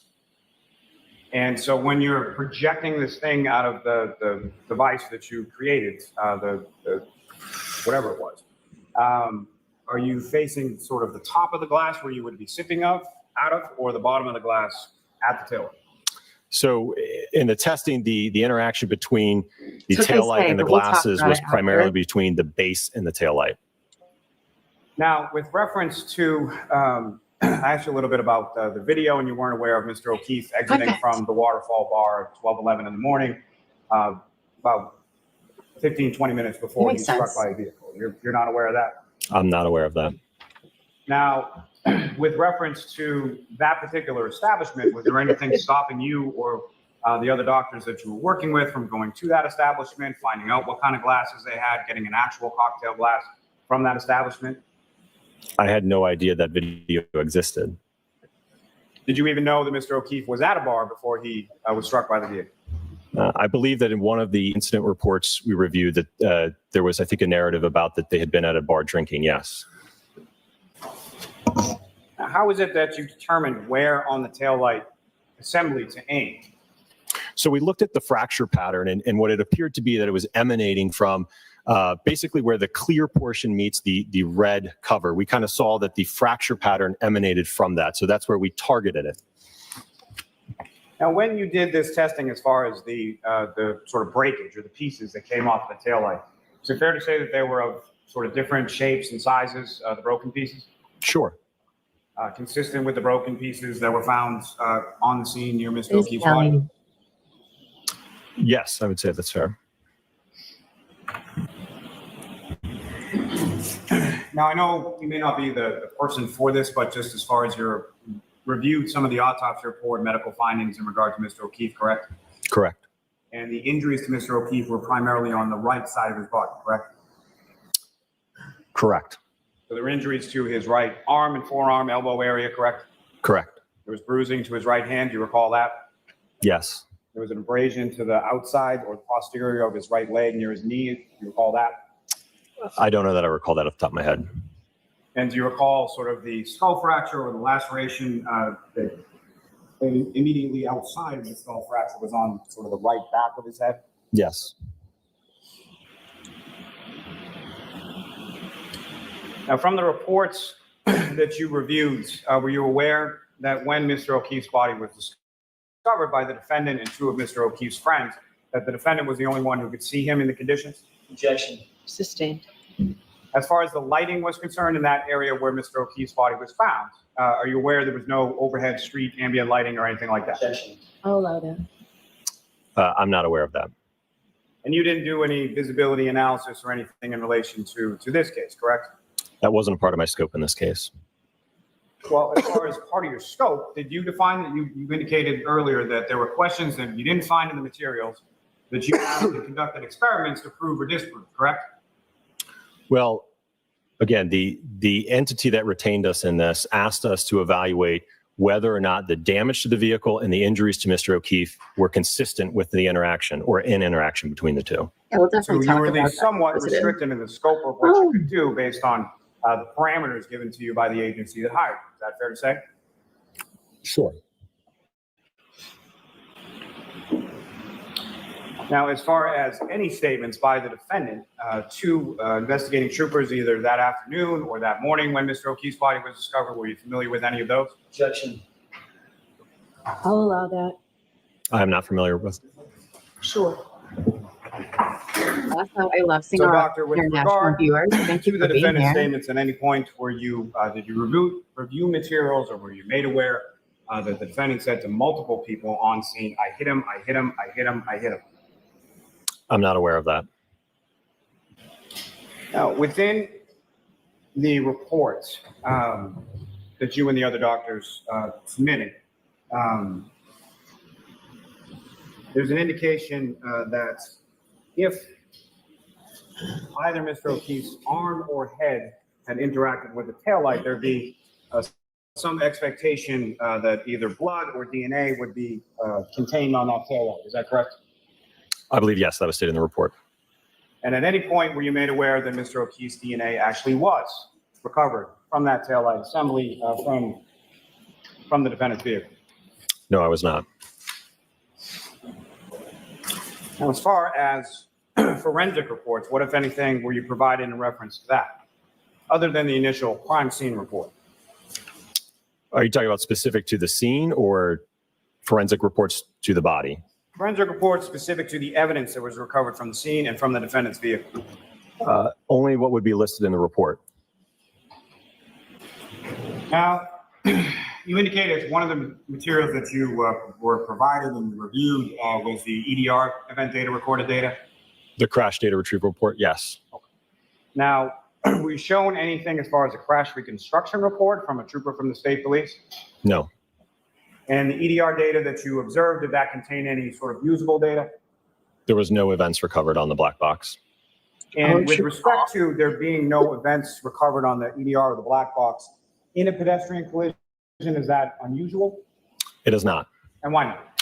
Well, because you're talking about, excuse me, a very large weight difference between the vehicle and the pedestrian. So ultimately, what the vehicle is constantly monitoring is acceleration, which gets back to a term called delta V. So when the vehicle doesn't experience a big delta V, typically the threshold for a non-deployment event where you're not firing airbags or any safety mechanisms, but the vehicle wakes up and says, hey, there was something that I potentially hit. It's usually at a threshold of about 5 miles per hour. So again, given the weight difference, we usually don't see delta Vs that high with pedestrians. And is that in some respects because what the EDR and what the safety restraint systems are designed to protect is the occupants of the vehicle, correct? That's fair, yes. I mean, there are more innovations as far as vehicles that are more modern or released earlier that have certain pedestrian or protections for other vehicles, but primarily what they're focused on is the occupants of the vehicle, correct? Correct. Now, at any point in time, were you shown any tech stream data, Toyota tech stream data from the defendant's vehicle? No. So you weren't shown any data indicating that the defendant's vehicle was operated in reverse. The objection sustained. Next question. So with regard to the defendant's statements, were you also not told that the defendant told several people that she had just gotten into a fight with Mr. O'Keefe right before she dropped him off at 34 Fairview Road? So that's sustained. Oh, but we're going to let him keep talking. Sure, Ben, sure. Okay. Now, with regard to pedestrian collisions, you're familiar with sort of the Yes, Kelly. physics term, I'm presuming, doctor, as far as like center of mass. Yes. And what kind of role does a center of mass for a pedestrian play in relation to the center of mass of a vehicle as far as how the two interact? Well, it depends again on the vehicle structure. And again, when you're talking about where's the hood height, the bumper height, and the CG or the center of gravity of the pedestrian, that again will kind of dictate how they interact with between the vehicle and the pedestrian. Now, typically, the typical pedestrian collision, again, that we were speaking about before, is in relation to a pedestrian struck by the front of a vehicle, correct? Correct. And so in a typical pedestrian collision, that involves more of an assumption of the velocity of the striking vehicle than you would see occur in sort of a sidestep. Is that correct? I'm sorry, can you repeat the question? Sure. In a typical pedestrian collision, that would involve more of an assumption of the velocity of the striking vehicle by the pedestrian than you would see in a typical sideswipe collision. Is that correct? If I understand your question correctly, yes. If the vehicle is striking the center of gravity of a pedestrian as opposed to just, for instance, a limb, yes, the center of gravity or the body will be accelerated up to that speed. Now, with respect to the defendant's vehicle, again, you never actually looked at the defendant's vehicle. Is that correct? It wasn't necessary. And did you look at the actual taillight housing from the defendant's vehicle? I had sufficient photographs of the taillight. Did you ever look at the actual physical broken pieces of the taillight from the defendant's vehicle? Again, I had sufficient photographs that documented the fragments and pieced them together. And you're aware, at least, that the fragments that were recovered on scene were then sort of put back together and overlaid over the taillight housing that was taken from the defendant's vehicle? Yes. And through any of the pictures of the photos that you observed, did you ever see a piece of metal protruding underneath the broken and shattered plastic pieces from the taillight? I believe it was a plastic chrome piece. Now, when you were doing the testing as far as shooting the glass, the drinking glass of the taillight assembly, that taillight assembly was sort of held there by vice grips or something like that. Is that correct? It wasn't actually physically attached to a vehicle that you were shooting at? That's correct. Now, as far as that, you're familiar with, there was a piece of a broken drinking glass that was recovered from the same area of where Mr. O'Keefe was found. Is that correct? Amongst the fragments of the taillight, yes.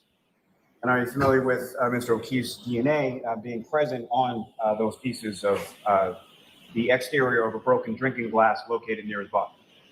I don't believe so. Now, as far as Mr. O'Keefe's clothing, his fingernails, are you aware that there was DNA of Mr. O'Keefe and no one else recovered from both his fingernails and from a variety of areas of his clothing? Objection. Sustained. False.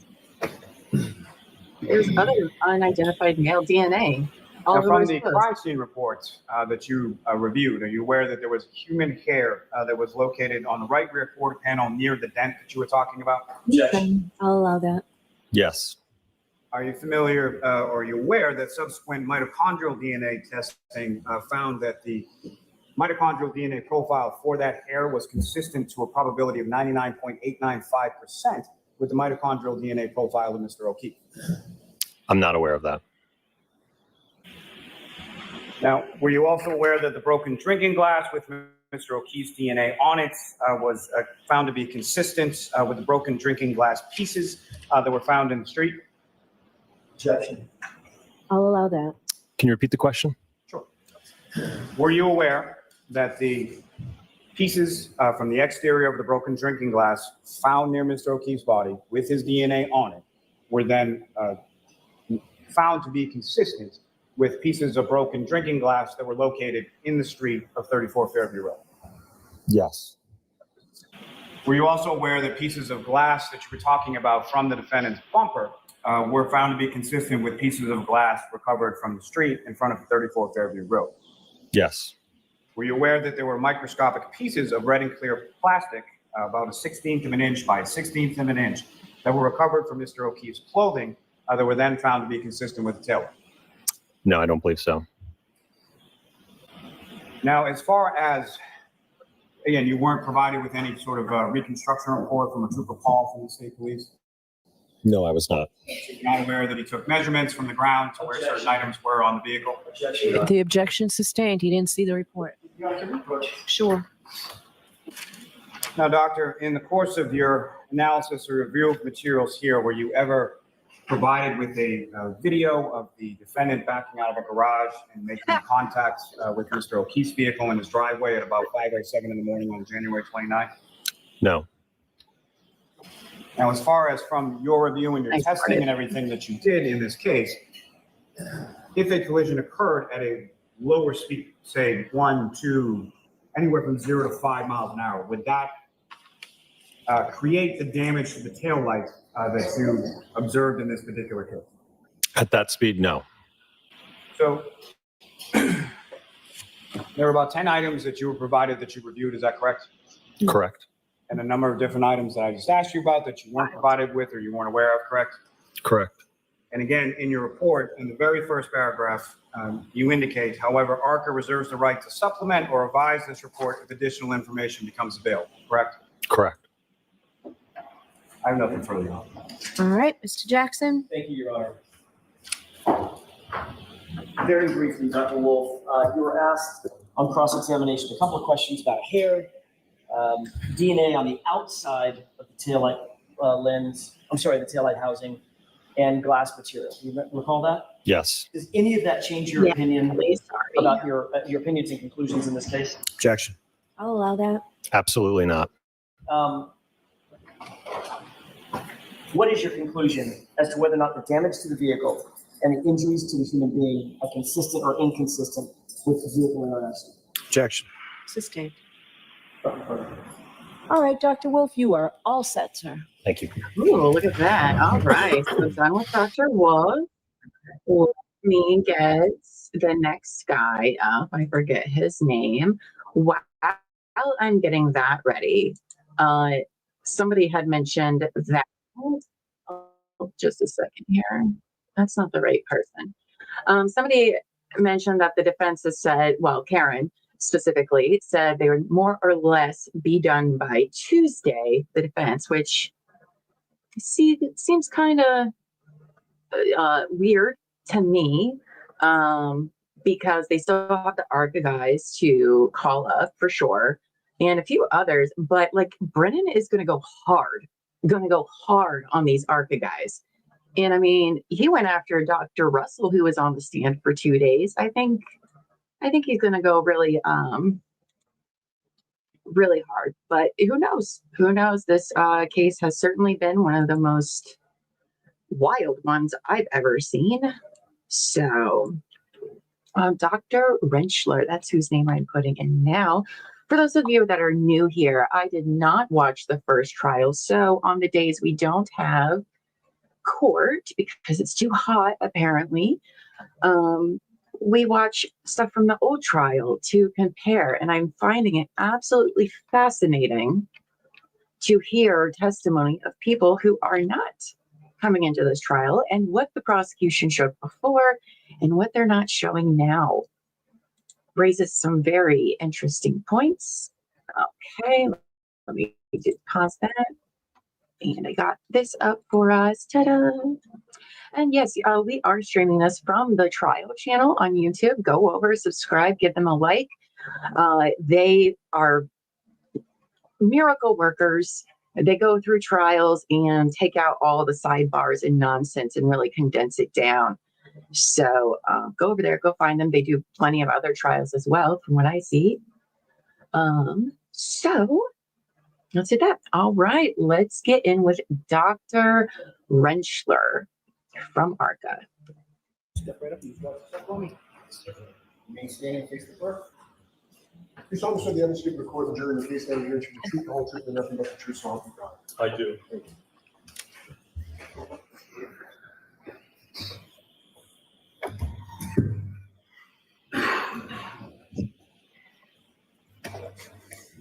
May I inquire? Yes. Sir, could you please state your first and last name, spelling your last name for the record? Certainly. Andrew Rentchler, Rentschler. And what do you do for a living, sir? I'm a biomechanical engineer and accident reconstructionist. And Oh, who do so you he's work going to for? go up against I the work other for a guy. company called ARCCA LLC. How long have you been in that position as the, working for ARCCA, first of all? I've been with ARCCA for about 16 and a half years now. And you indicated that you're the director of biomechanics and human factors, is that right? I am. I'm a vice president and the director of biomechanics for the Midwest Division. Can you tell us what education, training, and background qualifies you to perform your duties as the director for biomechanics and human factors? Sure. Well, I've got my BS in mechanical engineering with a minor in biomedical engineering from Carnegie Mellon University in 1995. I then went on to get my master's in bioengineering and biomechanical engineering from the University of Pittsburgh in 2002. And then I went to get my doctorate or my PhD in bioengineering and biomechanics from the University of Pittsburgh in 2004. It's true. Doctor, do you specialize in research and analysis to evaluate specifically the study of the relationships between crash injuries and crash forces? I do, yes, sir. And when I say crash injuries, we're talking about to human beings. That's right. Injuries to human beings, whether it be, in a crash, motor vehicle accident, slip and fall, industrial, any type of setting where there's an injury to the human body. I evaluate basically that event and the mechanisms responsible for producing those types of injuries. Doctor, does it also include the study of and understanding of human kinematics? It does, yes. As well as human tolerances? Yes, sir. We all know what tolerances mean. What does kinematics mean? So kinematics is really just the motion of the human body, and it's the study of the human body, how the body moves under different circumstances, whether you're in a car that's struck from behind, what direction will your body move, slip and fall, how will your body rotate and move. It's really looking at the motion and the response of the body. And Are you certified by any professional associations? I have a PhD. There's no professional licensure for biomechanical engineering. PhD is the highest basically certification you can get. And I'm also a member of SAE, Society of Automotive Engineers, as well as the American Society for Mechanical Engineers. Have you received additional training and education in further beyond your PhD and the associations that we just talked about? I have, yes, sir. Can you describe, without going through all the detail, describe the kind of continuing education that you engage in?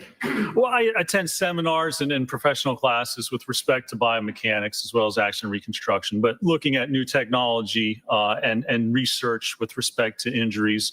For instance, motor vehicle accidents, if there's new safety measures such as airbags, seatbelt pretensioners, auto detection devices on vehicles. So really kind of staying up to date with the current research and literature that's out there. So your specialty, your subfield, if you will, in terms of your engineering degree and education is literally in accident reconstruction and the effect that accidents and incidents can have on the human body. Is that right? It is, yes. And biomechanics is really, it's looking at injury to the human body. So, we use traditional engineering principles and apply it to the body because an injury is just an engineering problem. Instead of looking at a piece of steel that if you know the dimensions and size and you apply a force, it'll bend and break. We look at the human body. How much force does it take and how does the force have to be applied to get a humerus fracture or an intervertebral disc injury or any type of injury? There's specific forces and mechanisms you need to produce those injuries. And that's what I do as a biomechanical engineer. Is there a difference between a biomechanical engineer and a doctor? There is, yes. In terms of injuries? Yes. Tell us about that. So we really approach injuries from two different directions. Someone has an injury, you go to the doctor, you go to the hospital, the medical doctor will diagnose that injury, determine the best way to treat it, and determine what the prognosis is. As a biomechanical engineer, I look at that injury from a different direction. Here's the injury. Well, how did that injury occur? What type of loading did you need to actually produce that injury? How much force was required? What happened to your body to actually cause that injury to occur? So we approach it really kind of from two different areas. And certainly the doctors diagnose the injuries and determine what they are. And then the biomechanical engineer will come in and we'll look at that injury. And not only how's it produced, but ultimately our hope is to mitigate and prevent injuries from occurring, whether in motor vehicle accidents, sports settings, industrial settings, anywhere there's an interaction with the body and the environment, we want to try and make it safer for individuals. So you're not diagnosing an injury as much as you are trying to figure out the mechanics and the forces behind the injuries. Is that right? That's right. I'm not a medical doctor. I wouldn't diagnose an injury, but given an injury, I understand the mechanics of how that injury is produced and what you need to actually cause that injury to happen. Are you also published in the field of biomechanics and or engineering? I am, yes, sir. Can you describe that? When I did my graduate work at the University of Pittsburgh, I worked at a place called the Human Engineering Research Lab. And it was associated with the VA in Pittsburgh as well as the University of Pittsburgh. And so we looked at people with disabilities. Well, one of the big things that we did, or one of the major points, was people in wheelchairs. So if you have to propel a manual wheelchair, you put a lot of stress and force on the arm, the shoulder, the elbow, the hands, carpal tunnel. So we look at the injuries that are produced during those types of events. How can we reduce the force acting on the body for someone like that? So it's looking at, again, how the body responds, how we can set up a chair differently to actually reduce the amount of force someone might experience doing that type of an activity. Have you qualified as an expert in the past in the area of biomechanical engineering and human factors? I have, yes. In furtherance of, let me ask it this way. Were you asked to engage in an analysis, ARCCA, to be engaged in an analysis of the incident that is currently before the court? I was, yes, sir. Did you produce, or did your team produce a report about your opinions and conclusions, including the testing and the methodology that went behind those opinions and conclusions? We did, yes. You were not hired by the defense in this case, correct? No, we were not. You were not hired by the Commonwealth in this case. That's correct. We were not. When you started your analysis, you didn't know who we were. You did not know who the Commonwealth was. That's correct. You've never heard of the Karen Reed case. I had not, no, sir. You were contacted by my office after you provided your report, correct? That is correct, yes. Were you ever contacted by the Commonwealth? Not that I'm aware of, no, sir. And you and I never discussed the substance of your testimony, correct? That's correct. We have not.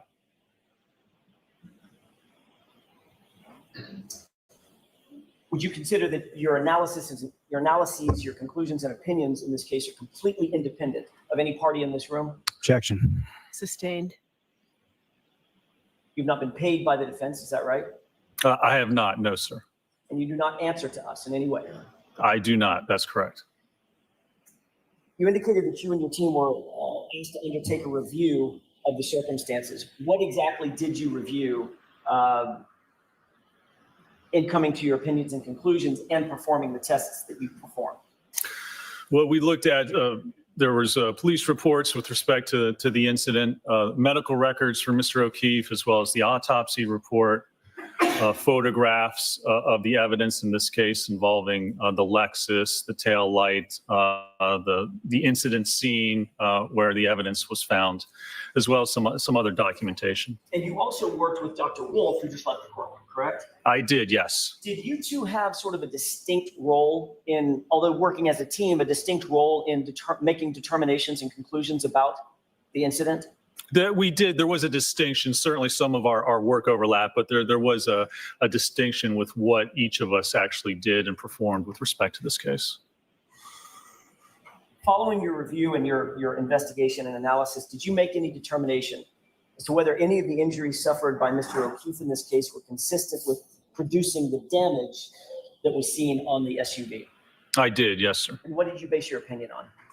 My opinion was based on certainly the medical records, the description of what the injuries were, the damage that we have to the Lexus, primarily the right rear tail light cover, as well as we performed testing to evaluate the strength of that tail light cover and look at the damage associated with different types of impacts. And also to look at the overall evidence of where everything was found, where Mr. O'Keefe was found, what the injuries were, how they may or may not have occurred based on the damage we have to the vehicle. So did you look specifically to find whether or not you could determine the forces required for Mr. O'Keefe to suffer the injuries that you saw in the records, medical records, et cetera? I did, yes. I determined in my analysis whether there was sufficient force with that damaged taillight and interaction with that taillight to produce any of the injuries that were listed or diagnosed in the autopsy report and the medical records. What, generally speaking, what injuries would you expect to see in a vehicle pedestrian interaction at, say, 24 miles per hour? Objection.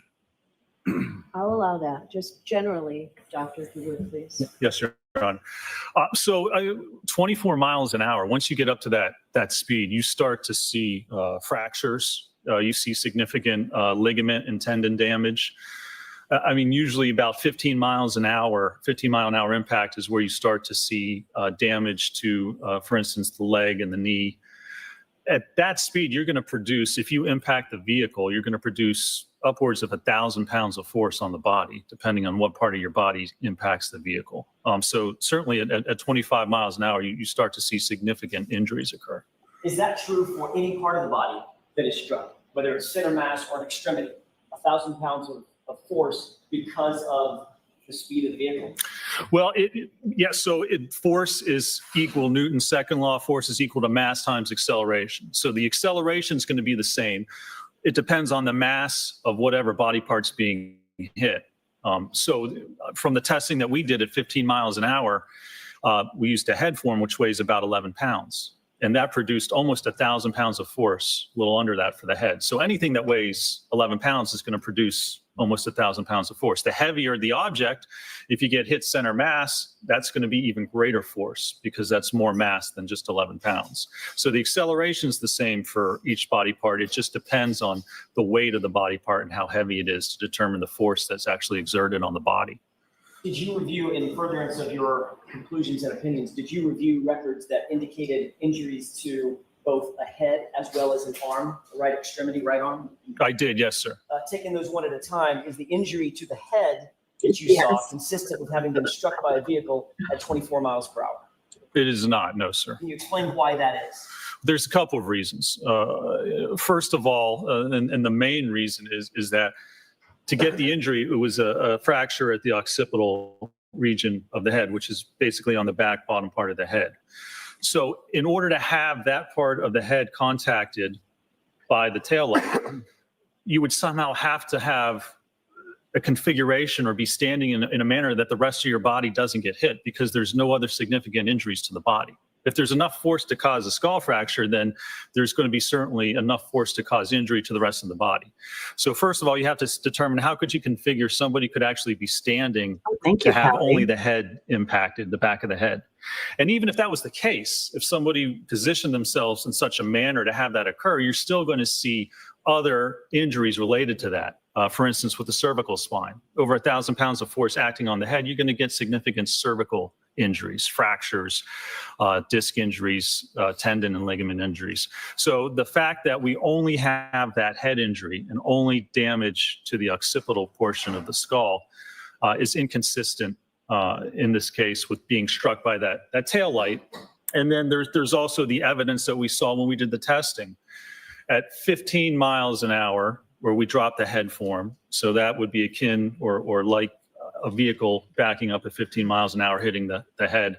We had more damage to the tail light in that test than what we saw with the subject tail light cover.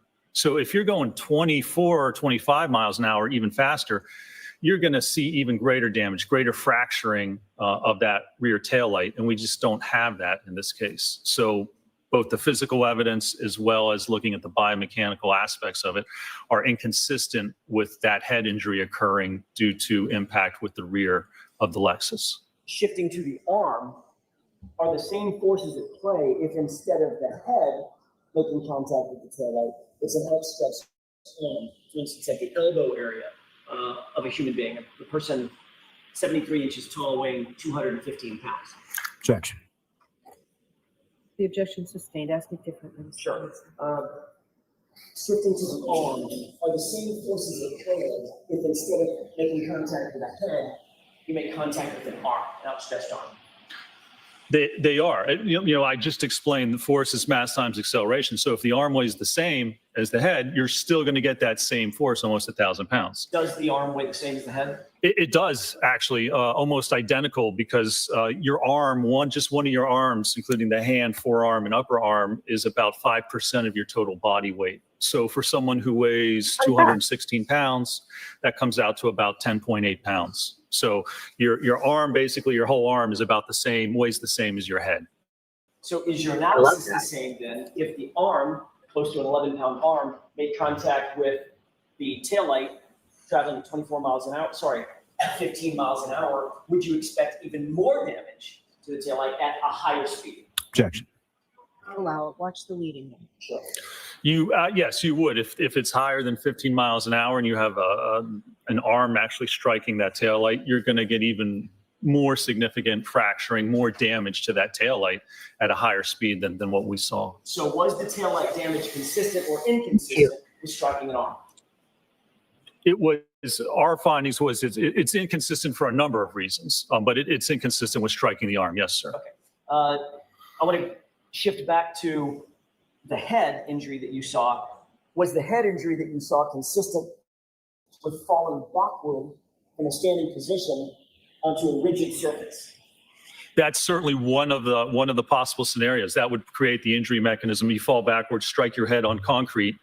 That can produce thousands of pounds of force on the head. And so that's certainly a scenario where you could produce that damage if someone was standing, they fell backwards and struck their head on the roadway or on the curb or a hard surface. So I was going to ask, the prosecution changed to the second trial. Those kinds of force multipliers require a hard and rigid surface or not? They do, yes, sir. So grass and dirt would not produce the same sort of force? Grass and dirt, no, that would certainly not produce the same amount of force as hitting your head on concrete. And if it was grass and dirt with a little bit of snow on the top of it, what effect is that? That's going to dampen and lessen the force even more so. What injuries, I want to shift back to the arm. I know I'm going back and forth, but bear with me. Talking about the arm, if presuming a strike at, say, 24 miles an hour on just the arm, what kind of damage would you expect to see on the arm, irrespective of the vehicle? You can see significant damage on the arm, especially if it hits at that taillight. Enough force to actually cause fracture of that taillight, that force is going to be concentrated at an initial point. And you're going to see at that point, you're going to see probably the most damage to the arm and to the skin there. So remember, at 15 miles an hour, that's about almost 1,000 pounds. So 24, 25, it's even greater. So that amount of force on the arm, certainly you're going to see extensive subcutaneous lacerations, bruising, contusions. You're going to see most likely fracture of the arm as well. You're going to see significant damage. Just imagine having your arm out and being struck by a car at 25 miles an hour. There's going to be significant damage, more so compared to simply the abrasions that were diagnosed and documented on the arm in this case. You did look at multiple photographs of the arm in this case, of John O'Keefe's arm in this case, correct? I did, yes, sir. All right. Were the injuries that you saw on John O'Keefe's right arm consistent with having been struck by a vehicle in the manner that you just described? Objection. That's sustained, Mr. Jackson. You reviewed injuries specific to John O'Keefe, correct? I did, yes. Taking that as a hypothetical, would the injuries that you saw, generally speaking, hypothetically be consistent or inconsistent with having been struck by a car at 24 miles an hour? Objection. Sustained. May we approach? Yes.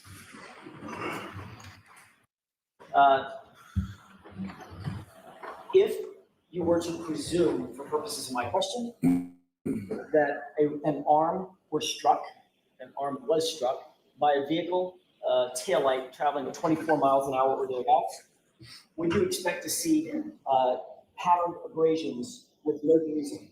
Objection. Or just what would he expect to see? What would you expect to see? So again, I would expect to see significant trauma to the skin, to the bone, to the tendons. I wouldn't expect to see just abrasions, pattern abrasions. I mean, abrasion by very definition means that it's trauma to the skin, which is created through rubbing or grinding or friction. So it's basically something rubbing against the skin that basically wears away that top layer of skin. It's not blunt force trauma. If you have blunt force trauma, that produces a contusion or a bruising.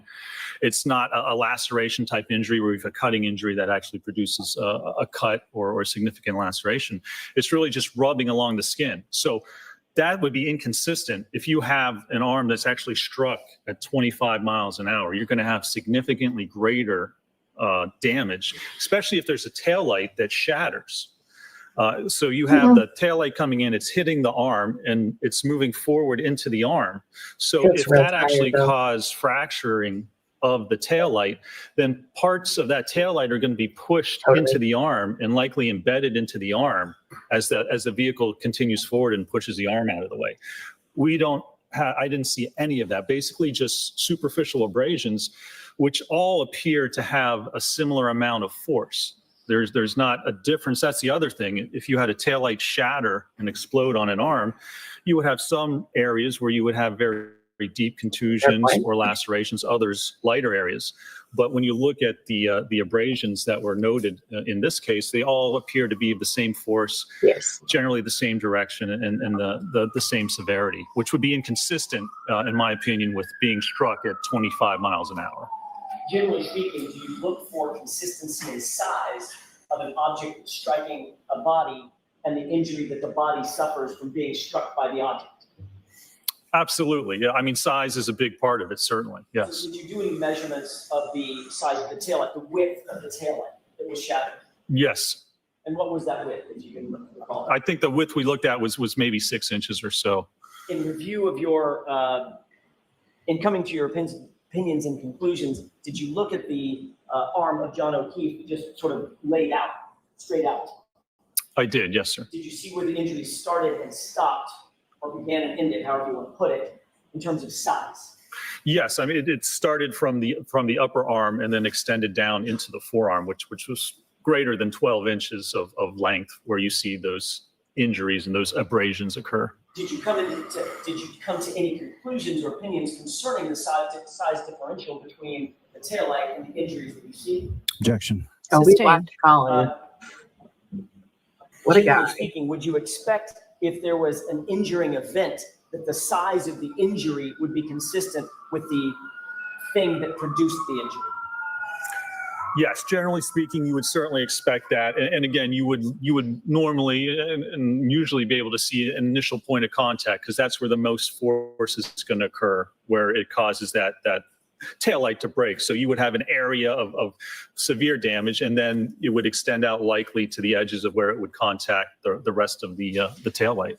From a biomechanics and or a physics standpoint, engineering standpoint, is it reasonable if someone is standing with their arm extended to be hit by a moving vehicle at, say, 25 miles an hour, and the body, the center mass of the body, to be projected? I Objection. complain about it every day. Is it consistent in your view with engineering principles and physics principles that you know if an arm is hit, extended, not the body, just the arm is struck, for the body then to be projected? Objection. I'll allow that. It's not, no. So if we have contact, your arm's out, we have contact to the arm. I mean, first of all, it's a ball and socket joint. So the arm can move independently of the rest of the body. So with enough force, even if you're contracting your arm and trying to hold it out as tight as possible, it's going to overcome that muscular contraction and basically just move the arm. But secondly, it all depends on your center of mass. The center of mass is kind of the equilibrium point of your body, of where your weight's distributed. And for most normal people, the center of mass occurs at your umbilicus or your belly button. So wherever your belly button goes, that's where your body's going to move. They teach this to football players, right? If you're a defensive back and a running back comes around the corner and it's you against him, they tell them, or they teach them, to watch the waist and watch the belly button. It doesn't matter what your head or your arms do or what their feet do. Wherever their belly button goes, that's where they're going to go. So that's what you want to tackle. So even if you had your arm straight out, again, we said it would move because of the joint. But let's assume you had a metal pole sticking out of your arm, out of your body instead of your arm, and that metal pole gets hit. What's going to happen to your body? It's just going to spin around, right? Because it's producing a moment arm, which produces a torque on the body. So your body's going to basically spin. In order to get that body, the complete body, over, for instance, 10, 20, 30 feet into the yard, you need a force acting at the center of mass. You need an external force pushing the body that way. And that's not going to happen if you just hit the arm. It's not enough force. It's not the right mechanism to actually cause the body to somehow move that far over. Assuming that the body was struck with enough force at center mass to project that body 20, 30 feet, what injuries would you expect to be produced on that body? Objection. Sustained. If you did have a body that was projected a distance, what injuries from a car, what injuries would you expect to see on the body? Objection. I'm going to see you at sidebar the last time on this. Yes. Doctor, do you have my question in mind? You need me to repeat it? Maybe repeat it, yeah. Easy for you to say. Assuming that a body was struck, center mass, with enough force from a vehicle traveling at whatever speed to project the body off the ground, would you expect to find injuries on that body? You would, and you would actually see that there's specific injuries because let's say you're standing forward and you get hit on the right side with a vehicle. You're going to get injuries and damage to the right side of the vehicle as that vehicle impacts you. It depends on the profile of the vehicle, how high the hood comes up, whether you're going to wrap up onto the hood, or if it's a van or the back of an SUV, it will project or push your entire body to the left. So you're going to get initial contact and injuries to the right side of your body. And then if it propels you into the air, you're going to get airborne and then you're going to contact the ground, usually with the left side of your body. So then we're going to see a correlation of injuries to the left side of your body as it slams down onto the ground as well. And at those speeds, normally you would also see more abrasions, greater abrasions or road rash along the entire part of the body as your body then would slide until it came to the point of rest. And you did not see that in this case. Objection. And look at that. None of us are biomechanical engineers, and we're all like, yeah, Thank you, Your Honor. I have nothing further. that's what we thought Lily? too. Good afternoon, sir. Good afternoon. Now, you, in conjunction with the other doctors on your team that conducted the analysis and testing in this case, you wrote a report, is that right? We did, yes, sir. And that report, excuse me, was issued on February 12th, 2024, is that correct? I believe that's correct, yes. And within the first paragraph of that report, the last two sentences state, this analysis is based on information currently available to ARCCA and is only to be only to be issued in its entirety. However, ARCCA reserves the right to supplement or revise this report if additional information becomes available. Is that correct? I believe that's correct, yes, sir. Now, the information that you received and that you reviewed either individually or as a team, that included some state police reports, is that correct?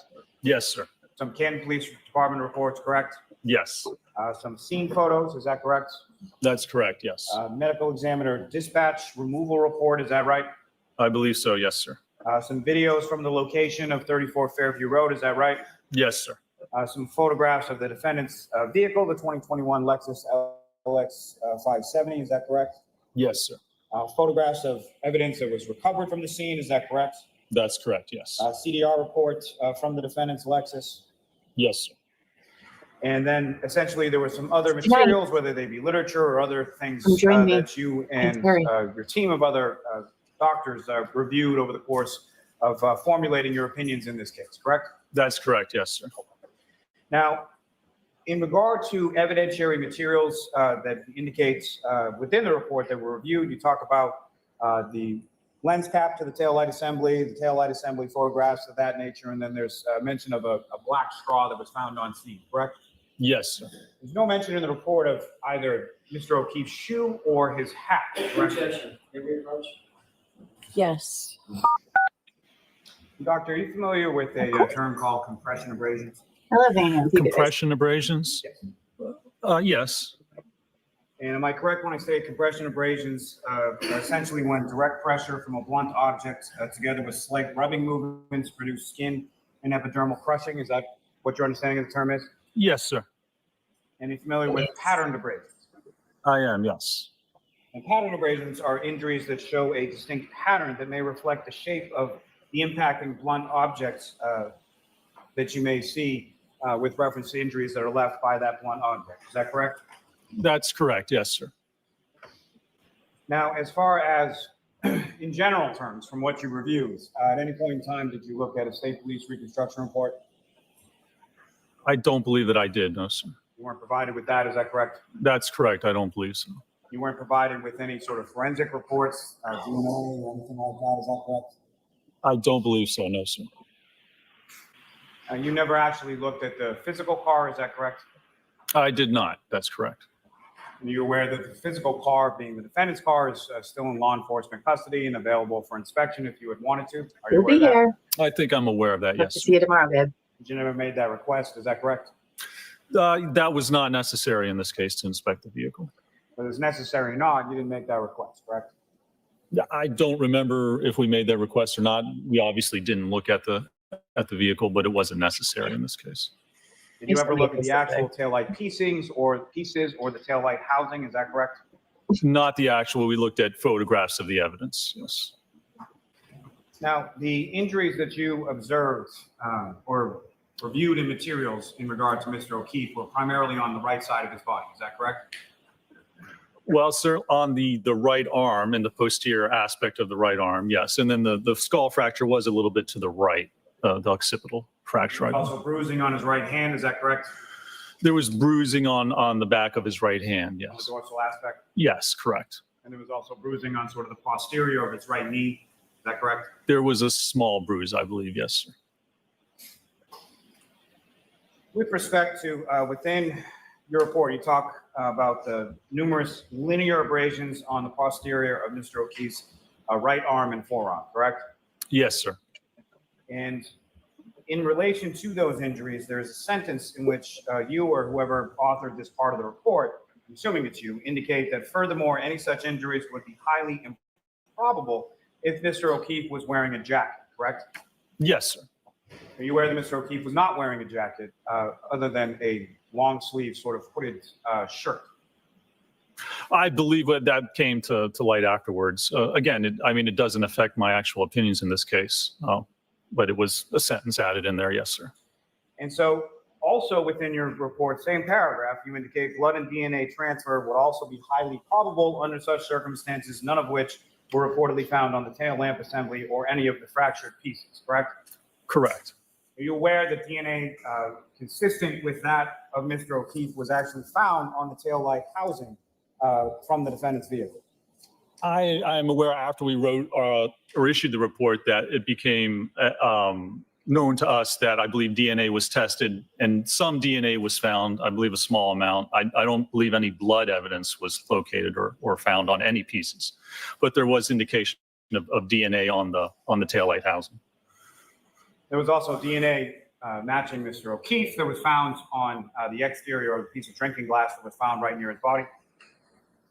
I believe so, Yes, yes. it was. And there was also pieces of approximately 1/16 of an inch by 1/16 of an inch of clear and red plastic that was subsequently found to be consistent with the defendant's taillight that was found embedded within Mr. O'Keefe's shirt. Within the shirt, I believe, yes, sir. Not his actual body. And so this is all things that you found out after you issued your report in February of 2024, correct? That's correct, yes, sir.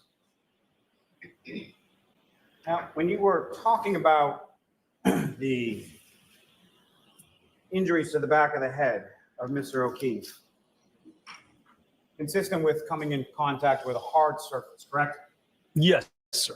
Would that hard surface include if the ground was frozen? Well, you'd have to perform an analysis actually, because you'd have to determine how hard that ground was. You'd have to look at the freeze and thaw cycle, probably leading up to weeks of that. You can't just look at ground and say, well, it's below freezing, so that ground must be frozen. Is it a possibility? It may be, but you have to go through an actual analysis and procedure to determine how hard that ground is and whether it could have produced those injuries. So it is something that's capable of being done by you, is that correct? Performing that type of an analysis?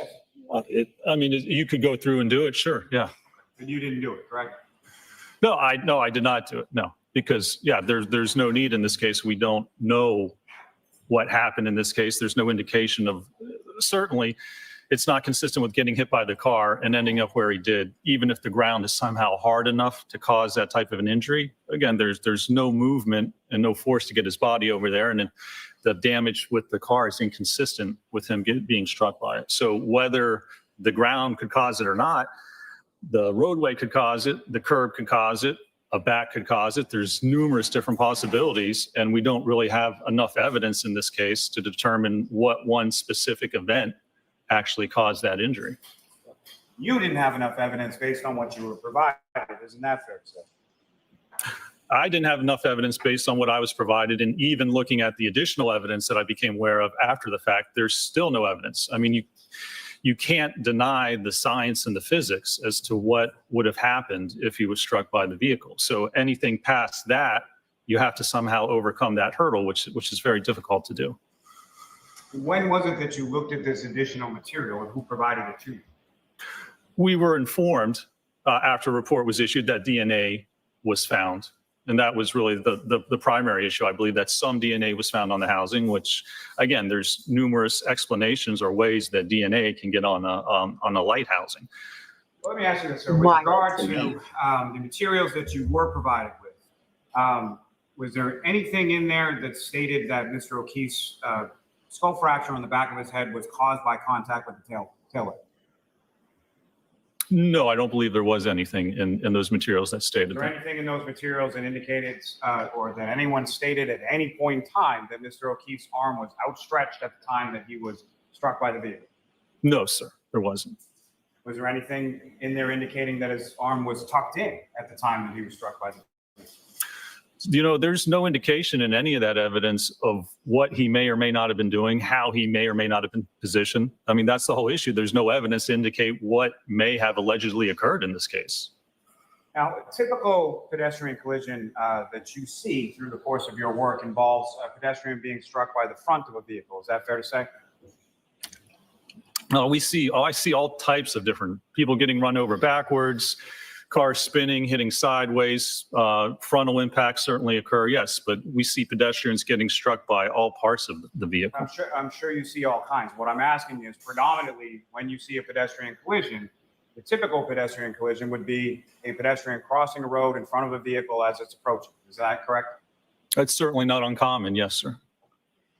Now, as far as, I believe you described a little bit on your direct testimony, as far as there's differences in the type of injuries that you would expect or anticipate depending on how the vehicle interacted with the pedestrian in a pedestrian collision, correct? Yes, sir. And as far as, you familiar with what's called a sideswipe collision? Yes, sir, I am. And am I correct when I say that in a typical pedestrian collision with pedestrian crossing in front of a vehicle, there are a number of different types of interactions as far as a wrap and a forward projection versus a fender vault versus a number of different ways that a pedestrian can interact with the front of a vehicle, correct? It depends on the position of the pedestrian and certainly the profile of that vehicle and the speed of the vehicle. Yes, sir. There's many different factors involved in it. And so in a typical pedestrian collision, when a pedestrian is struck by the front of the vehicle, that involves more of an assumption of the velocity of the striking motor vehicle by the pedestrian than you would expect to see in a sideswipe collision, correct? Well, I mean, yes, generally speaking, a sideswipe means that the person or the pedestrian in the vehicle don't obtain a similar or common velocity. So if you're standing in front of a car and it hits you, it's going to speed you up to that same speed and then disengage. The sideswipe means that there's not this mass-to-mass impact. By its very nature, sideswipe has minimal forces. We see it even between vehicles that just rub against each other. So if there's a sideswipe impact with a pedestrian in a vehicle, there's going to be very little damage to the pedestrian. And similarly, there's going to be very little movement. There's really no force at all acting. You know, for instance, if a car came and swiped by your arm, but didn't have enough force or enough contact to cause any damage, well, it wouldn't actually cause any movement of the person either. So a sideswipe by its very nature involves minimal impact, minimal forces, minimal velocities. Interesting. It also contained in the report that you at least co-authored, there's an indication that Mr. O'Keefe's injuries, at least to his skull, the fracture to his skull, are consistent with him having been pushed or possibly been impacted by the subject Lexus and fallen backwards, striking his head. Isn't that correct? Yeah, so that's another possibility. Sorry, sir, yes or no? No, let him answer. Let him answer the question. So if we're saying that there's enough force if you fall backwards to strike your head and cause that skull fracture, well, he could have slipped and struck his head. The car could have backed up and not known that he was there and nudged him and caused him to fall. I mean, any event that would cause him to fall backwards obviously would result in him striking his head. So there's numerous, almost infinite possibility of different scenarios that could result in that type of an event. Thanks. Mr. Jackson? Nothing further. Okay. Dr. Rentchler, you are all set, sir. Thank you, Your Honor. Okay. Jurors, I'm going to see counsel for the last time at sidebar right now. All right, you guys, that concludes our viewing of today's previous trial. Since there's no court today, for those of you who are new, we are here at 8:30 a.m. Eastern every morning during the Karen Reed trial. So come back tomorrow and watch the trial with us. We've enjoyed having you all here today. A few things about what we watched today. So I did not watch the first trial. I've been watching the second trial since the beginning of that. And I've watched a lot of trials, and this trial is insane. Their process, it doesn't make any sense what they're doing. And boy, am I excited for Brennan to cross these ARCCA guys. So there, if you guys have been watching the second trial, okay, there's Burgess and Dr. Welcher from Aperture that the state paid $400,000 for their testimony. They're garbage, okay? The one guy lied about his education on his CV. The doctor guy did a test where he painted his arm, or painted the tail light blue and ran into it and put his arm in there. These guys are so much better and more believable than Aperture was. And I don't see how the defense plans to wrap up by Tuesday with what I just saw here with these guys. Brennan is going to go all out, all out against them. I'm very excited about that. It's interesting to see the people that they've left out. The Commonwealth has left out from testifying that were in the first trial, especially law enforcement officers. It's very interesting that they've kept them out. But then even some of the evidence, when we were watching Lolly this morning, Tully was his name. Sorry. He brought out the videos from the library and the church, or I forget what it was, that showed what the area looked like at 12:15 in the morning, and there was no snow on the ground. And yet they haven't brought them up in this new trial, which is very interesting because I think that would hurt their case tremendously to see how little snow was on the ground, because it did not start coming down heavy till later. So by the time everybody left the house, there still wasn't that much. Like, you would have seen a grown man laying in the yard, period. Like, I don't see how nobody saw him there. We know there wasn't that much snow. We also know it was not as windy. The wind was not going 37 miles an hour during that time frame. That was debunked by their own meteorologist who took the stand in this trial. So that's not true at all. I am very excited to see these ARCCA guys. I think they've narrowed down to like 4 more witnesses for the defense, but we'll see how that goes. So you guys, we watch this every day. I love seeing all you new people. Please subscribe, hit the notification bell so you don't know, or so you do know when we go live. We do a lot of other shows here on this channel as well. I cover, you can join us every weekday at 8:30 a.m. We're very snarky over here. We may not be for everybody, and that's okay. That's okay. There's plenty of other places people can go to watch, and that's okay. But I also do Couch Court with Llama After Dark. I've been covering the Sean Diddy Combs trial the last couple of weeks, and it is also wild, you guys. It is crazy. And then at 4:00 today, Eastern time, so just in a few hours, I'm going to be doing an interview with one of our lovely chatters. I think the chat's this way. I don't remember how the camera goes. Anyway, Raindrops and Feathers and I are going to have a little couch Eastern today, where we're going to discuss she had a job catching shoplifters. She's testified on the stand before. And also, what I think you guys might be interested in, she is from Boston. And so we're going to talk a little bit about Karen Reed in that interview as well, because I want to get her insight of what it's like to live there and get a pulse on the community and see what what somebody from there, a local, thinks about everything. So make sure you subscribe, hit that notification bell so you can join us for that interview in just 2 hours.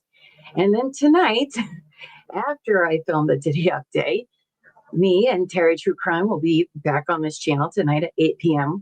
with our podcast, True Crime and Wine Time, where we're going to be discussing the story of Robert Dahl. It's about a winery, money, murder, con artist. It has everything. So excited to tell you guys about it. I think it's going to be very enjoyable. I had never heard about it before till we started researching and writing it. So hopefully you guys will join us for that. But to all the new people here today, thank you so much. I love that. And I think we have content for, everybody. So I hope to see you again. Thank you to the chat.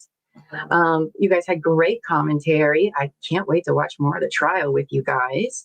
And for all of our new subscribers, replay crew, lurkers, those of you who are just watching me on your TV, thank you. Oh, and all of our international viewers.